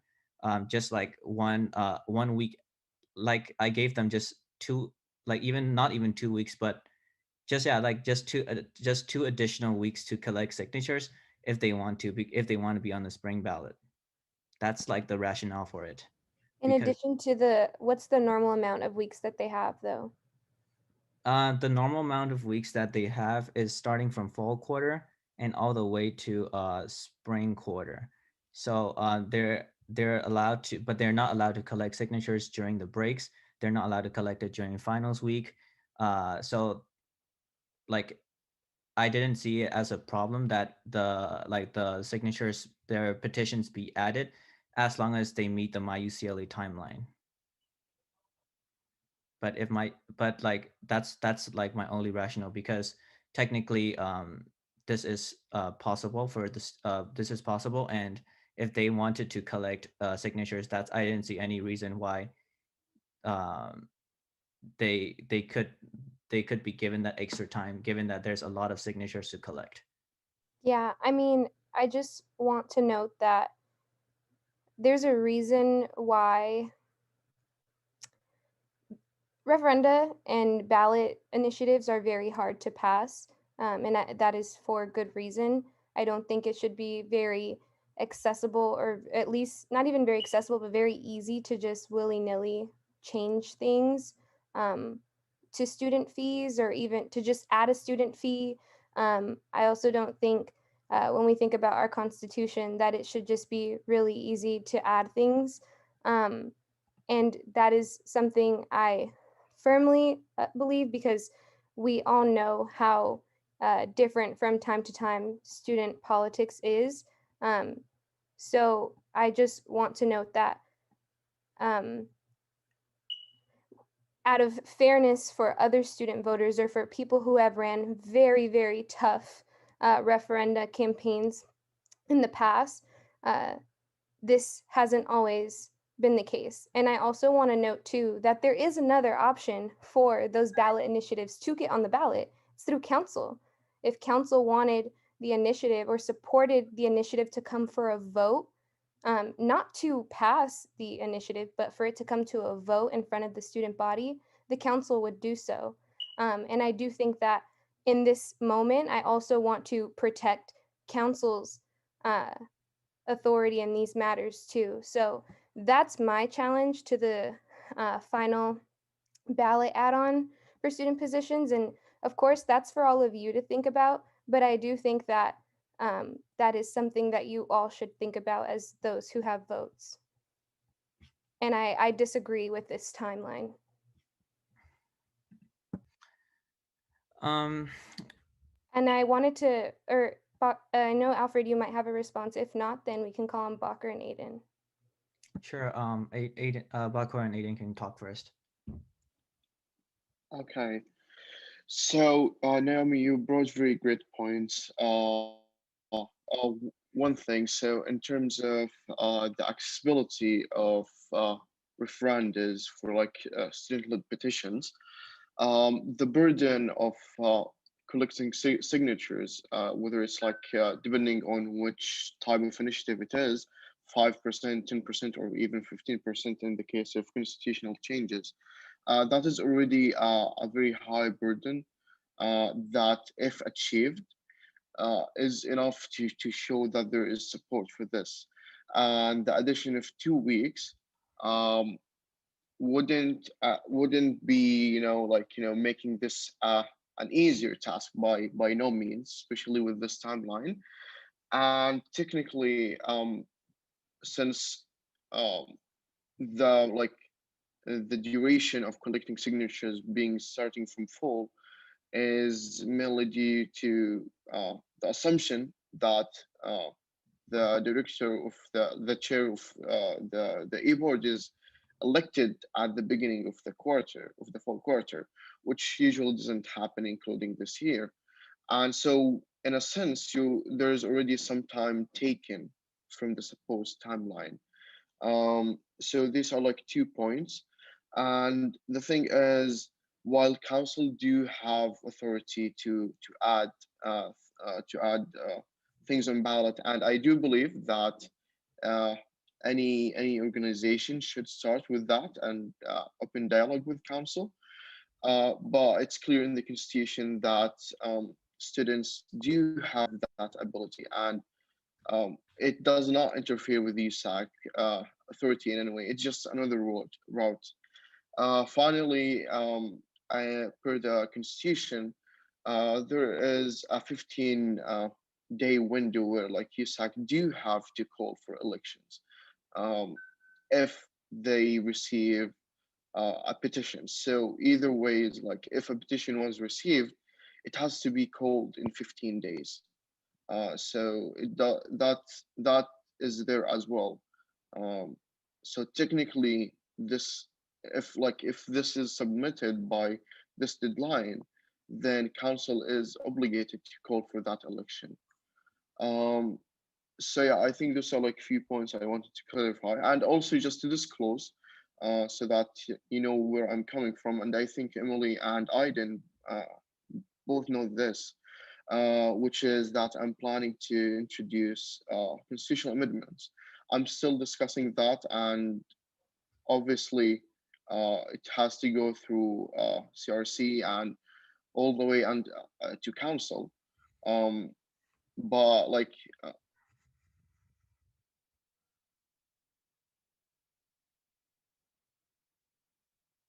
Did you finish, Bacher? Okay, I'm gonna assume you did. If you come back, like I said, just let me know. Aiden? Yeah, it seems there's two sticking points left for me. One is also, I would point that student-led petitions, I will have no option but to do that. So yeah, just for disclosure, that this is like why I'm fully supporting this, and why the constitution do allow it. Before Aiden, Thank before you go, I did. Oh, are you done, Bacher? Hello. I hate Zoom. Yeah, I'm done. Okay. Oh, okay, good.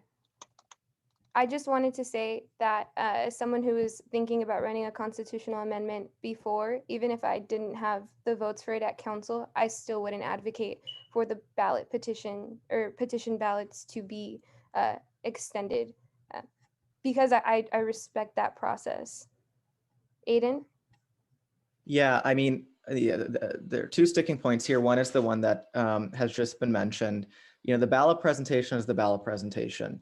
The ballot's the ballot when USAC approves it. That's what we see on the My UCLA. And so I don't get why we are pulling student-led petitions as being later. Obviously, student-led petitions are part of the Constitution. They're a key and important part of our democracy at UCLA. That being said, you know, we haven't had a student-led petition in years. And even if there was one, they have all year to figure out those signatures. I don't see why that specific provision needs to be later when that adds an undue level of bureaucratic complexity and administration. And I see Bakar is saying something in the chat. Are required. I mean, I know, but in the case of a general election, this is the general election. Students can call a petition or a recall at any time, but this is for the general election. So that's the first point. And I, you know, Alfred, I appreciate what you're wanting to do, and I respect it. But we're also at midnight, and we're going to keep debating these issues. I don't think you're going to get counsel on your side in no matter how long this meeting goes. So I would, you know, encourage picking your battles. And then the second part is the timeline of the election. We've kind of stated, even under a week 5 timeline, when the election was concluded week 5 and we were sworn in week 6, there were timeline issues with important nominations that Naomi and the president has to make for key boards and commissions. I was one of them 2 years ago. That was when the election was delayed and the swearing-ins were delayed to week 9. And suddenly I had to interview for the board of directors for ASUCLA week 10 and have a confirmation hearing at 1:30 in the morning, finals week, because of how prolonged the election timeline had made the vital business of appointments. So the earlier we wrap up the election, the earlier commissions, president, offices can get to the business of their actual job. So, and that's what we're all aiming for. I mean, we would love to have a wonderful election, but elections are the bottom of the totem pole. Actually getting the work done for the student body is the priority.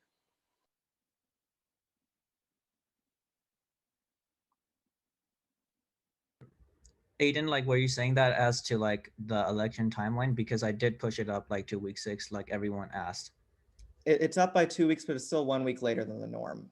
We were, elections normally end week 5. Our last election ended week 5, and we were sworn in week 6. The last election ended on week 7. The election started at week 6. Yeah. Like, I understand like what you're saying, but then like the last election, it lasted until it started at week 6 and then it ended like at the end of week 6. Like the reason why, yeah, it started week 6 and the end of week 6. So the reason why it was done that was because students, because like the elections board is also cognizant of the fact that there are midterm seasons that's going on in week 5, and that's why the election has generally been done week 6. But I do agree with you that week 7 is out of the norm. It's not generally like done like that. That's why I moved it to week 6. So it's now Wednesday, so I'm gonna make this quick and frankly blunt. Even if it was week 6 last year, I think historically it has always been week 5. And to be honest, if it's not week 5, my vote on this will be no. And I kind of encourage other council members to follow suit. I don't think it's smart. I don't think it's wise for anyone's health, sanity, or really there's even a point of it at this point. That's actually all I have to say.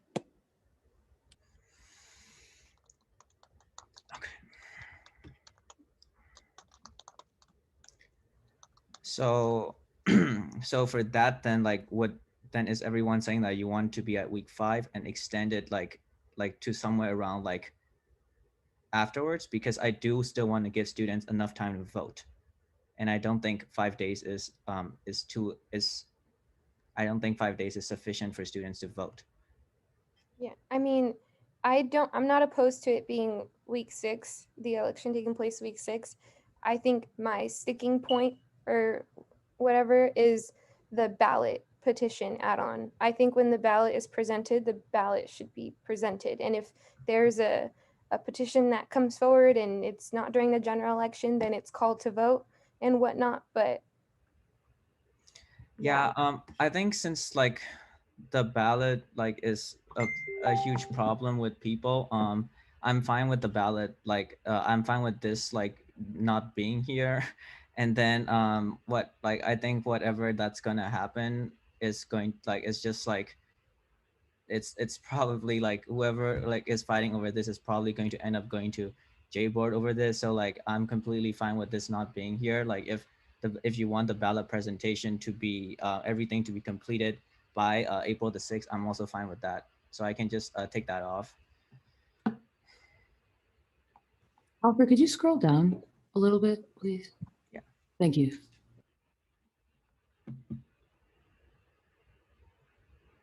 Would it be possible, like, because I think the issue, along with what Jonathan was saying, is the fact that voting ends on the 11th on a Tuesday. I feel like I would have been a lot more comfortable if that was like folks would be able to be confirmed by that day, because people cannot officially hire or do anything of the sort until after they are sworn in. And I think if we could take that into account, having the voting as like maybe starting it on the 1st and going through the 1st, the 2nd, and then like the 1st through the 8th or something. that can account, like that can add for the days that like you're losing on this timeline here. So then folks would be able, yeah, the 7th, and then we would be able to announce, and then people would be able to come to council on Tuesday and be confirmed, and that wouldn't, it would, like, it just would help with the timeline issue that a lot of offices and people end up facing, because like we have to face, like Aiden was saying, like appointments have to happen and all these other things. So like giving us all time, especially since we are all students, and I really do appreciate you taking your time to do this. I just wanted to echo, like say that honestly, because this is a lot, and thank you for being here. I just want to say that because it's a lot, and yeah, we're all just trying to get this done. Yeah, of course. Like for that, like I'm completely fine with moving it to like a Friday, starting it on a Friday here, and then moving it like the certification to be happening like on the 10th, so that everyone can be sworn in on the 11th. I'm completely fine with that. Like I'm down to make that concession with everyone. Is everyone good with that? So just to be clear, you'd be ending voting on a Monday? Yes, I'll be ending voting on the I'll be ending voting on the Monday, and and then people will be sworn in. Council members will be sworn in on the Tuesday. So results will be announced on the 12th, on the 11th here, and then the certification will happen, and then the swearing in will happen all on the same day. Okay. So logistically, are you opposed to doing it on the Sunday? Given that like Monday, like the last day is when everybody does something, and maybe we should consider the last day being Sunday instead of a Monday. Yeah, I'm fine with that. Yeah, I can do that, and I can extend the start of voting to like from the Friday here, and then we can end it on a Sunday. Okay, I'll just change it fast.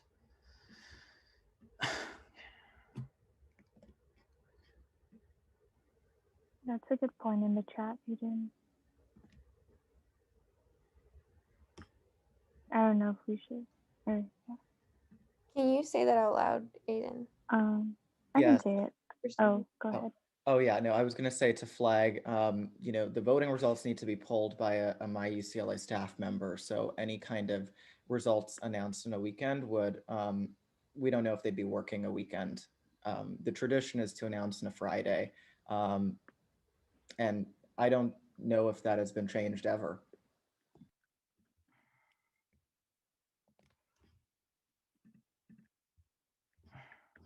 What about opening it up, Alfred, April 31st, that Friday, if April has 31 days, 30th, okay, April 30th, and then closing it May 7th. Is that too short? Does that get at what you were trying to do with extending voting? I mean, like that's like that again is like the 1 2 1 2 3 4 5 6 7 8 9 days. There will be 8 days of voting. Alfred, I'm sorry. Is there a reason that we need to extend like voting periods for a long time? Because I find that people vote a lot on the first day and they vote a lot on the last day, and in between they just kind of don't care.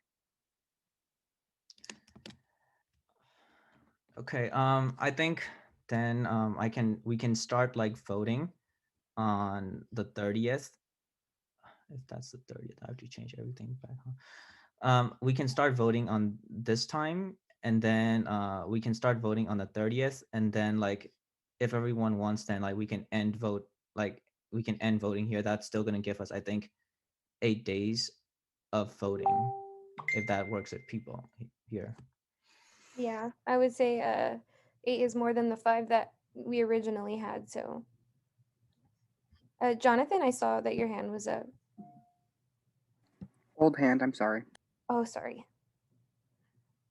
So, can we do that then? Yeah, I'm fine with that. That would mean I need to change move everything forward. So, do we want to just move everything forward now, or do we want to move everything forward with amendments later, since everyone is tired to death right now? So we're doing voting begins Okay. I mean, as long as you verbalize it, that's fine. Okay. Then like for that, then I would have to move it upwards. Wait, what would have to move upwards? Like these things, like endorsement slips and stuff, all these being due would have to be moved like a little bit back, because since voting is beginning, we still need like 1 day for endorsement slips to happen. Like we still need like 2 days, like one for the endorsement slips to be due, the next day to release the endorsement slips, and all of them to be available on the day of voting. So I just need to move like these back 2 days. Okay. Um,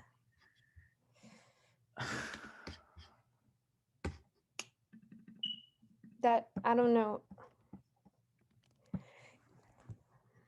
Emily? Sorry, my Wi-Fi cut out in the last 10 seconds. I heard Alfred say that he needs to move back the endorsement slips and whatnot. Yeah, I was just more so asking you, like, do you think that's a good idea? Which one? Or anyone, do you think that's a good idea? Wait, what? What's a good idea? The fact that Alfred would have to move back endorsement slips. Alfred, can you move back endorsement slips to the night of the candidate debate? Okay. Does that sound reasonable? Yeah, that's fine. And then that'll give you time to publicize and whatnot. Yes. Then, okay. Then the expense accounts also need to be moved back, because we want the expense accounts to be available on the day of voting, right? Oh, okay. Voting begins. Can I just verbalize what I said in the chat? That like if someone wants to endorse a candidate but is waiting until the debate, then the endorsement slips being due like at the exact same time that the debate starts, I guess wouldn't be. Midnight? 11:59. Yeah, I feel like that's probably fine. So, I mean, I'm fine with the endorsement slips being due here, but then this would mean that the endorsement slips would get out a little bit after voting begins, because the last time we had 120 endorsement slip requests, and it's near impossible to get all the slips out in one day. So the slips would be out like around here on a Saturday. If Yeah. the endorsement, Or can voting begin on Saturday? I don't think we're allowed to start voting on a weekend. That's why. Got it. Okay. I think, Alfred, if you want to make that clear and just say that like the timeline for your endorsement to be released is going to be Saturday, I think that that's fine, that it's the second day of voting instead of the first. Okay. I think then what we can do is just put endorsement slips here then. Then we can make the Sunday due, then voting ends. And voting ends on the 7th. Voting ends here. The voting ends on the 9th, right? I think it ends on the 7th because Aiden had mentioned my CLA doesn't work on the weekend, so we need them to announce. Okay. I think I was just gonna say that if voting ended on a Sunday, we would still be able, they would still be able to announce like on Monday, and folks would still be able to be sworn in on Tuesday. Yeah, if that's like, if being sworn in is the issue, then like I can guarantee everyone that I can get like everything done by this, like by the 10th. Then like everyone still has time to be sworn in on the 11th, if that's the main issue here. It's just that like, if possible, I want to give more days of voting for the students, because I think that like students are like pretty busy and they're more free on the weekends to vote, and that's also one of the reasons why I wanted to extend it for the students, and like in a way that doesn't interfere with the rest of your timelines. So what does everyone think about that? I know everyone's super tired. I'm also super tired. Okay, so it seems like there was, can you go back up a little bit, Alfred? Yeah. Okay. The endorsement slips are due, and then endorsement slips will probably be returned on the 1st, right? That also might give that push for students to vote the second day. Maybe we'll see the second day being having the highest voter turnout. I don't know.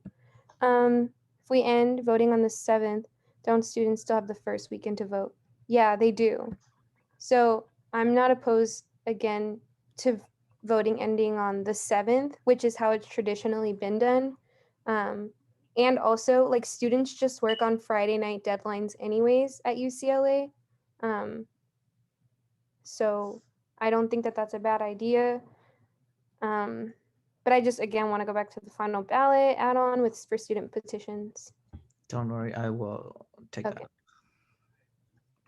Voting ending on the 7th. Okay, we're seeing people supporting voting ending on the 7th and having announcements and results announced on the 7th. What do you think, Alfred? If voting ends on the 7th, the last time there was like a lot of issues for Navi trying to get the results out at the same time because of just the way that my UCLA works with the data, and also just the way that like it takes time to announce the results and put things together. So I'm like, would it be possible if I announce results on Monday instead?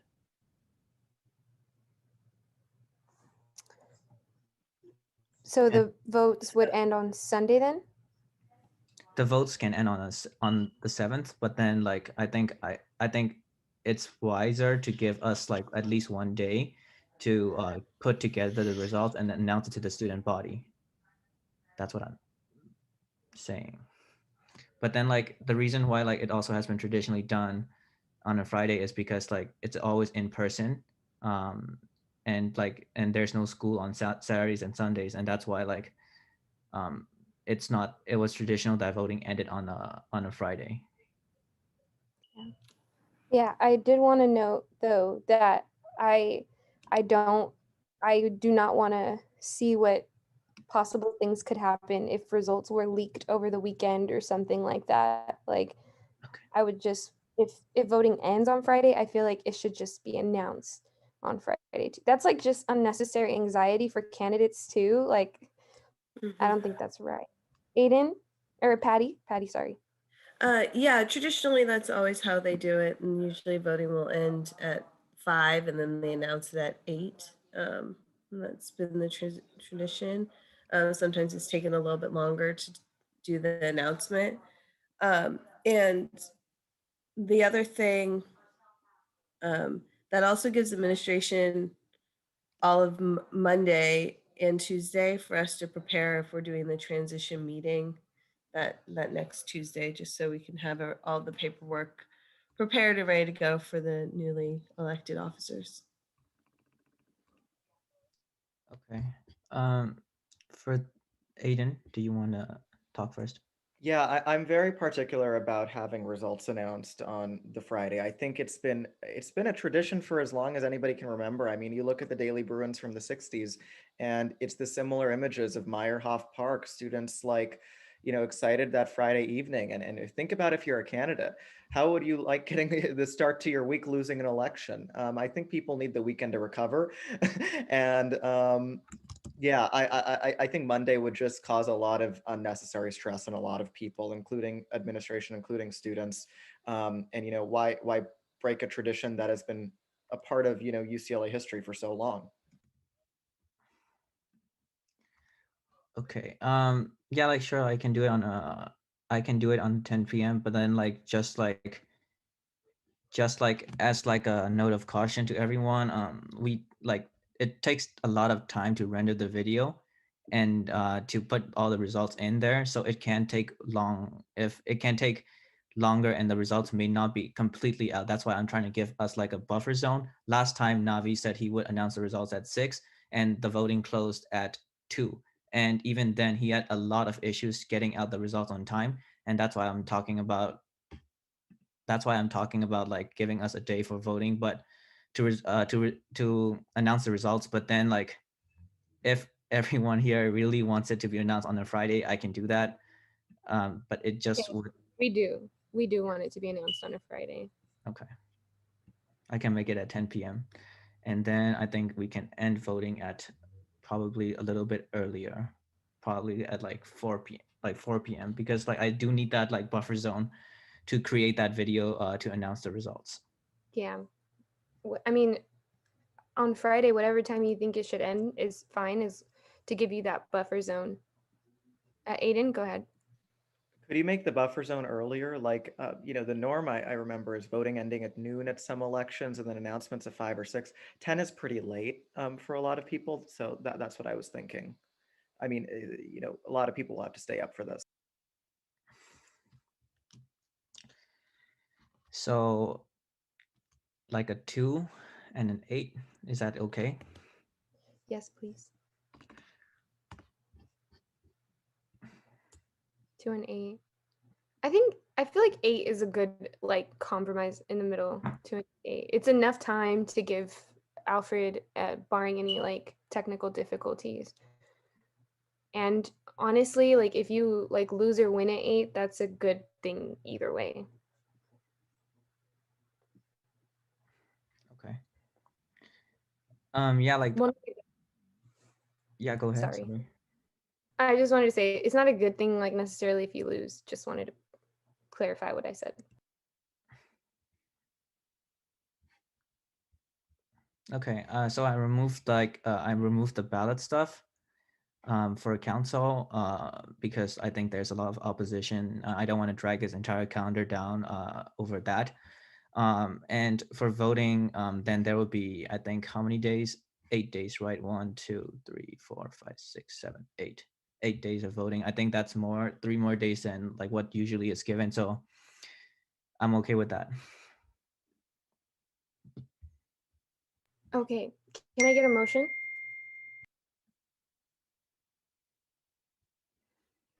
I motion to approve the election calendar.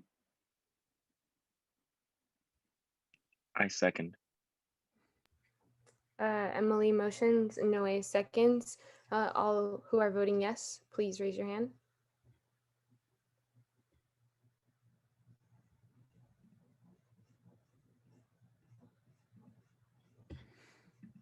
Okay. And then all who are voting no.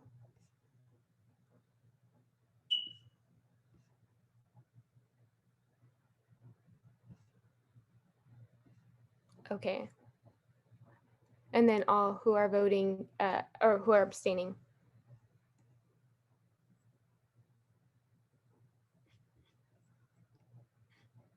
Wait, Emily, are you voting no or abstaining? No, I was just typing it out because Baka said that his sound okay. was off. Oh, got it. So you are abstaining?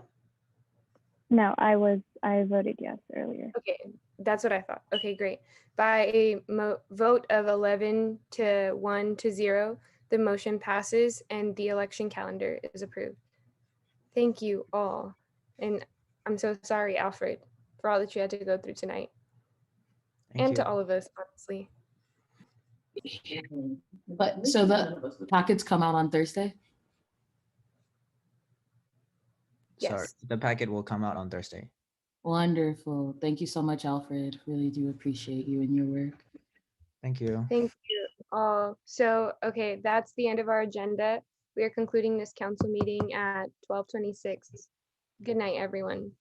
Good night. The recording has stopped. Good night. Good night. Sleep well.